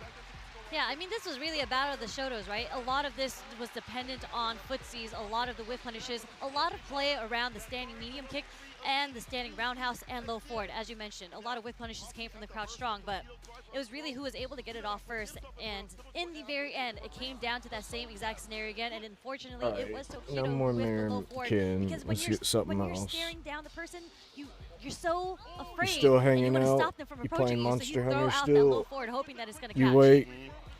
We've seen a million times like decision making get a little bit quicker from Who we got? Angry Bird. I think it might be like a matter of Tokido just like waiting for like certain beats, and Tokido be like, okay, you're gonna play like this. But Angry Bird has been active continuously within seconds. You know, Tokido has been waiting a bit too long. You see some of these maybe normals thrown out when they are a little bit on the later side of things. That allows Angry Bird to either whiff punish or interact earlier. Timing just off. 3-1, Angry Bird moves on, takes down Tokido, but shouts to him to get this top 8 spot. Always good to see him at a Capcom Cup. Feels like it's not really a Capcom Cup without him. But you can say the same for Angry Bird nowadays. I mean, these are titans, right? A lot of people had Angry Bird taking this whole thing. So he is still having a chance. He is still moving forward through the top 8 brackets. But the next match we already have on stage, they're going through their button checks right now. We have Blaz. I think Blaz is going to go far, dude. Versus the hometown hero here, Shuto. I want Blaz, dude. I'm excited for him. Absolute run this 15-year-old has had at Capcom Cup top 8 of all things. But Shuto has been absolutely demonic with the Akuma. We've seen how he developed the Akuma when he dropped. Really good about that demon flip style, has molded his playstyle around that too as well. I feel like he's been more consistent in terms of his defensive decision making. Has been a little bit more on par with the Bond chance you would think of in terms of defensive tactics of tapping parry or reversal buttons and things like that. And ODDP timings. He's been a full complete package, but Blaz starts off with the Ryu. Here we go, dude, the Ryu, man. Shuto and the Akuma. Let's go. And the Chun-Li gift outfit. How comfortable Blaz is in this matchup. And he plays like John Choi. There it is with the whip punish from the low forward into the donkey kick, pushing Shuto away from the corner. Aye. So demon flip dive kick does hit, but we don't get a full conversion. Yeah, okay. It's a dangerous tool, right? Anti-fireball play from that. Gotta be careful slinging up these fireballs to flip out, the throw right after. Slight little walk up, stand light kick buffered into the adamant fist. Okay, gets the fireball. I think it was meant to be a DP. Didn't come out, but no punish on the fireball, okay? Hey. Another jump DP. out the corner. Yeah. Was ready for it though. No bite on the shimmy there as Shuto walks back. Look at the walk speed coming from Akuya and the stand here as a whip punish. Just a dash up jab. Yep. Enough to take the first round against Shuto. We're back and forth here. Last got some bar to his name with that level 2 if he needs it. The doubling of damage can definitely come through from Ryu. Nice anti-terra. Already saw the dive kick the first time. This time has something for him. And the sweep whip punch. Perfect parry on the crouch fierce. Turning blue, but not able to find the proper follow-up. Stand medium kick just stopped Blaz from approaching him, coming from Shuto's side. Here's the fireballs.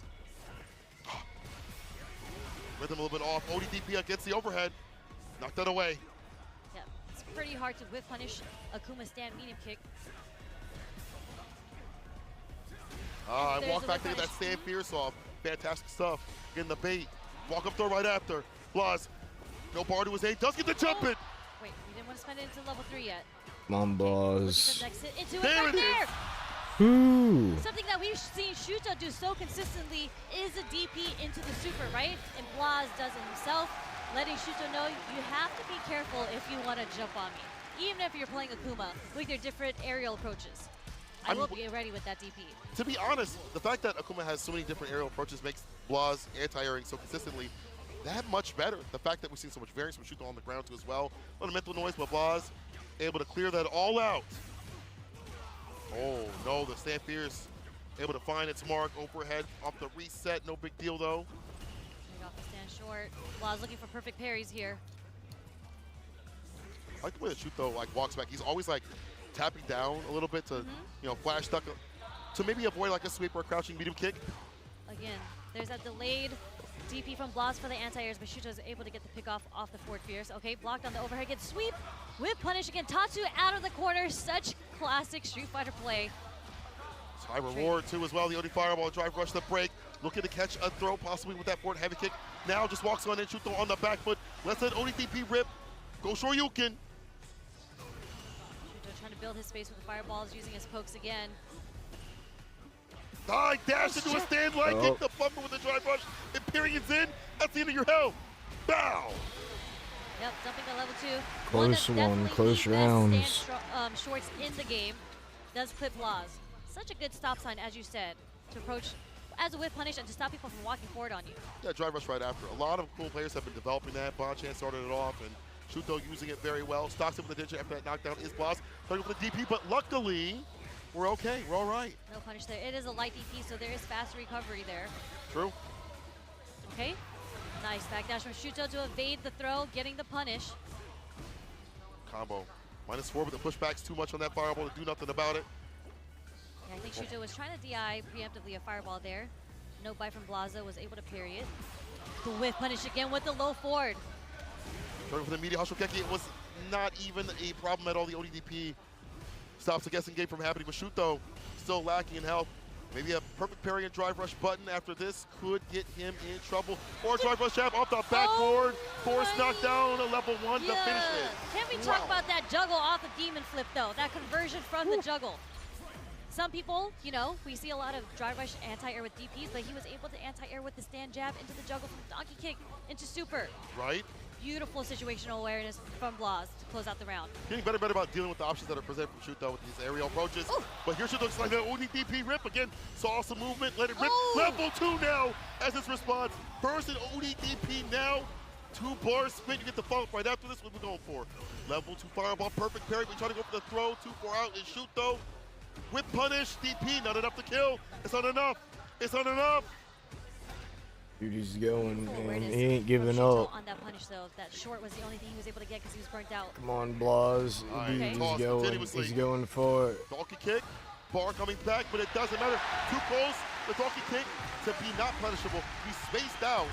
He's got to be careful. He's walking too much. And I feel this like is a good match. It's not Ross's fault that this is becoming a punishable problem. The donkey kicks.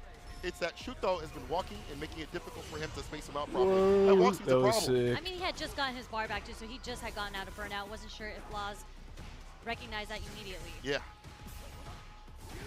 Okay, Shuto, again, responding with the ODDP just to get the pressure off of him that Blaz has been so consistently applying. Perfect parry in the dock kick. We switch it up a little bit, Solar Shuto. plexus, counter hit, that's going to hurt. Bring up the throw, level 1, and saves the OD gauge for that reversal. Can he find some perfect parries, some OD fireballs possibly? Drive conversions, tried to charge up in front of his face. Yep. Interruption is there. Get out of here. Yep, low forward did clip it. He didn't follow up through with it though. There's a lot of range on that. Low forward. Just damn! Well, it's like, let me show you. Got his ass. Level 2. Incredible whiff punish. Spends all his meters. They're pretty much even at this point though. Both of them sitting on what Yipes calls it, a dusty donut, powdered donuts. No super on each side. Stop, you're making me hungry. Okay. Back to the parry game. Crouching to kick a shoot though, still very well. Up in the corner especially. Frank kill strike with the throw. Was able to tech though. I think the next knockdown will definitely be another guessing game where he might go for a button right after. Shuto can switch it up a little bit. has room to give. And the fireballs too as well. It's hard to go band for band with the fireballs. Perfect parry. Nice, Denies the jeez. overhead from happening. Tatsu. Okay, meaty jabs too. Kashuto not wanting to block there. Gets a counter hit with the wake-up jab. Parrying the OD fireball right after now. So we see a switch up after the perfect parry. Splosh trying to expend some bar right after. Drive rush DP. Nice, well. Interruption on the follow-up.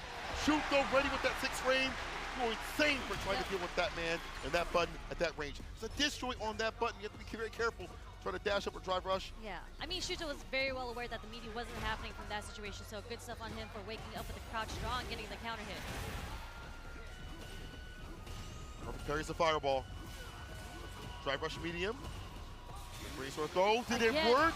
Oh, he only DPs. Invuln again, dealing with that super. So smart on Blaz. I mean, Shuto has already demonstrated that he's ready to react to anything with the super. Blaz is able to cancel his drive rush in the ODDP. Very smart stuff Not right there. committing to something there. Amazing, smart stuff. I call that the boost. That's the boost right there. That is a boost. I've seen the clips. Next time it's going to be a drive rush super if it's a boost. True. Uh-oh. Thick throw. Up in the corner. Hashokeki. Staggers a little bit. Okay.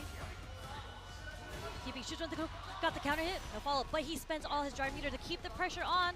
The delayed jab connects, gets the counter hit. Blaz making it 2-1 against Shuto. Man, the layers that he has on offense is insane. Jab pressure switched up. The throw pressure, the fireball's close range too as well. His defense, we've seen the perfect parries come through in the clutch for him. Get that momentum, but right now Shuto's running the train the other side of the screen, the West Coast. Based off the only DP for free. Adamant Fist starter is the dumping of damage. You not want to be here when he's able to do so. Blaz is up, but can't be doing those wake-ups like that. Didn't get the full first conversion, but he does end it with the second. It's where you show your stuff, is when you're about to clutch out the game. When you have 2 games up here, Shuto only has 1. Can you route this back in a way, the momentum out of their hands and not overextend too often? True test here for Blaz. Tatsu out the corner. Shuto perfect parry. Demon flips to get out, escaping from the corner. Whoa! Nice. Didn't have to spin no bar for that. That was smart. Falls on the fireball. Stocks up the Digit when he got the distance. I like that. What? The perfect parry. It was a perfect parry situation there. Good stuff coming from Shuto. Able to recognize and get the punish counter using the crouch strong. Okay, Blaz moving forward. Oh, execution error. That's going to give him the game. It's gonna be 2-2. Not like who do you think's got it? So Blaz or Shuto? The execution error. Blaz had been playing so up that point. We saw him walk underneath the Diva flip. We saw stages of that when he's fighting Shien. But in the end, you cannot have these mistakes against the one like Shuto. The man possessed by the demon himself, Dark Rush Stand Fierce. Blaz says, I'm the exorcist. Okay. All right, there's a stand short connecting. Like that, use the OD to get the Denjin charge. Makes the Ashokeki damage even stronger. As he tried to go for it, drive reversal from Shuto. Still the drive gauge getting depleted and defeated. It's gone. Flushed. He's gonna have to take this pressure and take the trade, but okay. It's a bait. Punish. Blaz is taking this one. It looks like this round at least. The guillotine hitting. No punish though, of course. That's -1 only. But he's gonna have to take this pressure, but enough to get his bar back. Not enough chip coming from Blaz there. Forward Fierce trying to find an entry point. Any button. It's again the Forward Fierce. Spin any bar. He wants to, I think, maybe like a drive rush converge after this. He's got level 2. But the low, once again, the level 1 gets it done.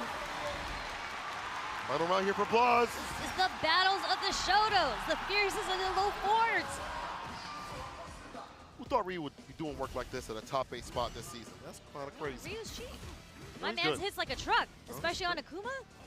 Semi-truck, not a forward. Oh! This Whiffs time, the DP. Got that amazing too because he late. didn't go into demon flip. I mean, into the dive kick, so it didn't push him too far. He was able to get the punish on the whiff DP there. Smart stuff from Shuto. Got DP, no back throw though off that drive rush. Did not work out. OD, Adamant Fist, fireball, level 1. It's almost done. The back dash is clutch in the back. Throw works out here for Blaz. Can you find a confirm? A confirm will lead into level 3 for victory. I'm sorry, CA, so even more damage on the way. Another throw. He burnt himself out. Doesn't matter. Drive reversal. He's going for the chip. chip. Level 1 chips him out. As you mentioned, final game, final round. Oh, man. Insane play right now, okay? Final game, final round. Trying to take him out, he but got it. that crouching medium He's kick getting in. got a lot of range on it. Come on. Okay, tried to bait out the DP. Blaz doesn't bite. Blaz, come on. Oh, boy. Woody Fireball to stock him with the Danger, just to lock him down to get that enhancement. Ooh. Jump medium punch into the toss conversion. Okay, wake up ODDP does connect for Shuto. Okay. Oh, no, he caught that. This is it! This is it! Wow! Wow, dude. Overshoot the Noryuken! Incredible. He had to do the wake up super there because he was going to get burnt regardless. So it's a guess now or is it a guess later on when are you going to use your super bar? And just like that, Blaz, so patient, was able to parry that and take the win over Shuto. Last game, last round. Insane play. On the big stage at 15 years old, has not traveled so continuously like other players that are out here on that stage too as well. He has no nerves. When you play with as confidently as he has been playing, you pull out wins like this. Let me get some of that. Against some of the best players in the world, and this is, I mean, he is, wow, I think he's earned the title of being one of the best players in the world. Oh, 100%. Here, right? He had done so when he qualified through the group stage. He had done so at the group stage, and he continues to do so out here as he moves on over Shuto. Again, his defensive decisions are really good. I like the way he uses OD Fireball. We mentioned that as like a poke tool, but also it's a lockdown tool, so I can get Dinjin, so I can stock up, so that if I hit you with Hashugeki, it's going to hurt. Yeah, funny enough, like Blaz didn't use too many fireballs at like the range that Shuto was using it, right? Yeah. I feel like Blaz was looking more for parries in that situation, but again, this conversion, it was just so sick. That's all I had to call out about that. It was just so sick. It's godlike. Yeah, godlike. That's it. But he spent so much time looking for the low fours, looking for the fierces, and just peppering in his normals to burn out Shuto, causing Shuto to want to get antsy, having to do a lot of these OD reversals, right? OD supers. And it was until the very end that Blaz was just like, I will block this next reversal that you plan on doing. Yeah.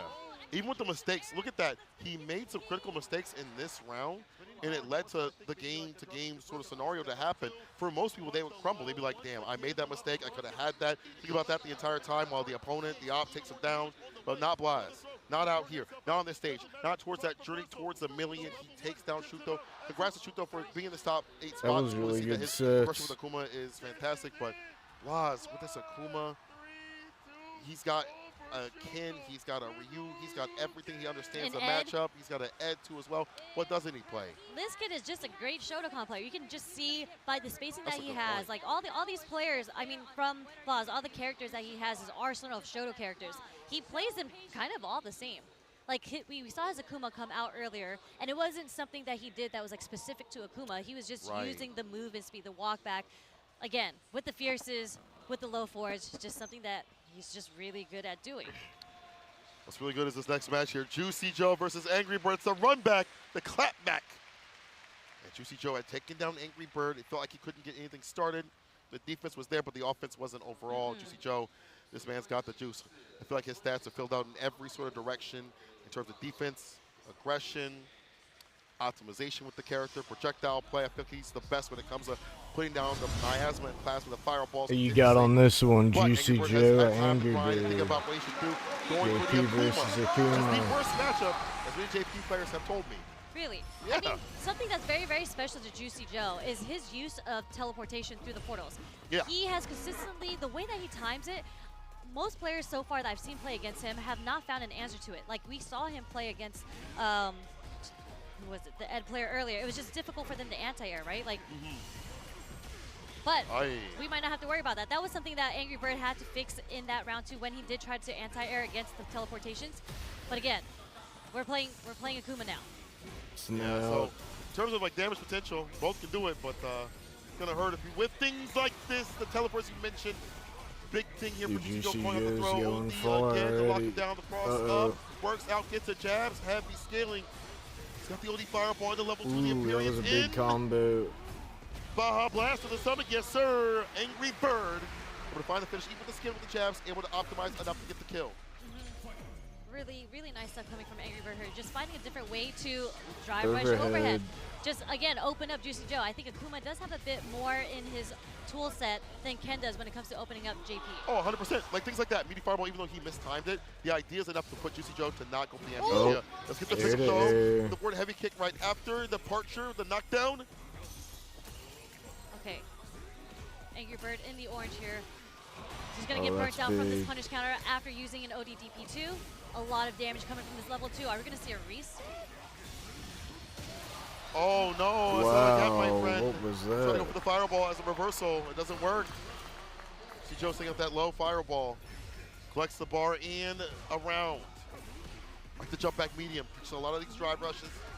Yeah, Angry Bird did try to use that drive rush to close in the gap on Juicy Joe, but the jump medium coming from JP is always such a weird angle too. Angry Bird on the brink of being burnt out again. That's why he's getting active, right? Get the bar back as you get aggressive. Press buttons more. Goes to try to gauge up more. Drive rush forward. Fierce doesn't find anything at all. Juicy Joe holding parry. Keep his drive gauge up. Now finds a confirm. He's going to drop the portal spike. Gets a DP there, but this time the reversal ODDP does work on Juicy Joe. Perfect parry with the trade right after. Benefiting Angry Bird here as he pushes Juicy to the corner. The anti-air is there. Go Shoryuken the throw right after. Dash up throw again. Go for OD fireball. Oh, he goes for a tick throw. There's the OD amnesia that we see. Building some space. Okay. Wow. Late throw there just in case something happened. And another tick throw. One more guess. Crush Fierce. He burns him out. And the fist chips out. An Angry Bird. You know, I was thinking maybe he'd go for like an OD fireball or fireball meeting just in general to blow up the amnesia. Felt it might have been coming. But Angry Bird says my defense is good enough that I could survive that if it happens. And he did. Yeah, I mean, that is so smart from Angry Bird because he had to jump in with the heavy into leading to another heavy into the cancel of the fireball to get that burnout on Juicy Joe just to get the chip damage. So once he got that jump Fierce, that's all he needed. That was checkmate. Yeah, again, the aerial approach makes this matchup so difficult for JP. Drive rush for Fierce to stay Fierce, can cut through the fireballs. Your fireballs are better than his in many situations. So Juicy Joe might have to expend some OD fireball. If he does, though, it's a knockdown. That's departure. That's setup. That's lockdown no matter what character you are. It can work from what you had mentioned, the teleports. Woo, perfect parry on the dive kick. The corner we go. Yeah. I think the way that Juicy Joe is going to approach this has to be a little different than what happened in the game round. First round, I think he's going to have to be a bit more aggressive like what we are seeing now. Because Akuma has such great movement to get in, you kind of don't want to be on defense, and you don't want to play too far. Now you come to play inwards at a certain range where your buttons connect. Absolutely the case. But throw. When your back's against the wall, against Angry Bird, a lot of difficult defensive decisions are going to have to be made. He still gets to pick up with the heavy kick. Look at the routing, the optimization here from Angry Bird. I understand it was low enough to go get that heavy kick off, but here's Juicy Joe. OD Pierce, get the meaty Pierce right after, or at least a follow-up. OD Fireball is trading for the first time I've ever seen in this matchup. Pops up with the level 2. Air Fireball's able to hit. He's got shooters on the roof with the scope. Was so ready for that because that was the only thing Juicy Joe could do at that point to try to chip out Angry Bird was a level 2. The beautiful air fireball coming from Angry Bird as a counterplay to that. Still going for that dive kick mentality. Now the empty one with the light demon flip calls out the crouch fierce and the recovery. Charge up fireball, this time level 3, the amnesia right after. Late, but right on time. Getting the pickup, okay. Into the spikes. Drop the portal. Angry Bird waiting to see if Juicy Joe's going to throw out a ghost. Whoa! He was so ready for that. A forward heavy kick of all things. Add that fist will actually catch a button trying to clip and come through. And Angry Bird will dump out that calamity. Sip this sauce. Satsuino sauce. Bow. Unfortunate for Juicy Joe. When you're in that moment, you're looking I for don't the know, quick punch, right? man. You're looking He ain't for doing the a check. whole lot. And that is why he got hit by the adamant fist, because he went to go check.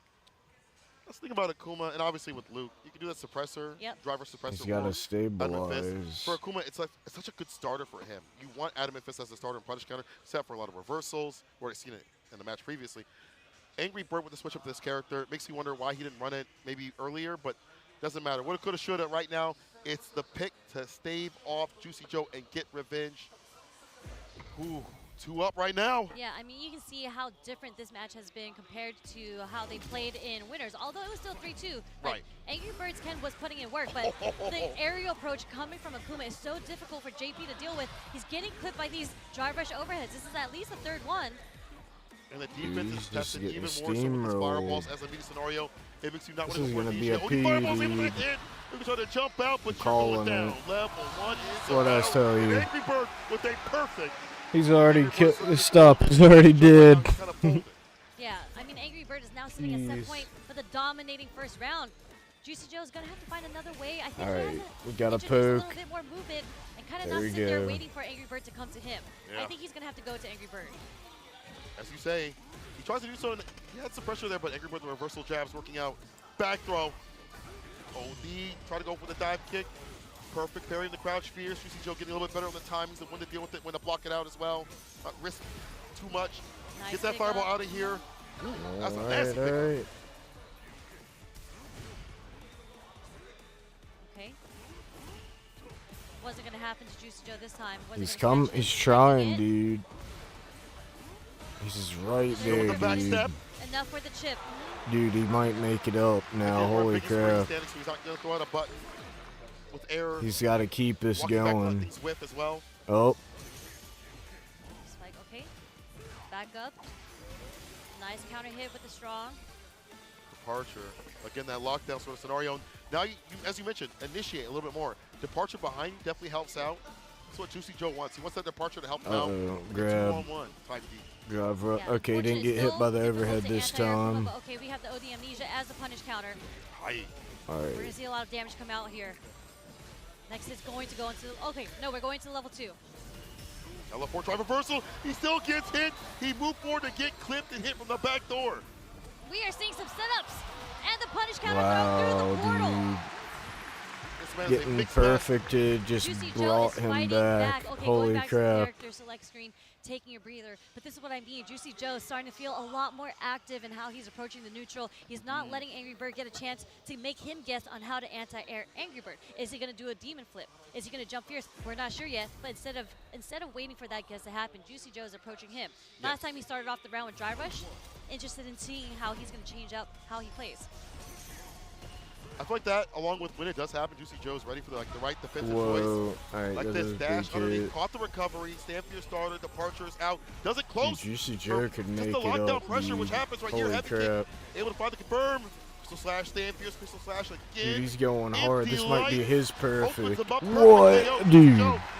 This And then is juice hype. flow. This guy finding better things Alright, on come defense so on. he can enact that pressure with the departure and find the follow-ups and kill this 9K health character. There's that block Oh. over OD Amnesia once again getting the punish counter. Okay, teleport out the corner. Oh, a nice jump. Fierce coming from Angry Bird over the OD spikes. Juicy Joe's gonna have to find his way to get out of the corner now. Nice conversion off the forward Fierce there. Let's have follow-up. Lock him down with the fireball. Dash up throw again. Angry Bird's going to take the win right here. Just smart. He went for Amnesia. Yeah, maybe got back thrown or whatever. You have a lot of health to play with. Want to go for that throw loop scenario. Empty OD boy. demon flip. Gets a grip. Drive reversal now. Juicy Joe has already taken so much bar from his drive gauge on defense. Such a smart adaptation coming from Angry Bird there too, because 2 times he has been perfect parried on the demon flip. Dive Yes. kick, decided to do an empty OD demon flip into Aye. the throw again. The mix-up, almost like Cammy. Possessed by the demon itself, there's bar at the bottom for level 3. And a lot of drive gauge. The glass cannon, emphasis on the cannon. It's something landed like this. that's The big jump in, DP level 3 of this calamity. What a switch up from Angry Bird on his approach from the jump in, right? We're getting empty jump, demon flips, we're getting jump fierces now. No. And the strong is going to take it from Juicy Joe, allowing Angry Bird to progress Tried, through man. top 8. What a switch up. Sometimes you gotta find the right tools, all right? It's And not the Akuma wrench. has all of them. Well, I was gonna say, you know, maybe you don't even pick up a wrench instead of a screwdriver, but that man has everything. He has the ratchet, he has the air gun, he has low profile like Jax, you know, he has everything. He's like the Home Depot of Street Fighter 6. Fireballs on aisle 6, top 2's on aisle 12. Either way, the switch up was the play, the dive kicks especially. And then once he started getting perfect parry, he's like, cool, this is what I want. Now, long set, I can go for like empty OD demon flip, go for the throw right after, or empty throw right after. Because Ushito was like, oh, I'll parry you, or I'll anti-air. That just allowed that magic at the very end to happen with those grabs continuously on the base on the anti-air attempts, or just waits. Yeah, because when you don't have a traditional DP to kind of have all these answers for how Akuma wants to approach you, if Crouch Fierce isn't working, he started defaulting to the parry, so you don't really have to guess what is coming at you, right? Yes. But Angry Bird, beautiful adaptation, the recognition coming from Angry Bird to, again, the empty jump into the throw. He got so much mileage off of that. You know, big shouts to EU on the real deal. Juicy Joe coming through his top 8 spot.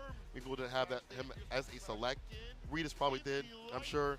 But either way, Juicy Joe out here definitely did a lot of work up to this point. Actually put Angry Bird in the losers. Just got to give him big cred. But Angry Bird is the one moving on. And I like that he has more confidence in the Akuma. I'm going to be real deal with it. I like that he has more confidence with the character that he did at EWC. Say, I don't think he never had the confidence. Well, at EWC, he was like, well, I don't know, yeah. But then after everything that occurred, he had lost. He was like, okay, I'm going to spend more time and grind the character out. And he finds success, moves on in the bracket. So do we. Our final match of this block, at least. Noah the Prodigy versus Blas. Are you going to be okay? Because we might be a little biased here. The America's Last Hope. And both of these players are actually both at Blink Respawn. I believe Blas got 5th or 7th at that tournament. I don't know if they had a chance to play against each other, but this is very, very interesting because this is kind of a battle of the Shotos, although Luke isn't a traditional Shoto. But on top of that, Noah is not your traditional Luke player.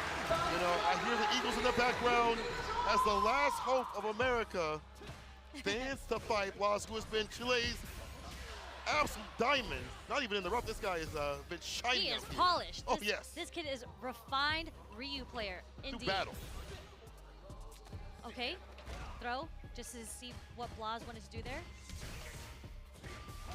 Fierce in the OD now, delays a little bit. The donkey gets able to hit. He clipped the fireball before it came out. Step back, nice perfect parry on the sandblast, okay. Tried to get the pickup off of that, but he is going to get the stand fierce as a whip punish on the throw. Yeah, see. So late jab does catch the backdash from Noah. It is so good. Blas structures so much of his pressure up in the corner around those jabs. Delay, the quick jab. Just so good about figuring out what you want to do when using that jab to cut through. Okay. The switch up, yeah. Try to tap parry there. Noah still gets in, but the ODTP is there from Blas. The bust out. Here comes the sandblast pressure. Nice. Blas just slowly walking up to him with the donkey kicks. Trying to chip away at his drive meter right here. The counter hit with the fierce. Jab and Hashokeki. Waits a little bit. Interrupts the suppressor. He thought a throw was coming through. Couldn't rear back bar run up. A Shin Shoryuken is what you get. Such strong play from Blas. You know, we didn't really get to see the Noah. Like, we didn't see the crouch strongs as the whiff punishes, or even like the perfect parries coming from Noah's end. But we did see this in winners, where the first game, Noah was kind of using it to feel out how he typically plays. And as the games progressed, he felt a bit more comfortable. We started seeing a lot more of that. True. So hoping that this happens for Noah, because that first game was rough. Oh, it's real rough. Real unfortunate. Don't let Blas get that momentum. Part of that is Blas being able to perfect parry just like this, goddamn! All right, man, prove me a truthful person out here. Blas being able to read the fireballs, but gets the read on the DI right back at him. Now you're ashy. Not the way you want it either. I mean, next sequence into the stun, Noah is buffering the level 1. Nice jump back roundhouse. Knowing that Blas is trying to get a little greedy with the DI, right? Yeah. Those definitely got those reactions. Back throw. Dash up, waits a little bit, stand fierce, drive rush throw. Okay. Lay him on the mat. No, this isn't gonna hit. He's holding the parry, okay. No punish. Wow, dude. Blas gets right back in with a stand fierce, ends it with the DP. Oh, he needs the DP. Yeah, Alpha gave it around. Unfortunately, he didn't get the drive rush cancel after the parry to get the punish of the level 2. Noah actually gets clipped for trying to walk anyways. Wow, trying to go for that donkey kick preemptively. I think it gets like the fireball or maybe even drive rush range. And Noah switching up his timings. Usual jumps every so often. OD fireball's able to hit, stock with the digit. As we mentioned, that is Blas's game plan. Okay, jump back. Just get escape the throw pressure. Use some solar plexus. No trade, but Noah. No punish there too. Perfect parry, okay. Both of them giving each other chances, not getting the punish off the supers, okay. And he's. Are we gonna see it again? He went for the throw.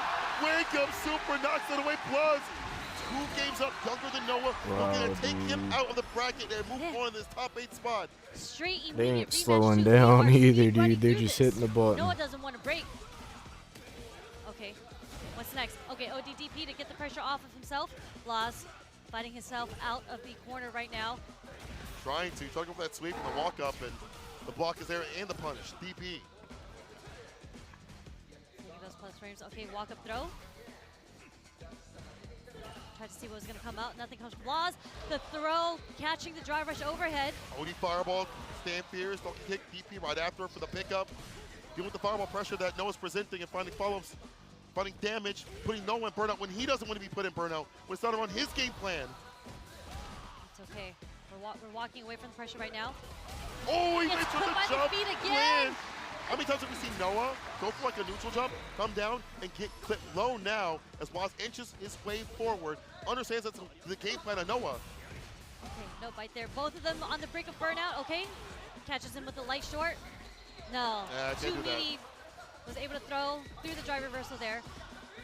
Noah trying to find a way to get his level 3 off. Blas is going wild. I think if he keeps holding that, Blas might react with the super next time. Yeah, you're right. Stand fierce, OD, does not get the follow-up. At least gets the jab, that's fine, it's fine, he gets the jab. Got some extra. Okay. A little bit of damage. The counter hit, okay. Got the fierce. Okay, it's not so fun now. 3. Okay. Yeah. All right, What so do you level think? 3. Do you think he's going to go for the meaty here? I think the meaty is such a risky decision because we've seen Blas wake up, and he is up 1 round. He wakes up crouching, media punch, Blas. Was able to find a confirm right after, though Noah is the one that gets it done instead. Yep. Nice usage of the stand short coming from Noah here. It is a huge Well, hill Noah for him gonna to make climb. it come Blas is back. sitting on set point with 3 Oh, bars. Blas getting the Playing so Hadouken solid right on too. his jump. Landed on that Rush fireball. crouching, keep trying to find an opening. Notice he was trying to parry. Was able to drive rush throw. Yeah. Okay. Stand fierce. Rough situation to be in right now. Real rough. He's going to get burnt out. Is he going to use the level 1 here? Wow, dude. Wow. You can't leave for free. It is jail, no bail, and Blas moves on over Noah. Our hero from the US is dude, followed, what but a way to good go. gracious, Blas, that play.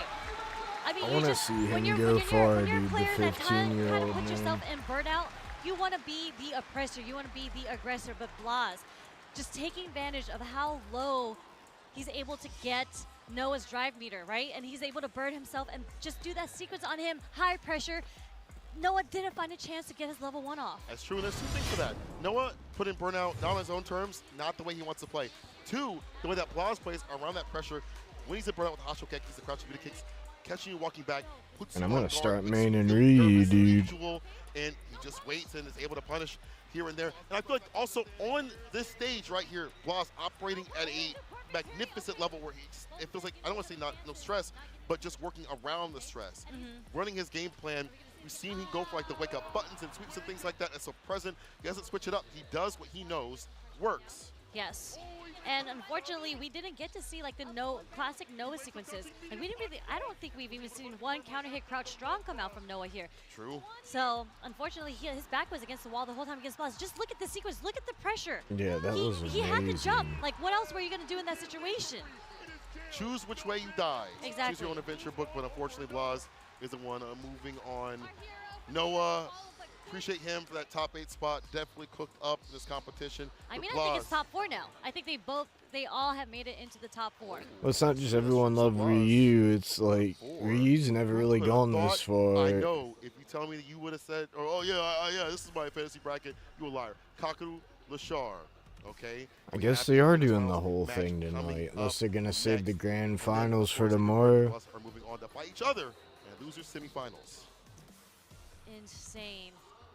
Okay, but before we get into that, we got to give a shout out to our sponsors, right? Yes. Oh, I'm so excited by this sponsor too because I love some dancing. Cracking sleepy. So we have Red Bull BC One World Final and is returning to Tokyo for the first time in 9 years. Damn. Red Bull BC One is the biggest global one-on-one breaking competition where thousands of breakers compete in more than 30 countries every year for a chance to represent at the World Final.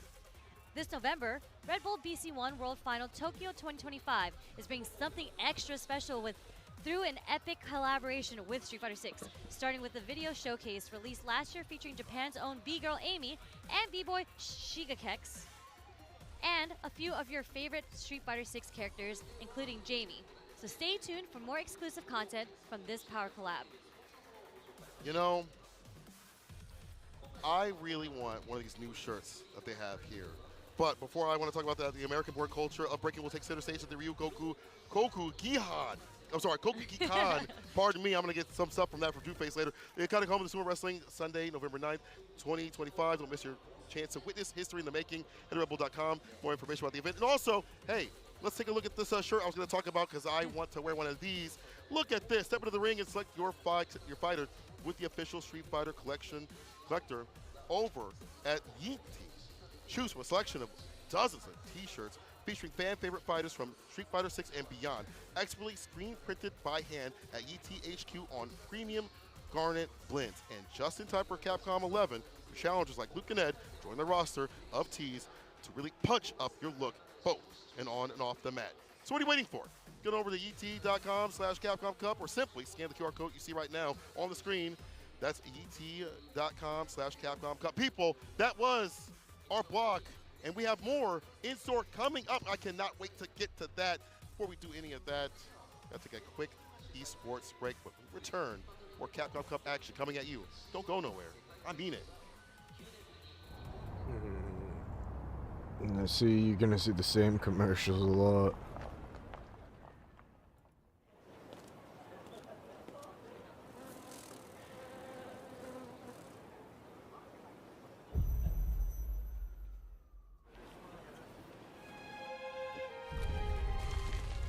I don't even know if this is some Monster Hunter mobile game, probably.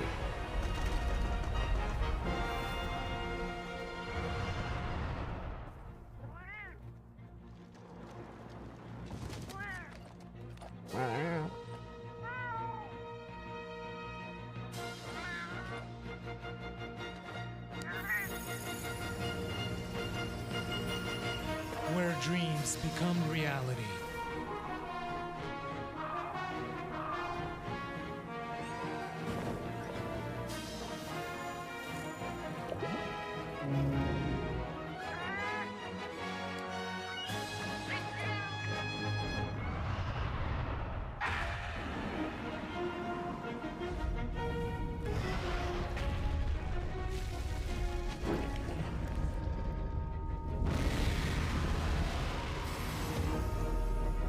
Top 16 to grand final. I think the final is actually going to be tomorrow.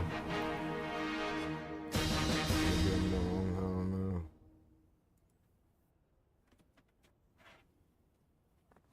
Show me what you have.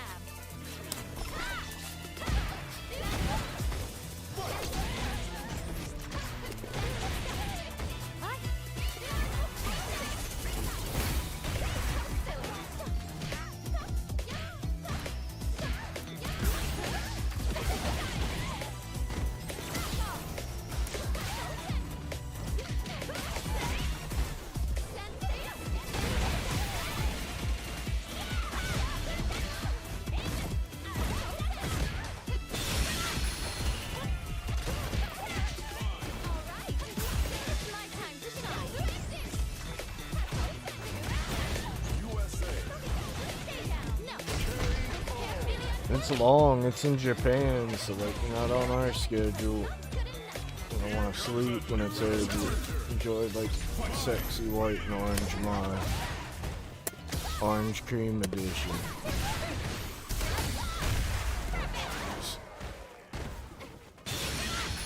Dope.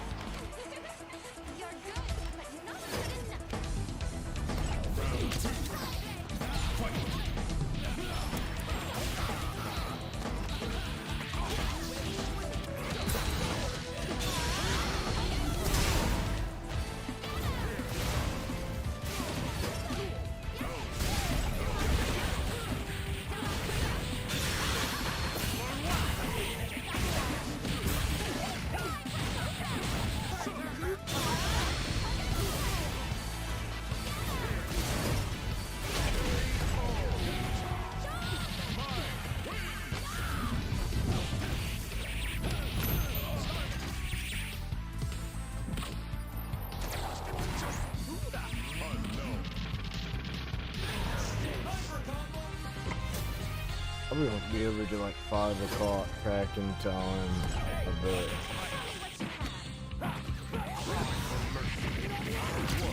BMA snore time.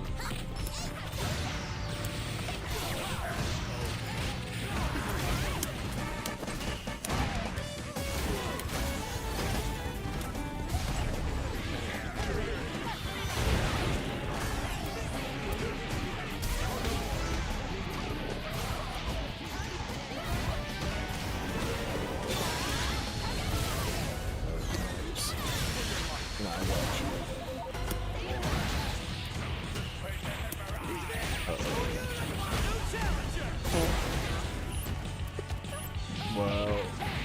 Nice.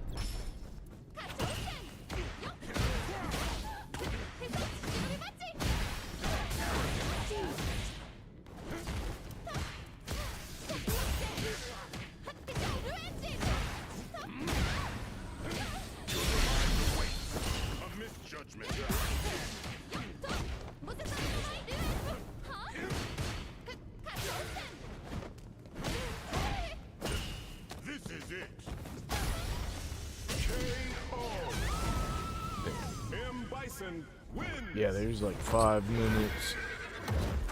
Should be their combo trials. Maybe a few of them.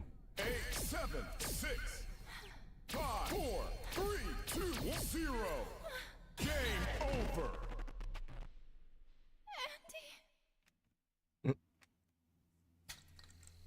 Practice versus practice training. Combo trials.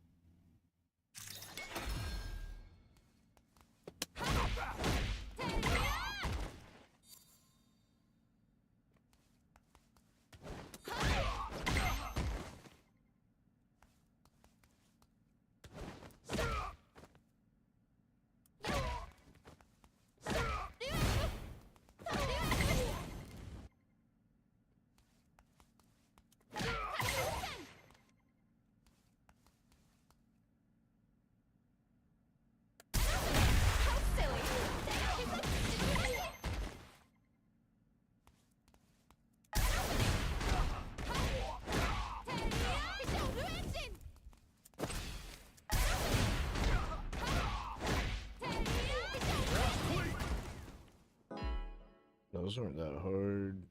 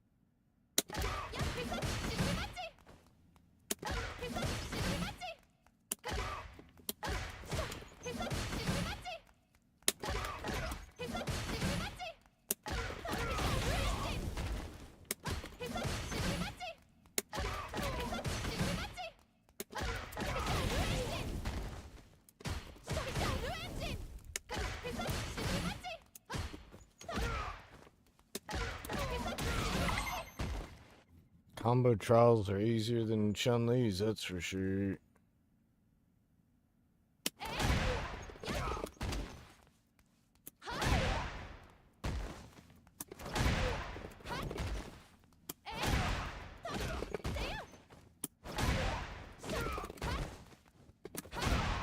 doing the wrong move.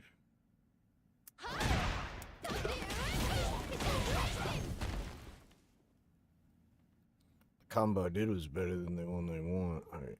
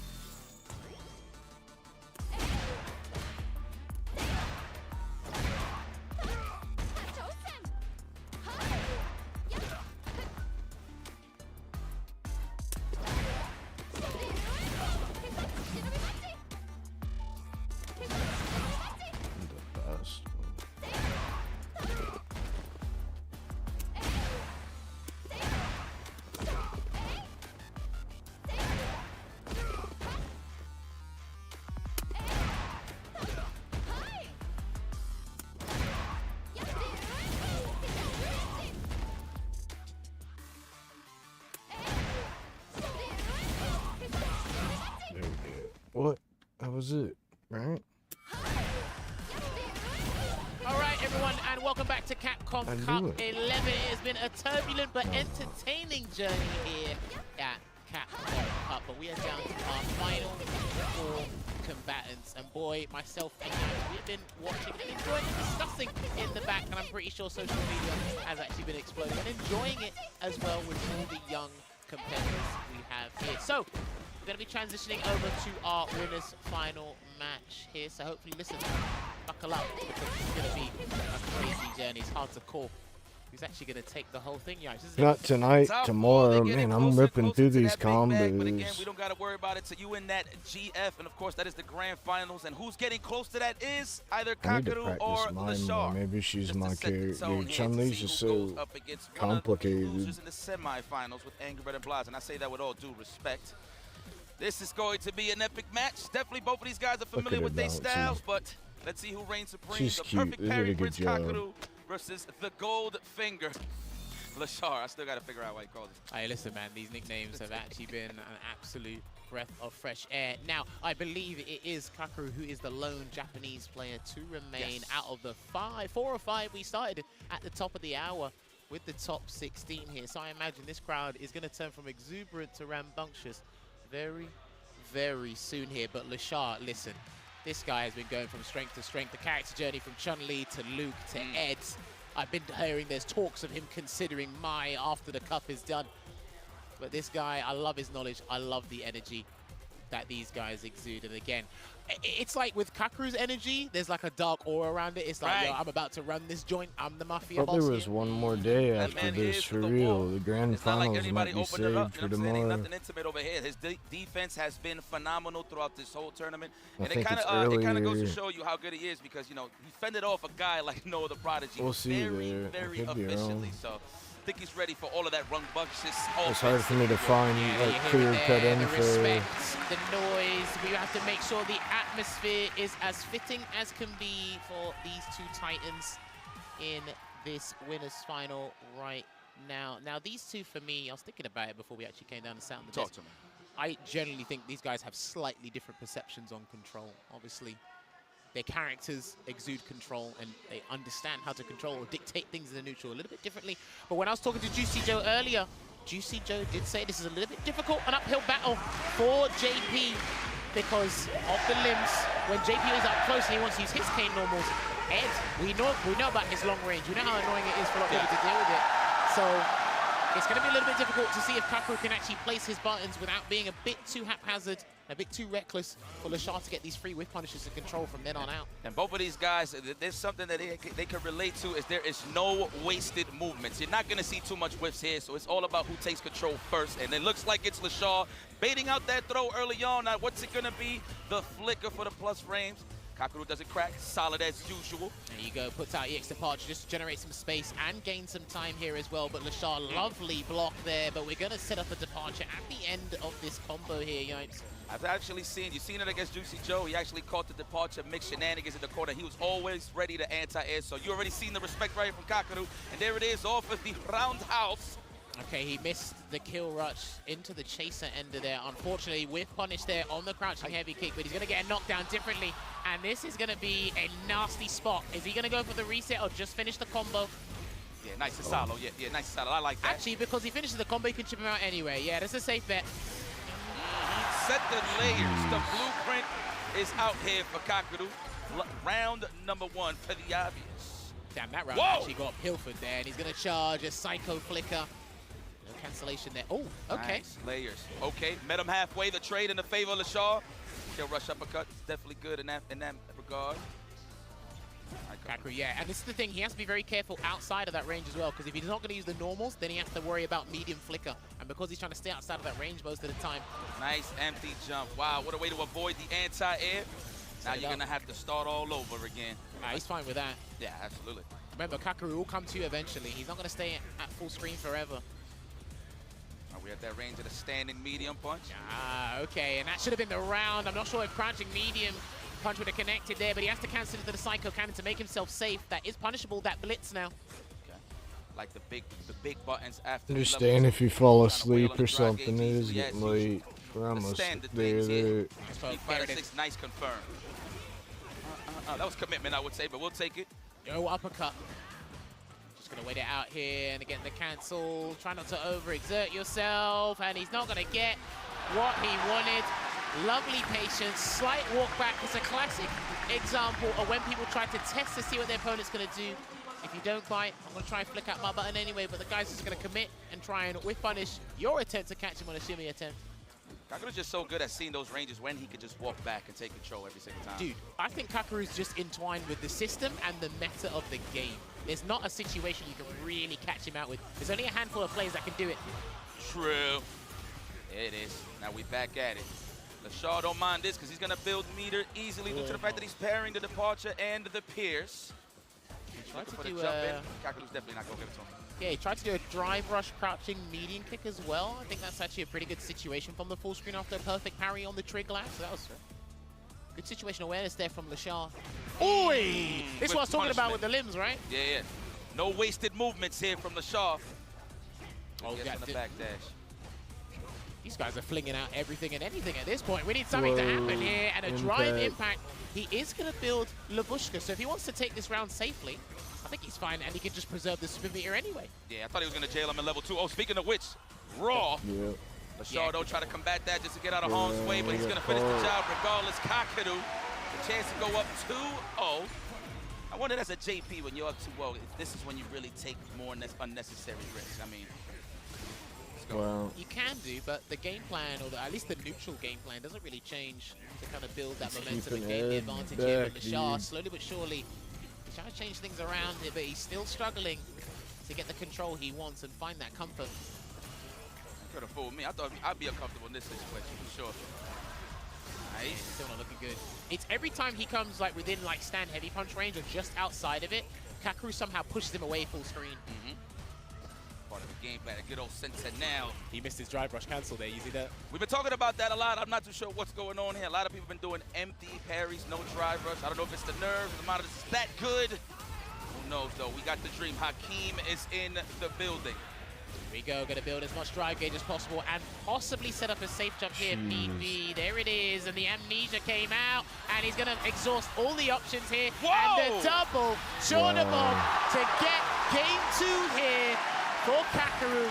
And that's the thing, even if you set up the safe jump possibly, I'm gonna set up the mind game, and you're not gonna really expect me to put all the chips down on the table, because I think there is a way to try and punish the level 1 in that scenario, but you have to be on point. and laser focus. Remember, he's trying to claw his way back into this set. True. I just believe Kakaru's a big fan of shmups. Good right here, playing the projectile game. And it's just so much control from the far part of the screen. Granted, that is JP's blueprint, but it's just so good on the defensive side. Once again, there's that range on the standing medium punch. Out of flicker range, always. Speaking of blueprints, I think Lashar's still trying to find a comfortable one in how he's going to approach this, but Kakaru's just shut him down in every aspect of this game. Finals though, so they got 2 chances at life. Wow, what a check there on the kill rush. Oh, nice. layers. That was beautiful. Absolutely sensational stuff there from Kakaru, and that's going to close out the round. Nice and easy. Kiss off the glass, and that puts him at set point. This is a total domination here, and if Lashar has any hope of an adaptation, he needs to do it in this round and take it step by step, because this is looking extremely bleak. Absolutely. It's looking like a wash, I'm saying. Oh, no, this is Lashar we talking about. He is clutch. That is the gold finger. He's getting in. No shimmy attempt here. Kakaru staying firm on the defensive side. Good for that counter hit. It's like, you know what, if I'm going to lose my turn, I might as well wail on No, the greenery. not like that. Gonna get an execution error there, get the blocked uppercut, and Kakaru is gonna get that dominance in the mid-range here. Still has a Lubushka ready and waiting, but he's gonna set up a departure, and then he's gonna make him suffer. Baited, he's done. I actually think he's done, and the Lubushka's there, and this should actually be able to close it out with any scaling needed. Definitely enough. Checkmate. And the crowd goes wild. The remaining Japanese representative moves forward to the grand finals. Wow. Talk about a big bag imminent, but again, it's not how you start, it's how you finish. Now he has that chance, of course, comfortable with a 2-set advantage. Rocks with that, there it is. People love, you know what I love about the crowd, man? I don't got nothing to do with the match. Ain't nobody biased for real in here. I can actually appreciate that they love the sportsmanship and just the camaraderie of all these players really just trying to step the game up and put on a show for everybody that's here. Well, we can safely say that he's got a minimum of 100,000 USD in the bank. But listen, he's not going for that. He's going for the big milling. Right there with Kakaru. And we're going to take a look back at the highlights of what happened here. Total domination, clinical performance, anything we put on this gameplay, there was little to no flaws at all. Lashar was starting to build on situations, but like I said, it's like as he got close to exactly what he needed to start gaining momentum and really build confidence in this matchup, it's like Kakaru just made it slip through his fingers or just took it away from him. Yo, just straight up, man, nobody can open up Kakaru. That's pretty much the name of the game here throughout the week for the boy Kakaru, for everybody that's trying to gain some ground playing the man. So good stuff, man. I appreciate that. Japan is still in the building. See, and then when you watch the specialists like Kakaru, like Juicy Joe, it's like the movement is almost exclusive to them, right? You see how they understand, how they move around and navigate around their departures, how they utilize Lubushka, how they play neutral as well, because he hasn't got the greatest walk speed if you remove drive rush from the game, JP, but somehow you just can't hit this man when you really want to hit him, you know? There are a couple of execution areas there that let Lashar down, but it's in his own hands to try and get the run back, because he does sit pretty in the loser's final. We're actually going to take a quick look at the bracket right now. Kakaru has basically made this top 16 his stomping ground. That's it. And there's only one more game he does before he seals the deal there. Hopefully he can close it out here, but not only for himself, but it's for his wife and the Japanese versus fans Angry that are Bird. in the arena here. But we will be slowly Dude, I want transitioning Blaz, over to our man. losers This is semi-final gonna be match. a But big before fight. that, I think we have to give Angry Bird's special really thanks to good. someone. Is that correct? I believe we have to give special thanks to someone. So we actually are going to have to take a look and give a quick thank to one of our sponsors here that make Capcom Cup 11 happen here, ladies and gentlemen. We are talking about our Storm Collectibles, because it is a figure designer and production company from Hong Kong, which makes the high-quality, officially licensed collectible action figures and specializes in fighting games.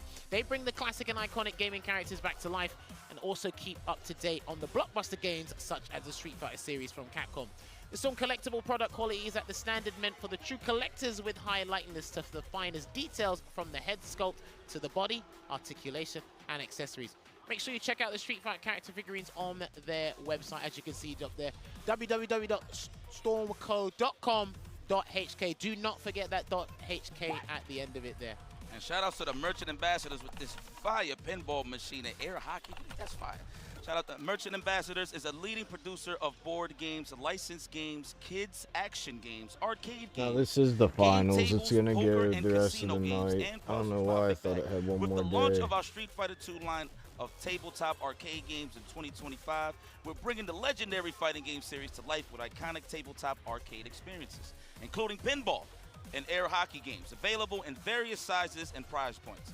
Our products capture the essence of Street Fighter II, enabling fans to relive the excitement of classic arcade battles at home. These games will be sold through leading retailers and distributors worldwide. Follow them on SNS for more updates. And now let's not forget one last sponsor here from the guys at the Arcade Classic and Fighters Pack. There, hit your friends with a punishing story you can in our Capcom Arcade Classic and Fighters Pack. Dive into a robust collection of Street Fighter titles, including Street Fighter V Championship Edition and Street Fighter 30th Anniversary Collection, and the fantastic arcade titles like Mega Man and Final Fight.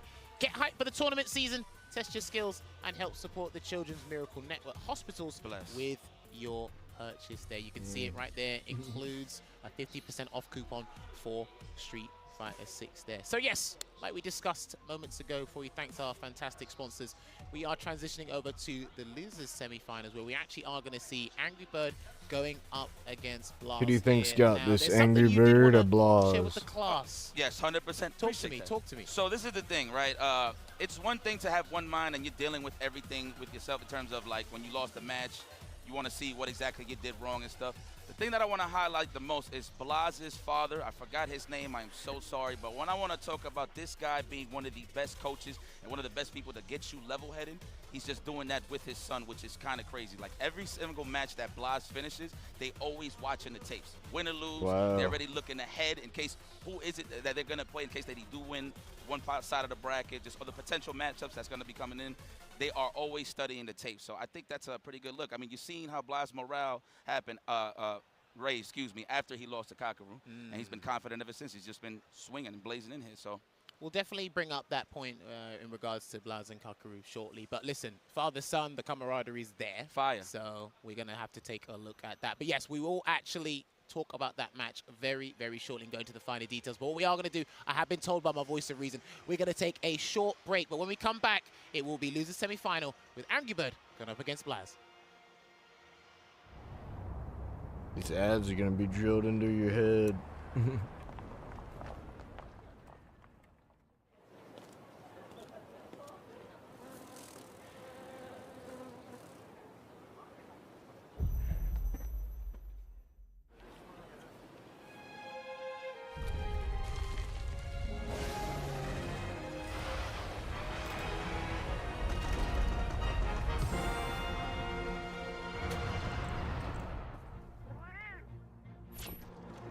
Some other time.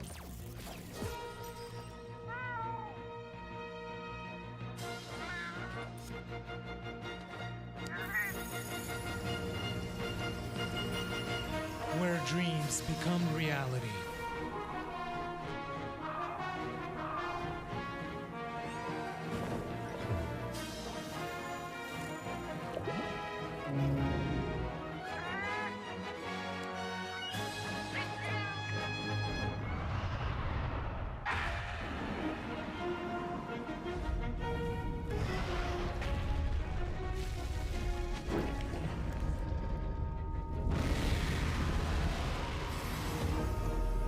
Monster Hunter Bridge.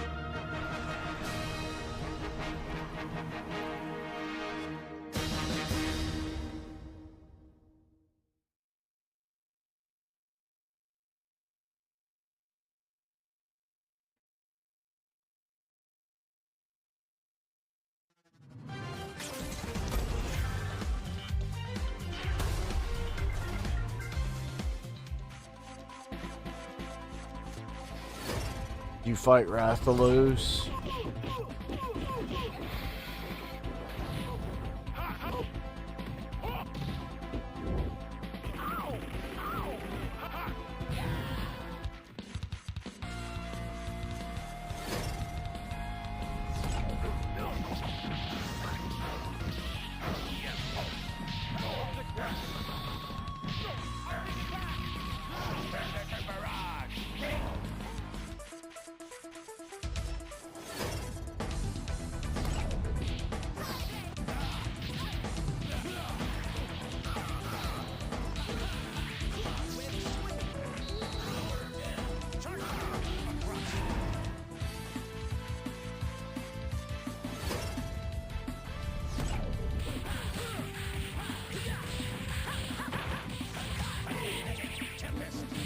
I mean, he ain't that far.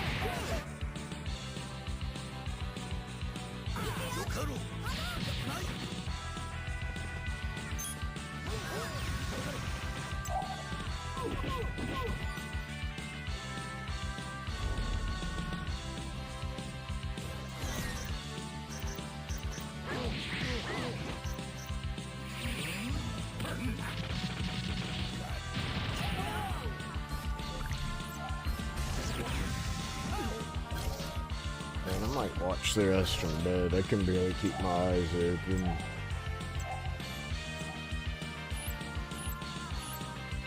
You gotta just tune into the Capcom Cup on Twitch.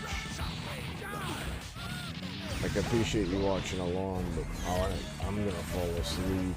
I'm gonna watch the end, but I'm too pooped. I'm not really talking. Go watch the rest on Twitch, Capcom Cup.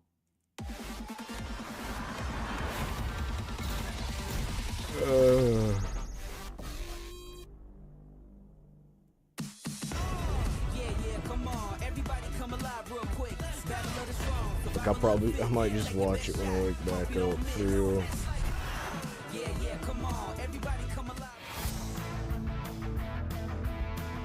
I can't do it. I think they got at least another, like, could be like another hour with the way they're dragging it out.